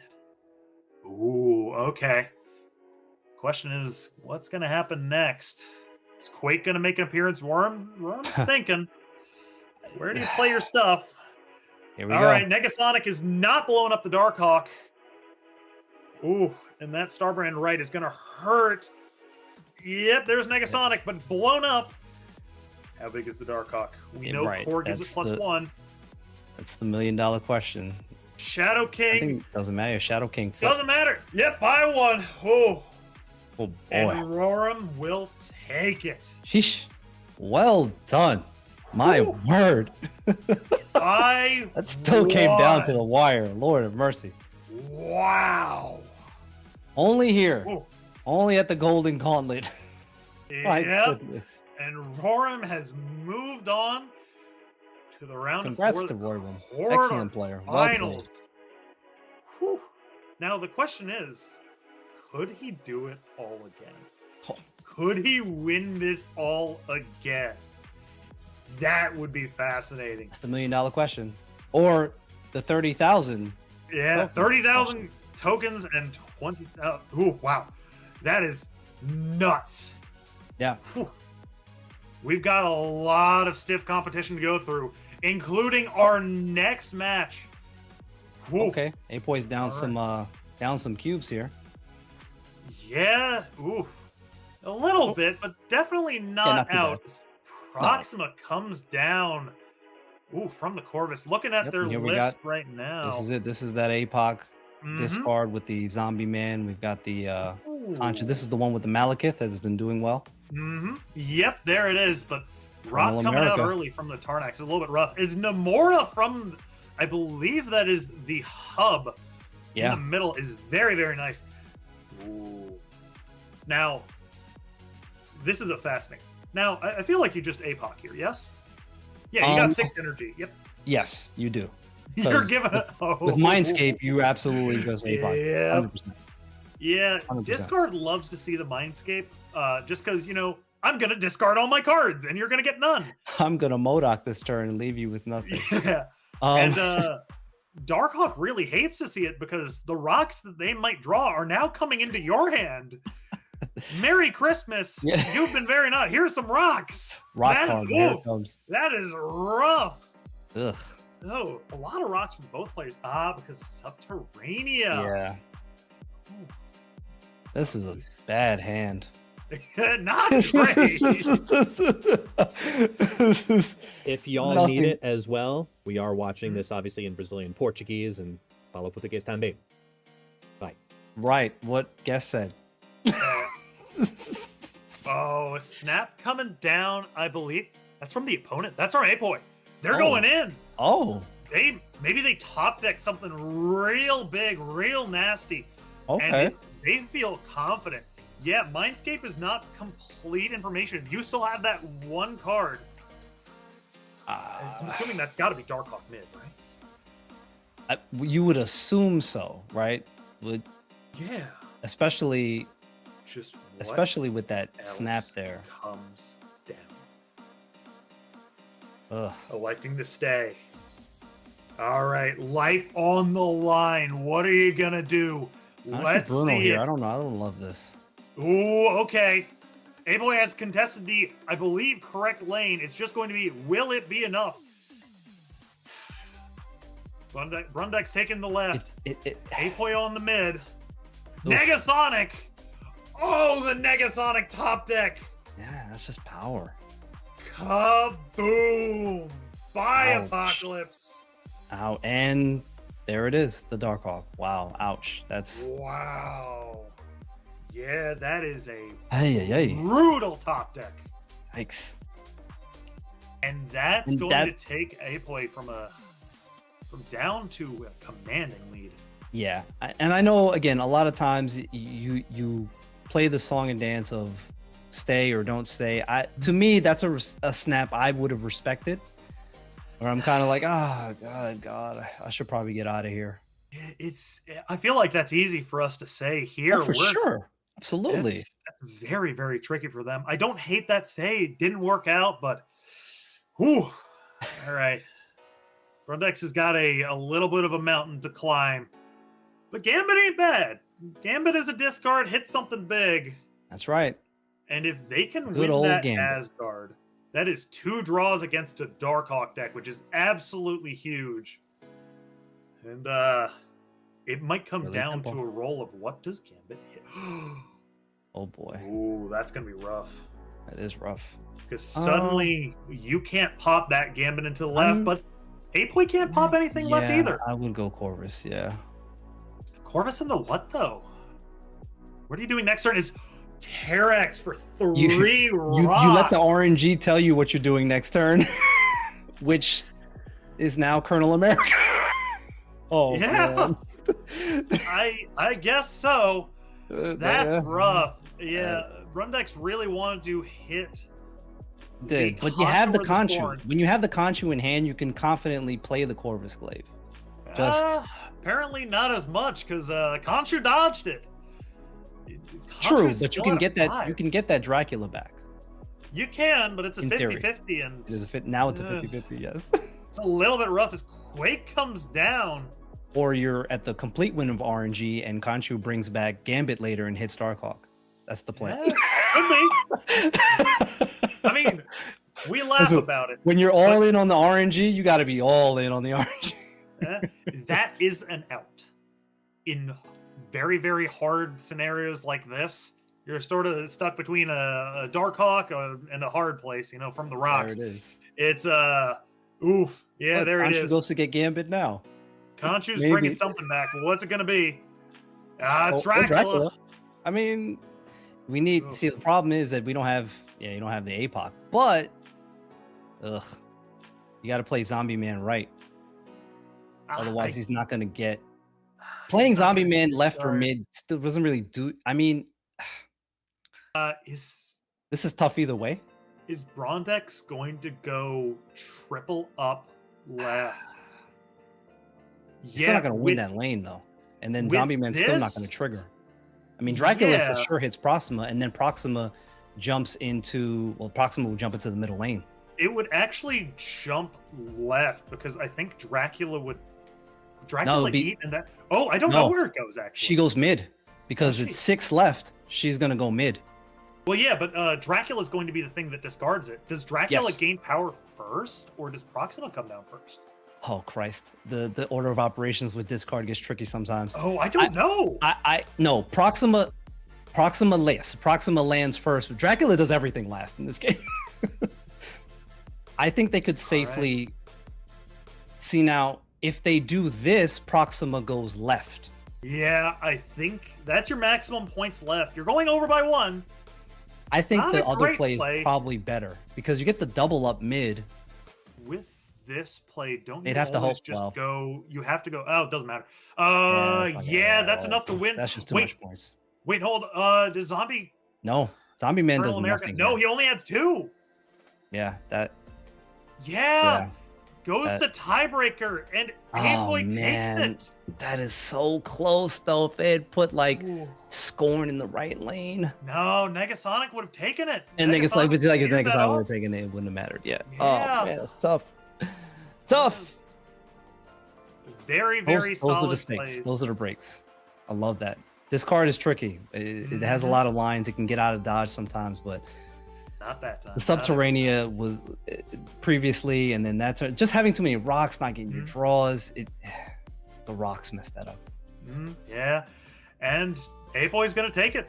They are Yeah. moving on to the top 4. Wow. Ooh, Wow. all right. Unbelievable. God, love to see it. Darkhawk. Wow. Yeah. Showing up in full force. Just because your opponent isn't Airship doesn't mean you can't win. It's just, a little bit harder. Darkhawk, baby. Strong showing today. Mhm. Yeah. And I'm back. It's true. Darkhawk has re-emerged in the meta of Marvel Snap, and we're seeing the success all the way through the top 16 and now into the top 4.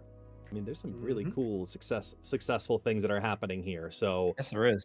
with that said, though, Gaming with Flash, Husky Puppies, it is that time that we give you two a well-deserved rest. You have been at it for the last several hours, absolutely holding it down to say the minimum here on the broadcast. So if you're watching this live, send all the love to these two amazing creatures here on this screen, all the emotes, all the positivity in the chat, because y'all did a fantastic job. As we get ready to head into the top 4, I would love to ask, let's first start with Gaming with Flash. Flash, where can our audience here find you after today?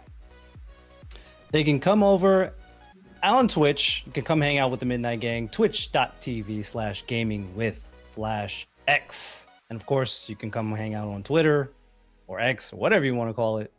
I'm over there at GWFlashX. So it's a little different there. Oh, yeah. Husky, Thank you. what about you? Well, you can only find me in 2 places. One, you can find me on Twitch at twitch.tv/huskypuppies35. The second place is hiding in your walls. I'm there. You just gotta look hard enough. All right, we're good. And with that said, we're gonna get ready here. We're gonna reset, bring on the one and only duo that you have probably seen before just a couple of times here as we get ready for the semifinals. So stick around, folks. We'll be right back.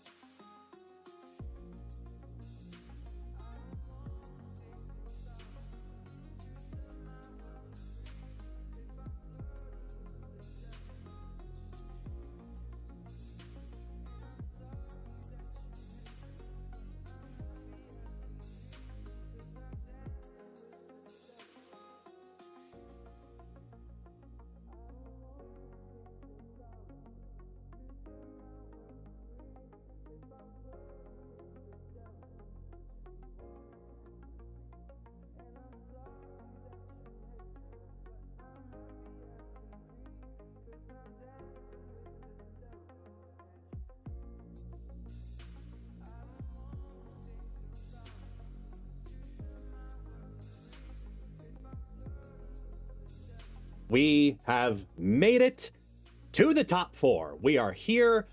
Thank you so much for being here with us. For those who do not know, my name is Guest, also known as It's Guest Gaming. It's been an honor to be your MC so far, and now I'm excited to be here for the top 4.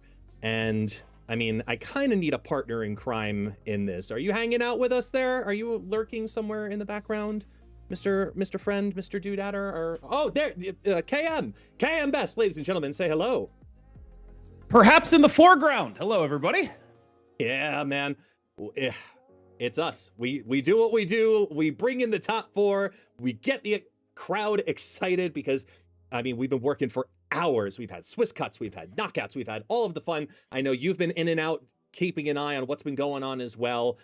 First off, say hello to the world. Let's see what's been going on in the world of KM Best as we head into our top 4 today. Hello to the world. I'm KM Best, and I am so excited to bring you this top 4 alongside It's Guest Gaming. There are so many decks that I have been excited for across the field, but I do want to give a special shout out to Iris with the Dakin list. That is a deck I've definitely been keeping an eye on, and a player I've been keeping an eye on. She's been an excellent player with off-meta decks for a while now, so it's very nice to see some tournament performance from someone I recognize as a very elite ladder player, doing something that is, I don't know how many people know this, very unique to her. This kind of Dakin list was where I first started noticing Iris on ladder. This is the kind of thing she was playing, and now she's back on this. A little bit of behind the scenes, I will confirm live on the broadcast that I did catch Iris complaining about ego showing up when she had the nut draw in a previous game during the game. In other words, tabbing out of the game to a Discord server to talk about that. That's the level that's being operated on right now. Just all in, zoned in, except when ego shows up. Yeah, I mean, this is not that moment where you just go ahead and, yo, it's an ego match. Okay, let's go in for 8. You know, I'm that guy. I do that on ladder. I still have fun with that because it is a game and we are supposed to be having fun with it.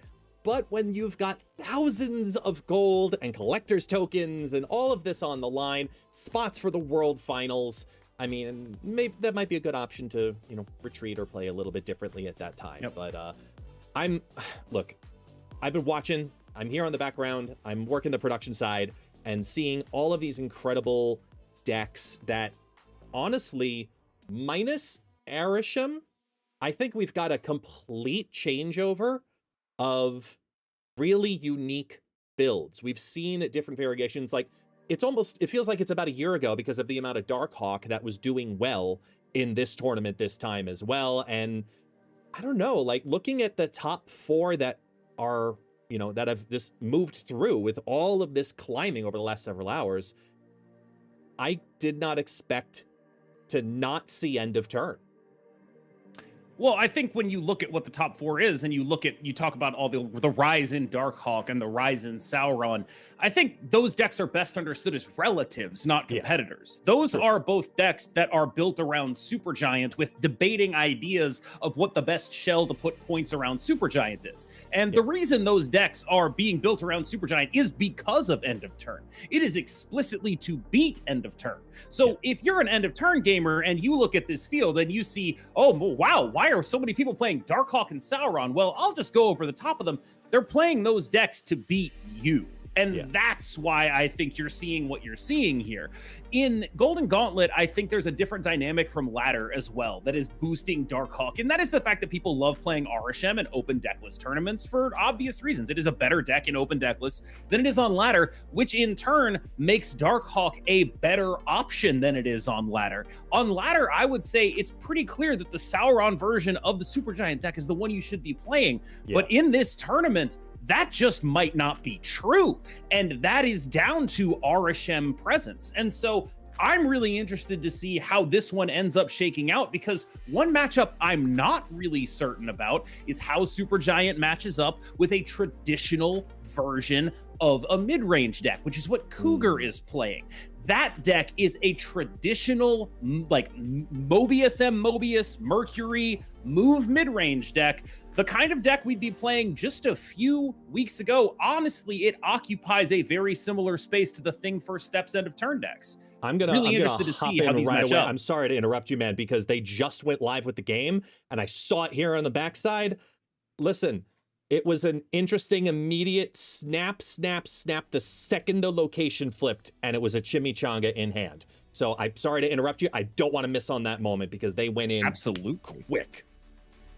Yeah, this is a deck that is built on copying Dakin's ability, which scales with points. One of the big things that Iris brought to this deck was the addition of Agony, and having a free Agony is something you're very interested in your Sebastian Shaw Dakin deck. Yeah.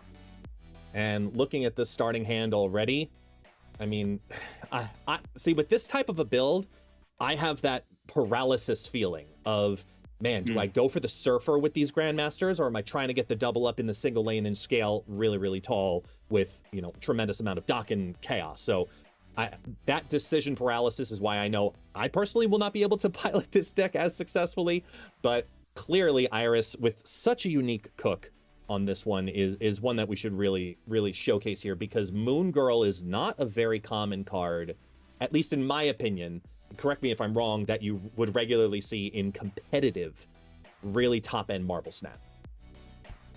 She's gotten a lot better, to be clear, but one thing that I think is notable about the way Iris has approached this is there was, I would say, previously a Shang-Chi in that Moon Girl slot. It was the additions of Quinjet and Moon Girl came relatively late in the deck building process here.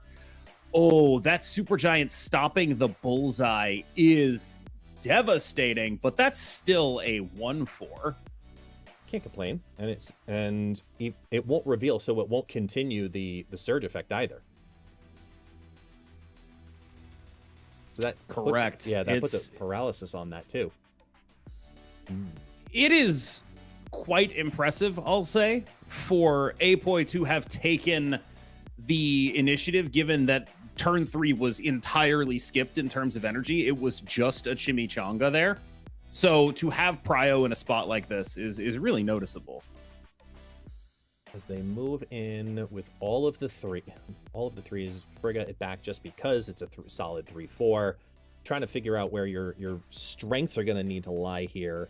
And just going super tall left, because then you're going to get the reprocking afterwards and compete right. Man, that's very difficult play of where you need to allocate the power right here.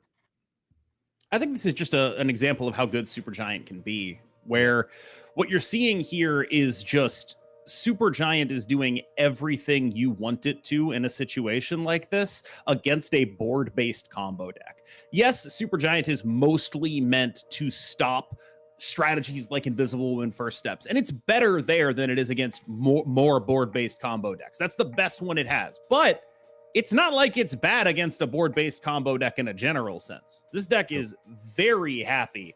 That's going to snap back. We got to snap back. He was going to push in for 8, and Iris is like, you know what? Not today. We're in the top 4.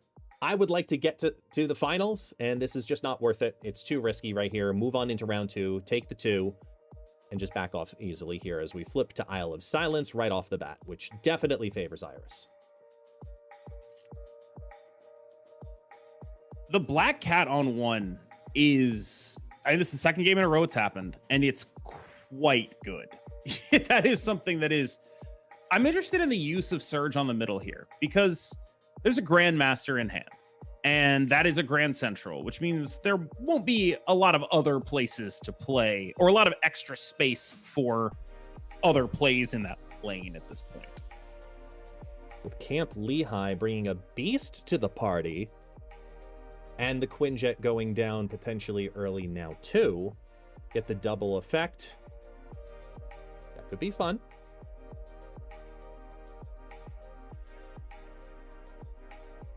The interesting bit here is I think that Dakin has to go left because of the Grandmaster, even though you're not planning on contesting it. Yeah, just in case.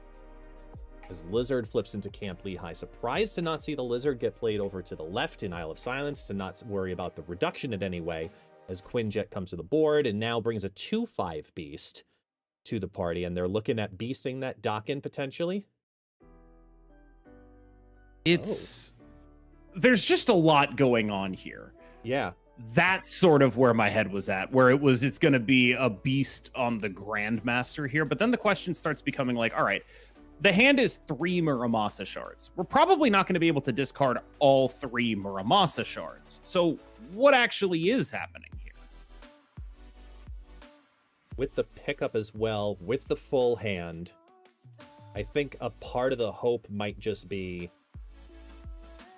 letting the Dakin do its thing, and even if it pulls 1, you're basically just increasing your odds. That's all you're really doing. You're not trying to get multiple procs is how I read into this. It's just increasing the odds of getting that Muramasa shard to be hit fast. Right, so it's this into, say, Moon Girl Silver Surfer. Right, double Silver Surfer potentially, and spread a couple of 3s on the power there, because I think the worst case scenario would be the Silver Surfer getting pulled, and there it goes. That is what Gets happens. dropped into the Grand Central. Silver Surfer goes down, puts the buff immediately onto, oh yeah, just a beast, and now needing to play around these late reveals with a couple of shards in hand and just an Agony on the top deck. I don't feel really good here. The Agony could go left and make the Dakin enormous. It's just a question of how do you win any other lane. Dakin was dropped before the Gambit, so it would affect it. Yeah, it would hit the order. So it's, if there is a stay here, it's like all-inning the right lane with Moon Girl Surge and then Agonying the left. And that leaves only shards into the hand at that point. So it's a guaranteed. Alternatively, I guess you could also go for the middle depending on how you feel, but there's like a lizard there. Like this is, yeah. I mean, you fill up that lane, lizard drops down to 2, and that's a safer situation versus being down 4 in the middle lane with an unrevealed card, no? I would suspect that it is, yes. I think Iris is starting to come to that same conclusion as well, knowing that it's only those 2 in hand. Try to compete, drop down the lizard. It's just, where would a Negasonic go, right? And it would go on that right lane. And if there is a Negasonic on that right lane, it's over, right? I mean, the Surge with the Negasonic, it's only 1 power, so we'll find out. They go with the Negasonic over in the left-hand lane as Hydra Bob flips over to the right. Agony is going to be destroyed, so it's going to reduce what that Dakin wants to do. Here comes the Moon Girl putting a lot of shards into the hand. It's a 1 in 4 to guarantee a hit, which means that the Dakin's going to go to 8. Go ahead and flip to reduce the ability on that lizard through the magic of Quake, and a Mockingbird over the top of it as well. I don't see a line here on the tiebreaker unless if it hits the Mockingbird. It doesn't. And the tiebreaker favors Apoy.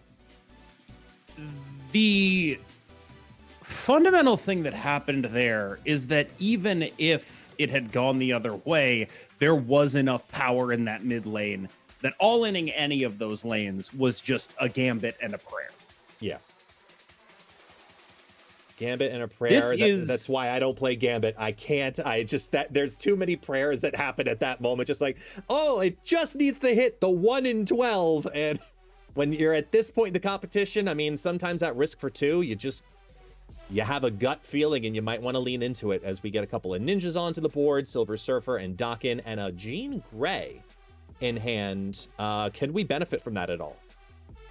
Unlikely. This deck is a board-based combo deck it wants to set up, which means it just doesn't have time to take off. The real difference in this game has been the reason this deck plays Luna Snow, for example, is to have more time to do more things.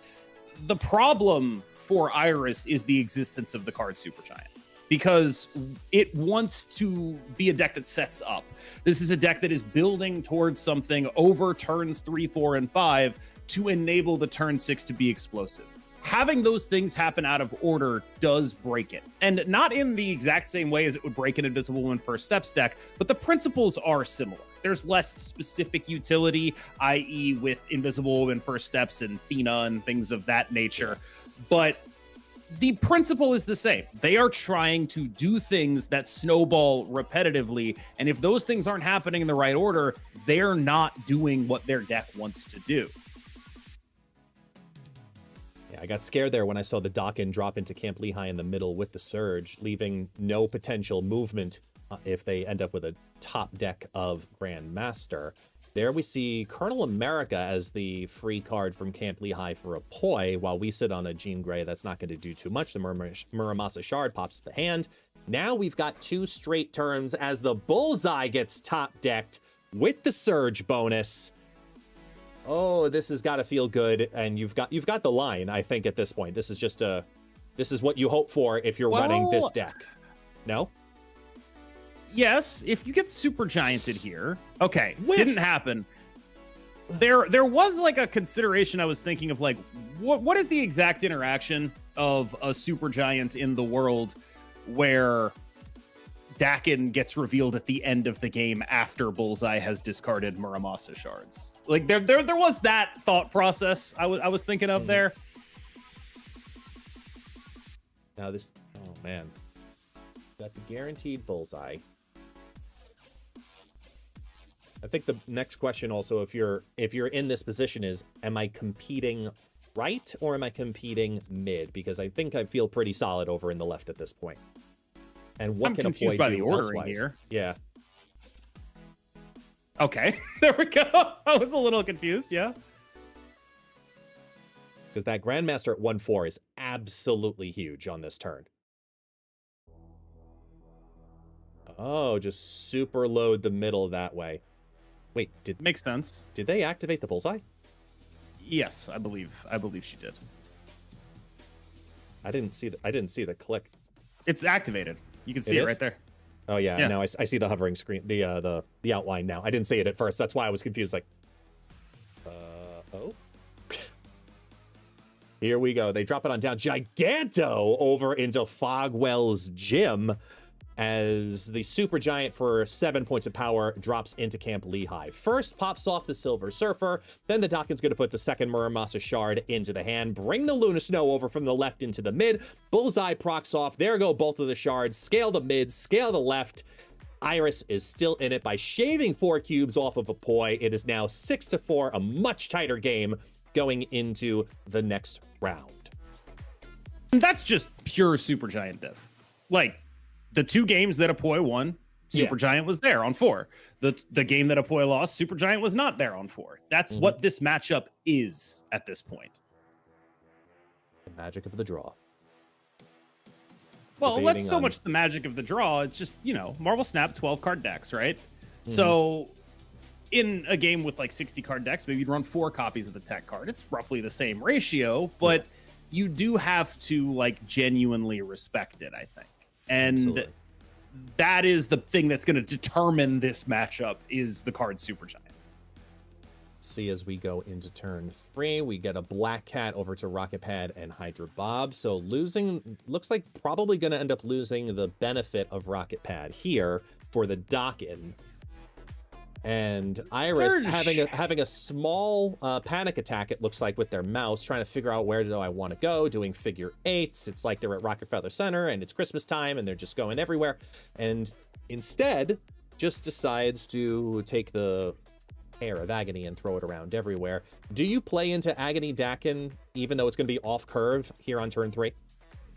That's the biggest issue here, is like, if you put an Agony somewhere and they just have the card Negasonic, you feel really bad about that.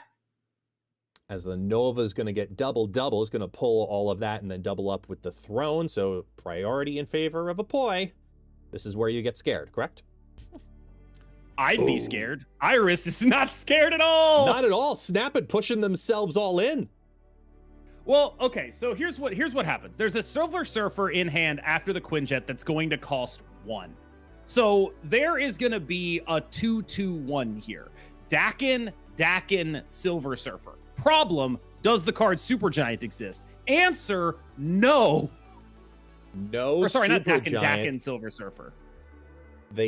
Looking for the reduction. If they're looking for the reduction at this point, though, I don't even feel like they have it in hand for power.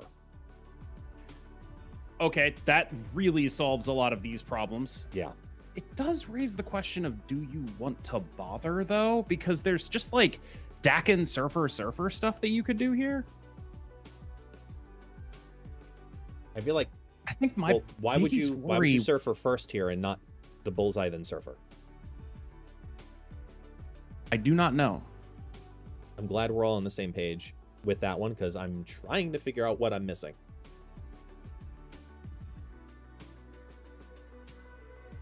They keep doing This it. isn't in the that first order, too. time either. This isn't the first time she did the same thing last game. It Just came up cryo last throw? game That's as it? well. Like, I would guess, but Yeah. I'm not sure you're actually risking that. yeah, you wouldn't have been over in the left-hand lane. Now with 6, yeah, there's your Dakin, Surfer, activate the Bullseye. Wow. Correct. With the cryo throw. So you just have to basically play around Goliath is what Iris, I think, is going to be doing here, no? Not going for the double deck and going instead for a gambit.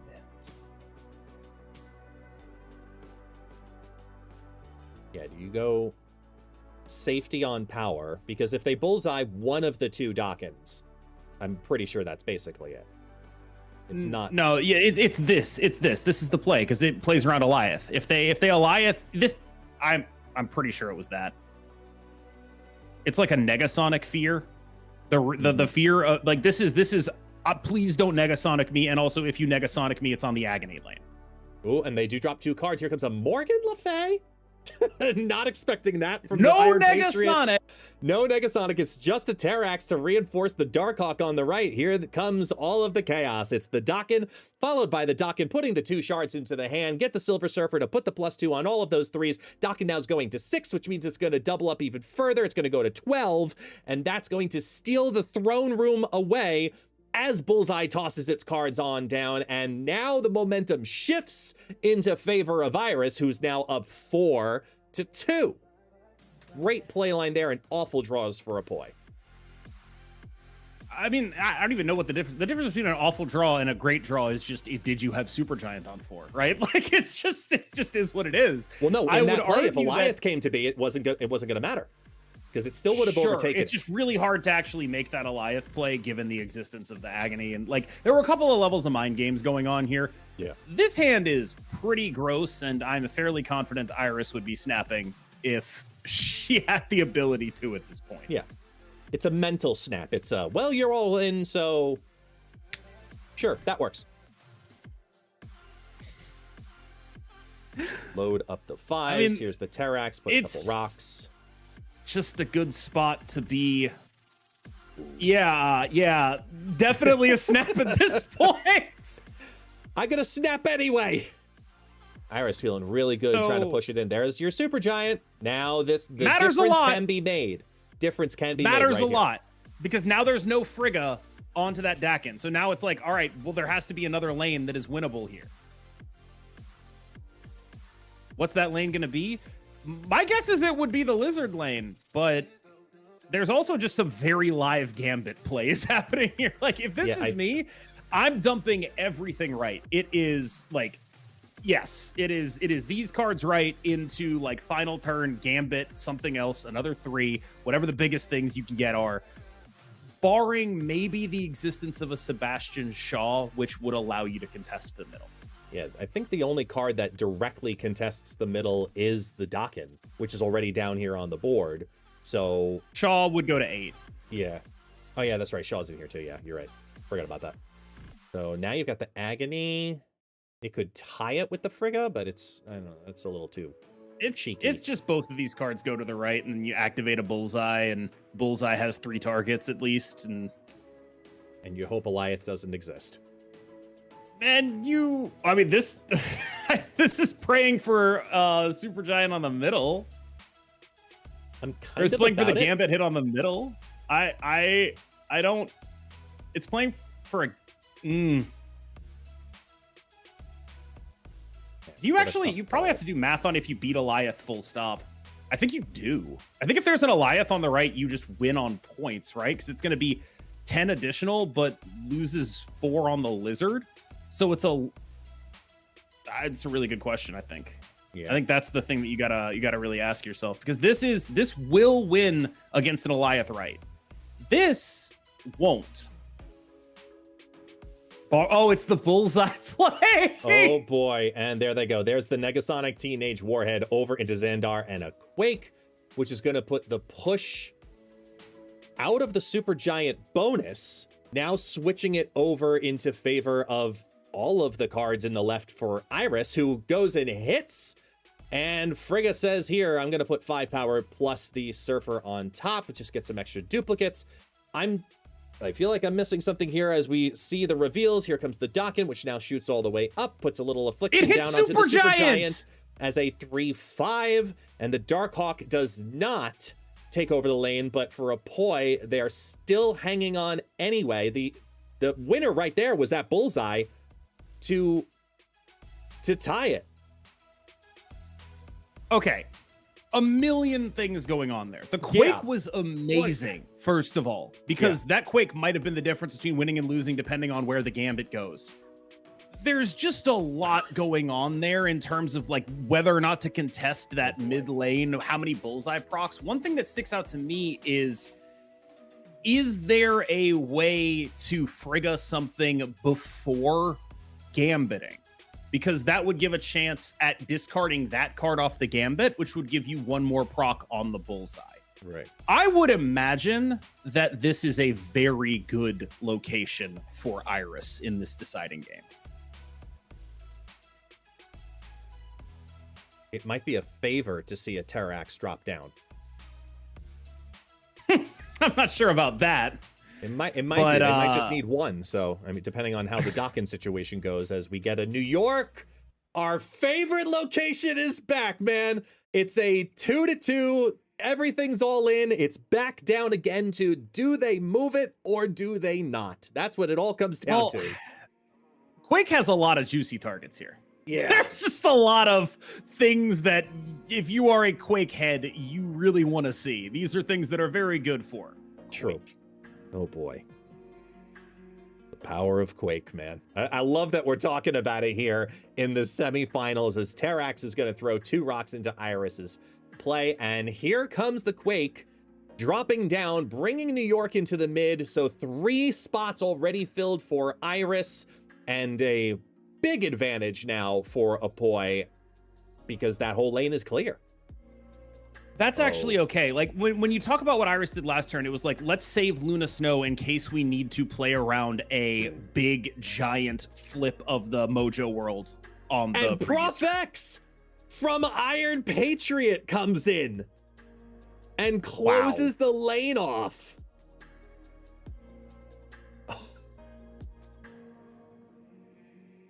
Oh boy.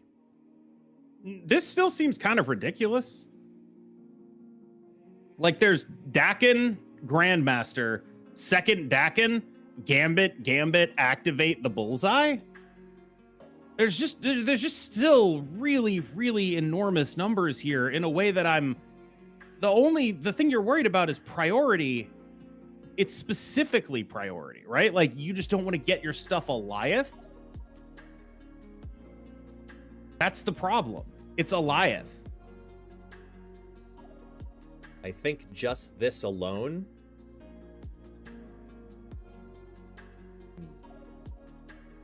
If you're gonna do this, you might as well do Dakin Grandmaster and just go for everything at this point. Right, because at least that way both of them get down, and you are going to be able to bullseye both of them, and you don't get or they don't. Yep, or they don't. Because now Dokken 1, sure, you get a shard in the hand, but Dokken 1 is done. Dokken 2 is going to appear, put the Muramasa shard in the hand. Now Grandmaster is going to move it into the mid, give another Muramasa shard. So, I mean, 32 power is great, but how are you winning the left when priority is favoring Apoy and Alioth exists? You pray for bullseye activations and a misplay, I think. Oh boy, here we go. You pray for Alioth not existing. I think it's just down to, I mean, even the Darkhawk, I think, left takes it. As Quake moves over, 2 cards drop into Elysium. There's the Alioth disabling everything underneath, and a Hydra Bob to boot. Gambit says that's nice. Gambit says that's nice. Silver Surfer says that's nice. And at least Dawkins going to grow here to 32 power just because. But with that, Iris is knocked out by Alioth, Hydra Bob, and crew on Apoy's side as we get ready for the second semifinal match now. Congratulations to Iris. You did an absolutely fantastic job making it all the way here to the top 4. I said everything was about Supergiant. I failed to account for Profex Iron Patriot Mojo World. I failed to account for the other way in which can make this matter, because otherwise it is very difficult to overcome without Supergiant. That's a pseudo Supergiant, and a pseudo Supergiant was all that was needed for Apoy. Absolutely phenomenal play to scrape out those wins without the card that defines the matchup. Yeah, really, it pains me to watch it happen that way, but at the same time, it makes me very happy to see Darkhawk doing generally as well as it is. And the power of Terrax, I think that people underestimate that card specifically with deadening a draw so regularly. I think Terrax is a solid role player, but I think it's less about what Terrax is and more about what Rock Slide isn't. And that's true too. It's really just down to the deck doesn't have the ability to play a 4-cost card that puts rocks in deck. And it does have the ability to play a 3-cost one. So Terrax is great, but mostly all down to he fits the curve rather than, like, if Rock Slide was a 3-drop, we'd have a lot more conversations about it. He's not, so it's Terrax and it's not a question. Yeah. And we're going to be moving on here. We're going to take a look at our second matchup. This is Rorum's deck with the, well, I think this is a deck that is saying, hey, Shang-Chi was a card and now it's not a card. And that's how I read this list. Yes, you have Supergiant, and we've talked about that at extension, but a lot of Sauron decks were put in control in the past because of that massive lane clearance. And I feel like this variation of it, showing the Iron Patriot, showing the control element from Red Guardian and Supergiant, it's just a unique balance where normally on a Sauron deck, you kind of go all in on what that archetype wants to do. But this is a much more balanced variation, in my opinion. That's because it's not a Sauron deck. This is a Supergiant deck. You see the inclusion of the Negasonic, you see all that stuff. Like, that's what this deck is actually about.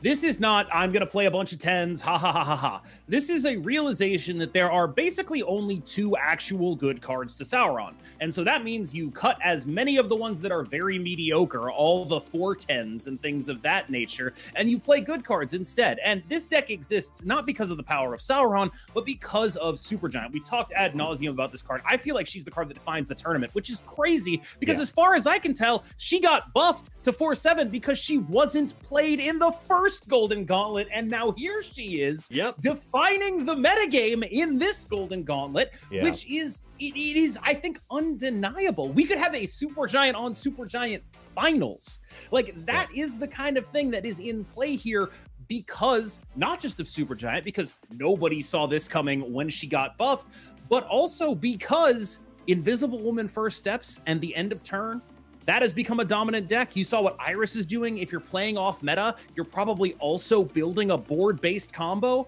Supergiant puts them in the dirt. And we're going to see how it all fares right now. We have Rorum, also known as Pixel Guy, going up against the Hydra Stomper Chaos of Cougar. I never thought I'd be saying Hydra Stompers in the top 4. I will say this. I believe in Hydra Stomper. I found a deck that ended up being very similar to what Cougar was taking on Untapped. I brought it to a chat room that I have with a couple other high elo players, and they all told me I was coping. So when Cougar submitted this, I told him, I'm rooting for you because I don't think that it's cope. And so here we are with this as the lone remaining mid-range Mercury Mobius. Everyone knows my style. That's very much my style of deck. It's the lone remaining option here for anyone who wants to do stuff of that nature. And is this a Sam Wilson from Cougar? It is. That shield is not going to -2. Oh, I love having the double Sam Wilson effect where you're just ping-ponging back and forth as a Starbrand's going to drop on down as is and get a snap in response because of the magic of Ares with Iron Patriot, who's going to be ridiculously reduced down as well. I'm a big fan of that snap right there. Yeah, I would imagine copying a 12 power 1 cost card is probably good. Generally. As you see the shield Who go can to say, the left. really? It's true, yeah. You see the shield drop on over into the Sam Wilson lane of cloning. That's the Batrox there. So now we're going to have racing between the Captain Shield and the Captain America over on the right going into the next turn. But with that Ares, I mean, you're going to want to duplicate that twice, no? I can't. This is also fine. There's not a lot to complain about here. Like, is it all that bad to have a 3/10 and keep the Ares in reserve? No, it's not all that bad. Is it also worth considering that Rocket Pad's going to be buffing both the shield and the Batrick at minimum here? Because that's a lot more floating power. As you see the Batrick over into the right-hand lane with Mercury into the cloning vats, preventing it nothing in movement for this deck. With the Silk over into the Rocket Pad, gets fired over into the Thunderbolt Tower. Here's the 0 afflicting that Starbrand. Now it's just a clean 3/10 as we watch the Rocket Pad beef up the right lane heading into turn 5. I find it hard to imagine Roram losing from here. It seems quite difficult for me to comprehend how it would happen. Yeah, I'd imagine it's on the Shadow possible. King too. Oh wow, I forgot about that. Yeah, there's just a lot going on here that makes me feel like it's probably pretty hard to actually take an L. You get the late movement from that Juggernaut over into Thunderbolt's Tower. 16, Ares goes up. Now it's, like you said, a 112 in hand. Starbrand number 2 drops down. And this has gotta feel good if you're Roram Pixel guy. I find it hard to imagine a way this doesn't work for Roram. There is the potential of various Mercury cannonball things happening on that right lane. True. Maybe it's a move shield to the middle, Mercury cannonball the right lane angle. Potentially. Yeah, like that. Or things that could happen. The fear of cannonball is very prevalent. One of these lanes is getting Mercury cannonballed. The other one is getting the shield go to it. So I think if you just sit there, you're probably looking at, is it possible for me to lose if the lane that gets Mercury cannonballed is the left, which it is not. So then you end up on, I'm all-inning another lane so I don't lose to Mercury cannonball. Silk. Red Guardian Order is a little odd here. Yeah, with Shadow King. Yeah, I was about to say, would you do Shadow King first, then Red Guardian? I would. I think maybe there's. I would say it'd be to play around like potential weird juggernauts. Wow, sticking it out, Cougar. Okay, Cougar says I've got the movement. I'm going to move over one Batrick over into Rocket Pad. That's pretty much a secured location as the Red Guardian comes in first, hits Batrick number 2. Silk is going to shoot over into the left-hand side. Shadow King now undoes that. Then the Ares comes in one more time, barely squeaks out another doubling as Hydra Stomper drops in. It's going to be a large Hydra Stomper, but it's not enough to take over that middle lane as Electra comes in just because Electra, which swings the Silk back over into the Hydra Stomper. And all that movement means Pixel Guy still has 10 cubes. I think I understand what was going on with the Red Guardian Shadow King now. The idea was that you push the Silk out and keep the debuff on the Silk as opposed to keeping it in this lane specifically. Yeah, that's got to be a retreat. I mean, one of these players plays a 3/10. Yeah, that's a simple, perfect emote for like, I'm sorry, my bad. It's just the luck of the draw. It's 10-4. Pixel Roram is basically saying, I don't make the locations. It's just the 13th card, man. and Yeah, immediately I goes for think the this is push on this one really- too. It's a great snap on this moment on round 4. It's just saying, I think I'm favored. I have a location that favors me. I'm not actually positive that it does, but Enchantress goes a long way towards making sure that it does, I think. Puts the safety in play as Lemuria drops down. Nothing too crazy here for them, but it's going to be a lot of unrevealed cards if Supergiant drops on 4 too. Ooh, and a raft. Raft. You got to compete for that if you're Cougar. I would imagine one of those is a Sam Wilson. I don't know that Roram actually has the ability to contest this right now. The Mobius is huge, though. It stops the Iron Patriot, which I suppose is nice. And the raft. Yeah. I mean, granted, it was a Darkhawk that was drawn, so it's still a relatively decent 5-drop in worst case scenario. Just trying to decide where the bonus comes to play here as they go ahead and fill the raft right away. Stay all in. Cougars up for their tournament life as Silk and Batrick are going to swing from the right to the left, ramp the Craven up to 10. It takes the bonus on Monster Metropolis as Hydra Bob also moves over, gives the Craven even further. Nice position. I mean, that was probably the best possible situation that could have happened for Cougar in that moment. That was as good as it gets. Yeah. There is nothing that could have been better than what happened there. Yeah. That is entirely lane winning, could be game winning, could be series winning. Keeping them alive is the name of the game at this point as they get a 2-6 safely in hand. So you've got a clean Negasonic no, you don't have priority, but you have a clean Starbrand situation. You can Negasonic that one individual card, so that should steal that, could steal that lane. I'm trying to think. I think what's 'cause the Silk worrying me moves out, correct?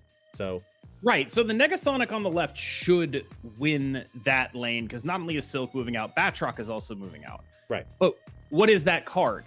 Is that a 5 and the 0? Ooh, and the Cannonball shoots out to the Iron Patriot. It's going to move the Batrick into Lemuria first. Here comes an Electra just for a little bit of extra power. There's the 2-6 followed by the Negasonic Teenage Warhead that shoots out the Silk, which is going to then later on, I believe, move back because here comes the Juggernaut, hits out that Negasonic over into the raft, keeps it alive as Miles Morales brings the Silk back over into the left as well. They go ahead and flip on over the Enchantress for 8 power. As much as that wins the Lemuria, Roram loses his first cubes of the match. Without a raft card played. I can't imagine what that card was, but it must have been the it was Destroyer, Infinite or Destroyer. The Infinite? You know it was. It had to have been.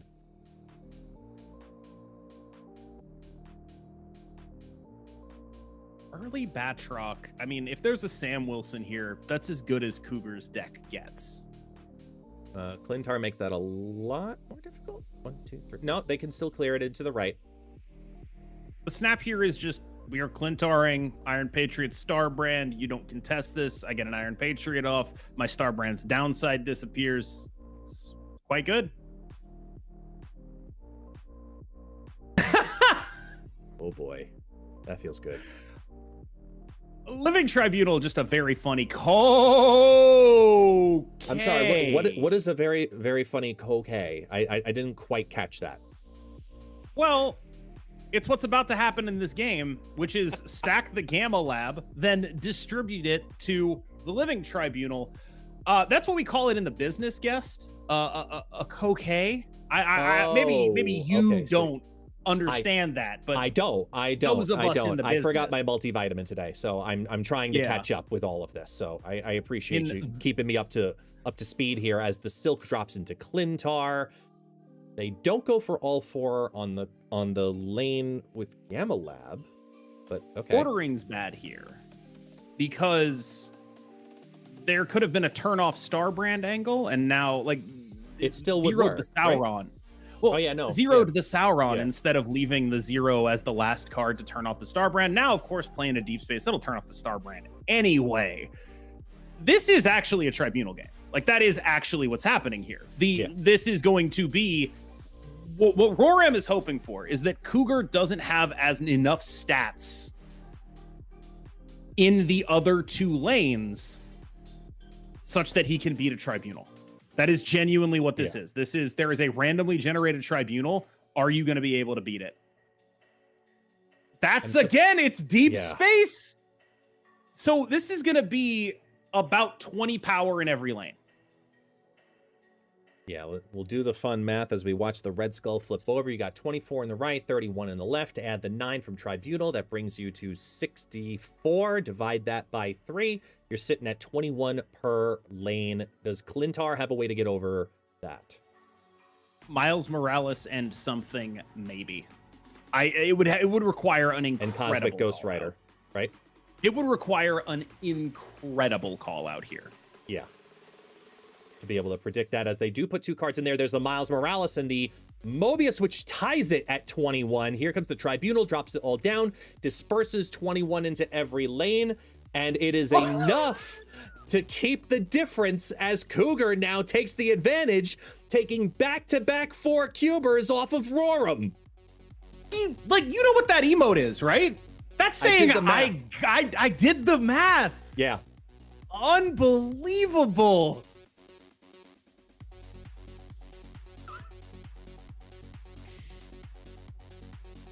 I mean, the only it is like a fairly is like if you look at the play pattern and you start asking yourself what could possibly explain what he's doing here in his deck, right? What is it that makes him any of what he's doing make any sense whatsoever? Oscorp Tower would have been a snap 4 pixel guy. Yeah. They got to win back-to-back games now after losing back-to-back games. As Cougar says, whoops, oh well, all right, that's going to happen. So here comes the Lizard. My bad, dog. Yeah, it is what it is, so oh well. Okay. Enjoy that Craven, 3 free power. The 1/6 Galacta definitely has to feel good here just as much. You've got the Star I don't want to Brand. be like, oh, it's over. But it seems pretty over. I mean, this has got to feel as Electra gets value finally here for the first time in 6 rounds, taking down that 0. Proud because, of her. Yeah, you know, Electra deserves that. We've seen Electra be absolutely fantastic in past events. This is just not that matchup typically, except for that very first time. Both players Roram, feeling- you're like, okay, well, that's a cannonball. So just don't lose from here. Does Cannonball mid win it for Cougar? We're going to find out, though. Probably not, because I suspect Cannonball is on the left. Potentially, but here comes the Enchantress taking out the power of Hydra Stomper and the shield. It's Miles Morales and Silk dropping into Monster Metropolis. Going to take that as a 22-13 loss in that lane as Red Skull comes down. As you called it, there's the Cannonball, shoots it back over into the right. And Roram is still hanging on right now as Batrick also slides over because, you know, reasons. And we're just going to a 2-2 again. This is back-to-back semifinals that have been brought down to 2-2, man. This is as intense as it gets here for Marvel Snap. I saw Roram hover the Moon Knight random BS go emote and then not go for it. I wonder if that cowardice might cost him. We will find out. Either way, it's impressive that they even have that emo, because I know that's an album I have not even finished. So that's a story for another cocktail, though, as Hydra Bob drops down into the right with the Batrick simultaneously. Ooh. Limbo. Who does Limbo favor here? I think it probably favors Cougar, who has the deck that More stacks movements. bonuses. Yeah. Yeah. More so than the deck with static power. Fisk Tower, not what you want to see. Roram with the inbuilt Uatu, seemingly, to put boy. Hydra Bob there on turn 1. Yeah. So now you know your game plan. If you're Cougar, obviously you're focusing exclusively on your cap shield, just going limbo, read, limbo, read, limbo, read. The read element to this is also really important because of that extra energy as you watch the Batrick go into the mid. As we talked about, the Mobius lane has 2 cards dropped down within it. That's going to be the Hydra Stomper and and Electra, which also gets value again. Go Electra, go. All right, there we go. With the Super Giant, and priority still in favor of Cougar going here into turn 5. He doesn't have many of the cards he would want to be hiding here, though. This is a great chance for him to put an Enchantress down on that Fisk Tower and just be like, hello, I am Enchantress. I've got this, right? Right. I think that with the draw Roram is looking at, missing Serve in this way, when Cougar has been doing such powerful stuff. Like, just, you have to do a lot to keep up with Batroc Sam Wilson. Just baseline. Missing Serve in this way, it's going to require... I like this read. I like this read on reducing the Batroc afterwards by hiding that Shadow King, thinking that the shield is going to move back to limbo for turn 6. Well, but turn 6 isn't... Sorry, for final turn of the game. 7. No, the reason that... But they want to leave that lane full. That's what I meant to say. I meant to say 7. Because they want to leave Reed's Lab full as long as possible, get the bonus energy over the next 2 turns. I was thinking that wouldn't even be necessary. Cougar's deck doesn't need that energy to, like, output the points that it has. I just don't really think they're going to be doing that. They fill on up. They watch the Hydra Stomper happen. Cosmic Ghost Rider for 7 stats. The Mercury is going to just hang out there. Negasonic does help there for the Reed's Lab lane. That's what forces it to stay there. Yeah. No, that's what forces it to stay there. Because now Batroc can't move anywhere because it's forced to stay in the middle for Shadow King to hit it. The question is just like, is it even possible for a Reed's Lab victory when our hand is effectively 3 shockers? Yeah. There is no functional difference between this hand and 3 shockers. You're not wrong. You're not wrong. There's no magic from Iron Patriot here that makes something crazy happen that I can think of as we watch the shield go over to the left. This is it. This is for their semifinals. They bring the extra power to the Sam Wilson. Here's the Miles Morales in the mid and the Silk over in Fisk Tower. Iron Patriot drops into Reed's Lab. Here comes the 0 just to take out the ability from that Sauron as we watch the Silk go from Fisk Tower over to Limbo, which is going to reduce down that Lizard temporarily as the Sauron now drops, kicks the Silk back out, and now we flip our unrevealed cards as we watch the Silk get reduced down via the Fisk Tower. Juggernaut's going to come on down here, take the Iron Patriot, hit that out for a -1 in total, gets destroyed in the process. Shadow King redoes it all. Red Guardian's going to hit over onto the shield, -2 over there, and by 2, Cougar hangs on and comes back.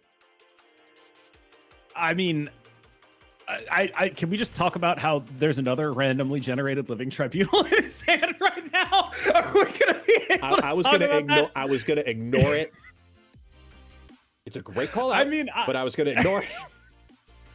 I think a lot of that was just down to right in that crucial game, Cougar had what his deck was built around. And that is very specifically the Sam Wilson Batroc combo. And when you have an extra turn of scaling on your scalers, it's just naturally good. You have an extra turn of Hydra Stomper procs, an extra turn of Sam Wilson procs. And despite the fact that there are good tech cards in this deck for this matchup, they did not show up. An Enchantress could have really changed that game, for example. Yeah. The final two turns right there, not getting any substantial play to, like you said, this is where you would want to hide this on turn 5. This is where you would want to have that big final play. And it was a nice play with the Shadow King, but it just wasn't enough power to reinforce it. It was really unfortunate draws on that one specific round where all of the big cards, the lane winners, were all just hanging out, having a coffee in the deck still. Roram made a great play to recognize his own Negasonic and use it to force the movement on a Batroc that he wanted. Yeah. That was a really high-level play that he should be commended for. But the magic of card games is sometimes you play well and lose anyway, and sometimes you play poorly and win anyway. But the reason we all play is for when you play well and win. And both of the people in our finals have done exactly that. 100%. We've been watching the top 16 grind their way through, and it is down to Cougar and Apoy. And this is a really, really unexpected final, and I'm so happy to see, again, a completely different final. You say it's an unexpected final. For me, I don't know is. if I would call Supergiant versus a Mobius Mercury deck an unexpected final, when, if you like, not to plug myself, but if you go back and look at my tier list, those are decks that I put very high up. They're great combo cards. You're not tech cards to throw into the decks. I get it. Yes. But I'm not looking at exclusively that. Sure. I'm looking at the shell of the deck. It's a Hydra Stomper build. Right, but like, why does this deck exist? This deck exists to claim a mantle of being a Mercury Mobius deck. Like, that's the space it's in. It's Mercury Mobius Juggernaut and then a point package around that. And then you have specific concessions to the metagame. Because if you compare this deck to the Invisible Woman First Steps deck, which exists in the same space, you need a way to beat it. What do you get out of being a deck that's built like this? You get Cannonball Mercury, you get Cosmic Ghost Rider, which means in that heads up, you're able to come out on top. And that also means that the people who are packing all those things to beat Invisible Woman First Steps, well, you're in a similar space, but you're doing what you're doing better than Invisible Woman First Steps deck is. For example, against a Supergiant deck, this deck is less vulnerable because its scalers get down earlier.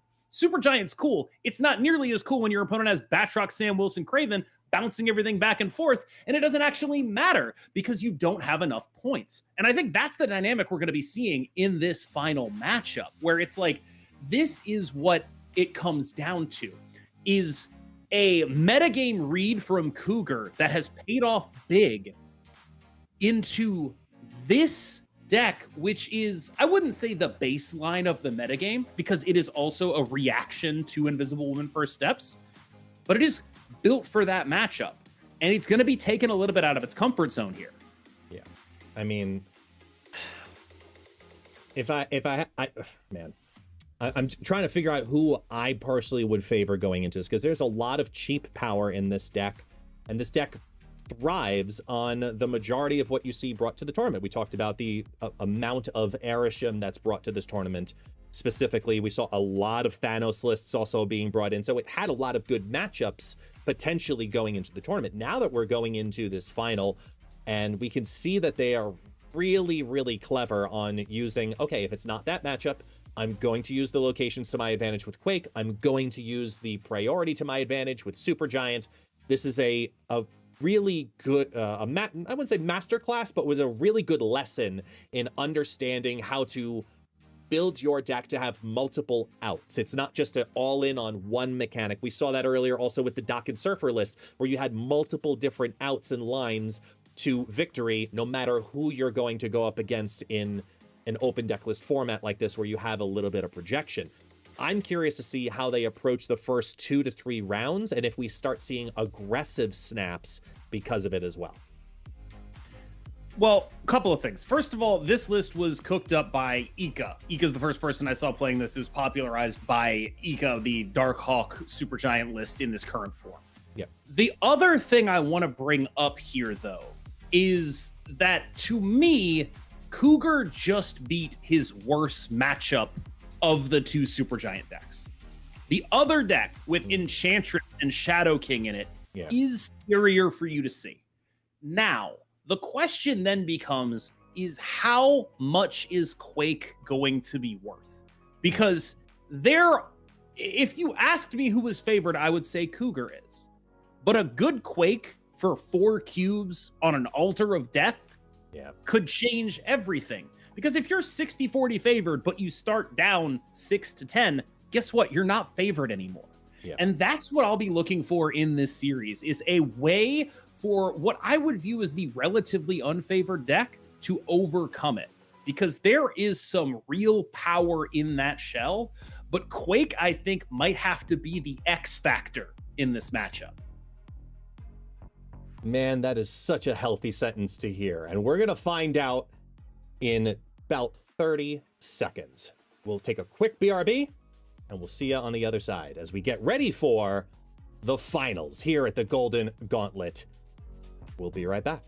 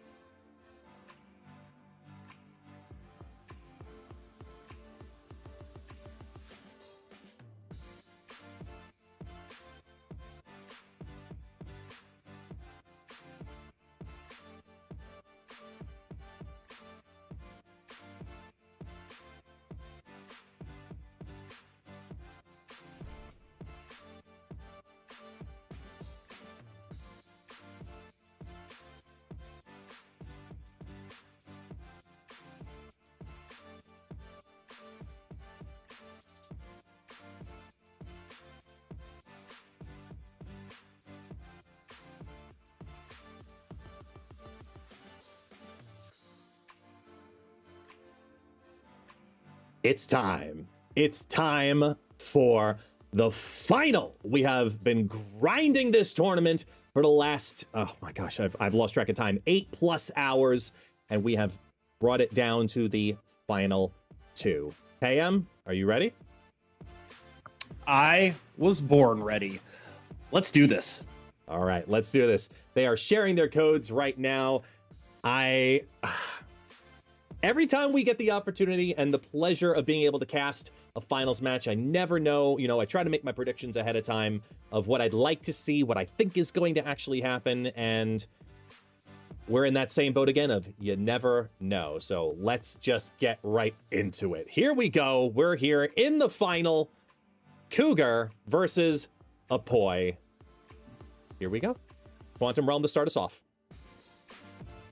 Quantum Realm to start. Sam Wilson in hand. Move deck likes seeing Shuri's Lab quite a bit. Drop down that easy ramp, though, for the Quantum Realm on the Sam, and the nice Lizard taking advantage of it there for Apoy. Apoy runs some big... Oh!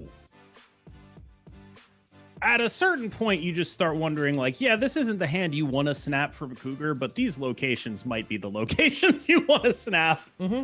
Yeah, I'm with you on that 100%. Yep. Yeah. The other thing going on here is Apoy seems fairly reasonably likely to put some 1-drops in the middle at some point. Electra's obviously ridiculous, but in a world where, say, a Hydra Bob bounces out of the middle with a bunch of extra power, Electra's going to be even better. True. Very, very true here, as Quake is going to flip everything around to reduce down one of the buffs from the shield, at least, by the end of the match, as the Mobius drops on in, turns into a 3/8. Here comes that Black Cat down onto Kunlun, and we get a Hydra Stomper next up. Ooh. This is a setup for Supergiant, where the idea is I want priority into the Supergiant, but so many of Cougar's good cards are already down, and the priority isn't even going to be there because he recognized that setup. And so now, I mean, using the Quake that early on a Shuri's Lab Quantum Realm game, I wonder if that might not come back to haunt Apoy. Hiding the Electra and moving everything around with the Juggernaut's a fun idea, but I think I personally feel like it's wishing for a little bit too much if you're going to drop it down right now. I see what you're saying earlier with dropping the 1s down into Shuri's Lab and targeting them. But when you've got the priority here, I think you just have to call it as is. They drop 1 and 1 here on 5. Get a little extra power over to the Sam and now to the shield. And I see you smiling like you see it. I'm not sure I see it so much as, like, what I would be concerned with here is you're worried about a Darkhawk on the right lane to beat a Quantum Realm. You're worried about a snapped Hydra Bob or something like that. Mm-hmm. So you have to be thinking about Darkhawk, Snap Hydra Bob, things of that nature during this time period. Okay. It was not actually something that had to be thought about for that long, it seems. Just enough to say, okay, we have a good scenario here. I'm using Quake to my advantage, doing the best I can to use Quake to my advantage. And they were setting up nicely. It was worth it, but they're also now down to, as Sinister London. Oh boy. I mean, Cougar's the deck with the scalers. It's just, it's that simple, right? The deck with the scalers is going to feel great about doubling up on the fact that it has scalers. And a known And Goliath is huge too. Yes. This is where I think snap. If there is from a snap Apoy. coming in here, this is Terrax Darkhawk. And that's how you lose that scalar game. You're saying, they're going to Terrax me, they're going to Darkhawk me, I can't stay. Yeah, with that prio at that point, taking 5 ahead. Yeah, absolutely. I mean, it was the Black Cat combo into that first location. It's way too much power to try to deal with as they go into round 3. Now just reset. It's 9-8, still close. No major plays happening from either side. Both players playing pretty conservatively in the first 2 rounds, as Eternity range favors, I want to say, Apoy. This is borderline a snap from Cougar. What would keep you from snapping this is this is a snap from Cougar. This is very, very gross. The only thing that you're worried about then becomes, am I getting quaked? Is the concern of this third location scary enough to get me feeling like I'm going to eat it to a quake? Because this is absolute absurdity happening. Yeah, and that's exactly why I was feeling like it was actually the other way around, because the threat of Quake, as they drop Cassandra Nova here on turn 2 for 7, that threat of Quake is strong enough to say that the favor is working out in that sense, as we watch Bob move into the mid, which makes the Batrick move into the mid. Priority still favoring over on Apoy side, as Superflow is going to give extra energy over to Apoy also now. You could... I'm fairly confident it might actually be Miles Morales on the left here, just to prevent it from being a problem, but you might as well just save the Miles, I suppose, at this point. A giant on 3. A little weird. Yeah. As we get a snap back. This could be everything. I'm not sure what the snap is here. Is this a Darkhawk going middle with the idea, like what the Cosmic Ghost Rider is trying to do here is say, if you put Darkhawk in one of these locations, he's saying it's going to be on Superflow. Really, really interesting. I don't know if I would have made that call out, but it is a very interesting one. That's going to be the Darkhawk in the middle and not on the Superflow. Oh boy. So now you're just playing the ramp game versus as Hydra Bob now moves over into Superflow. Another 5. Now we're back even. Going to bring the Batrick over into the cap lane one more time. Put the Mercury there. Set up the fear of the potential cannonball. Mm-hmm. While still having the Electra and Miles. Miles will still be a 1 by that point as well. So watch it flip. Here we go into turn 5. It's the Terrax. It's only 1. Rocks in your own deck. I mean, they probably have whatever they need at this point to be making that snap specifically to push all in at this point. This is this is an incredible moment right here for the all in. Everything raining out. Think of the order. You Think have of the to order do math, here. right? It's how big is the Stomper? The Stomper is 10 big, so you stay at that amount on the left, and then you all in the right. Or you could fill up the middle. Like, there are a couple of different ways to go about this, right? Bob's locked, so Electra's a guaranteed hit.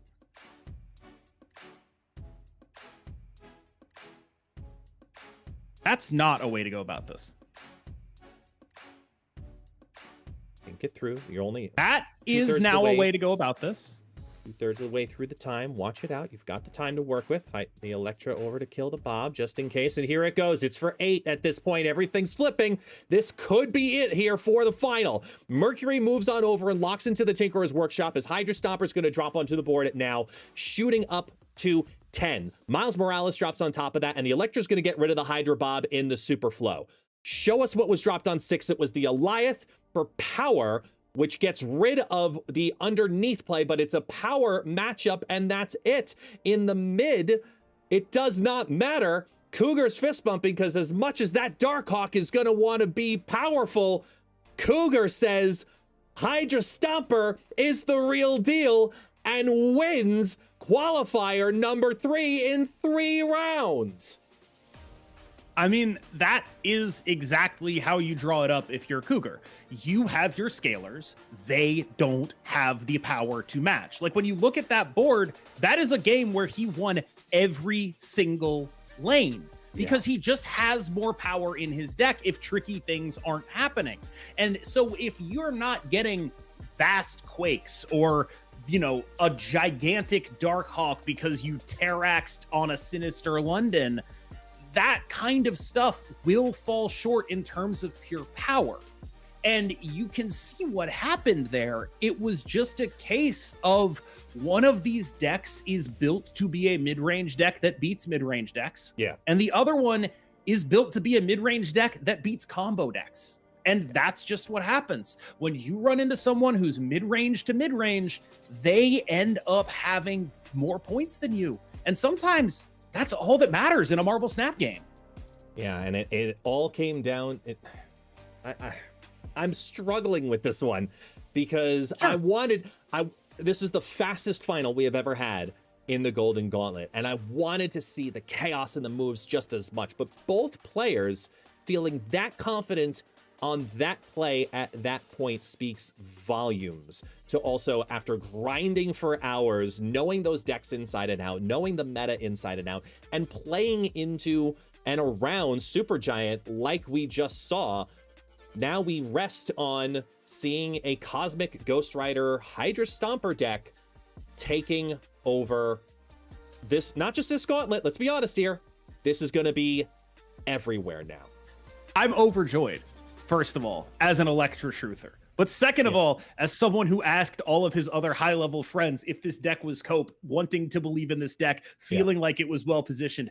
All of them didn't believe, but Cougar believed. And I believed in Cougar. And that is what, like, this is an incredible performance from Cougar. An incredible performance from an incredible player. And I can't think of anything more well-deserved than picking a deck that is built to beat the winner's metagame, the way this deck is built to beat. When you play a tournament, you have two metagames. There's the open metagame and the winner's metagame. This deck is built to beat the winner's metagame. The more people that are going to be winning, well, it's all those people on the Supergiant decks beating up on the people playing Destroy and the people playing Invisible Woman First Steps. You beat up on them. So if you make it through your first few rounds, it is smooth sailing from there. And we saw that in the finals. It was smooth sailing from Cougar. He knew what he was supposed to do in these matchups, and he did it. Yeah. Absolutely stellar showing. Absolutely stellar showing. Went undefeated and just completely dominated this tournament with, as you said, a list that we didn't necessarily expect as a community because of what the meta typically presents. And that's one of the things that I absolutely love about these amazing tournaments that Marvel Snap allows us to showcase for the entire community, is that it's a variety of different archetypes. We've had Ongoing win this. We've had Discard win this. We've had Erisham with this.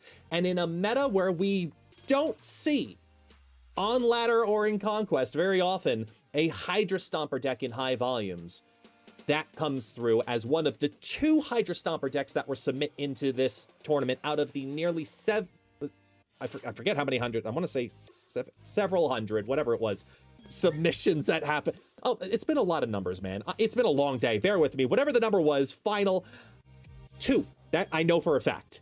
Two Hydra Stomper decks. I'm glad you got that one. Yeah, that's good. That's good. Yeah. It's the important one. Yeah, absolutely. I want to point out that this is a game defined by metagames. And this pick from Cougar makes a lot less sense only a week or two ago. This is a deck that Cougar is extremely skilled with. He's been playing a lot of. I believe his deck name was Comfort Pick coming into this tournament. But to me, if the card Jocasta hadn't come out just a few weeks ago and changed the texture of the metagame such that Invisible Woman First Steps decks stopped being mid-range and started being combo-oriented, he doesn't have the right metagame to play it in. And that is sometimes your comfort pick ends up being the best choice, not because you're comfortable with it, but because the game changes around you. And I think that's a real confluence of a person who's probably had more reps on this stuff than basically anyone else, finding himself in a favorable metagame for something he already wants to play. 100%. The idea of bringing something that you know almost always will be a better selection than what's hot right now. You gotta play your best. You've got to bring your best to these tournaments, and that's exactly what we got to see here from Cougar. This is what they know. This is what they rock, and now they're going home with first prize in today's qualifier. So, KM, that's 3. That means our next appearance is Worlds. I can't wait. Yeah, man. It's going to be so exciting to commentate the Golden Gauntlet, to watch all of these incredible players, because for those who are unaware, the World Championships, the Golden Gauntlet World Championships, are going to take place, I believe, next month. And I don't know if Guest is willing to announce a specific date, I don't know if he's. It has been announced. It is Okay. November 8th. Yes. Okay. It has been And announced. we're going to see all of the people who competed in these tournaments and did well enough qualified for this World Championship, which means we're going to see the best of the best of the best on November 8th. It's going to be an absolute barn burner. Mark your calendars for November 8th, the Golden Gauntlet World Championship. I am stellar excited to be able to showcase, like you said, the best of the best of the best of the best at this point. Those who have qualified over the last several months. We've had international qualifiers, and now it is all down to this. Exclusively the finals on Saturday, November 8th. So, KM, I know I'm going to see you there. You're always here with me alongside. But for those who have never interacted with the Golden Gauntlet before, who have never seen you before for some weird reason, please let everybody know where they can find you. I'm KM Best. You can find me on Twitch, on Twitter, on YouTube, Twitch and Twitter, KM Best MS. On YouTube, that's going to be KM Best in a Snap. I play competitive high-level Marvel Snap in as much as anyone is able to do so, constantly pushing those top ranks and trying to have fun, sometimes unsuccessfully. I think we've all been there. I also want to give a special apology to Iris for being too dumb to see how well she was playing when we were talking about those Silver Surfers being played first. That was playing around Negasonic. I got yelled at in a Discord chat for that, and I was like, oh, yeah, good point. Actually, she's better than me. That's my special apology going out there. I've been KM Best. You've been phenomenal. I'll see y'all in Worlds.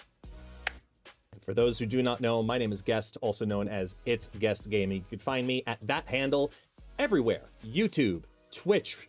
I'm celebrating my birthday next week, and this was one heck of a birthday present to be able to just be here, a part of this experience once again. Thank you to Marvel Snap. Thank you to Second Dinner. Thank you to Game On Events. Thank you to everybody who makes these events possible, because it all is for you, the community. Thank you all so much. And, well, I think it's safe to say we'll see you next time.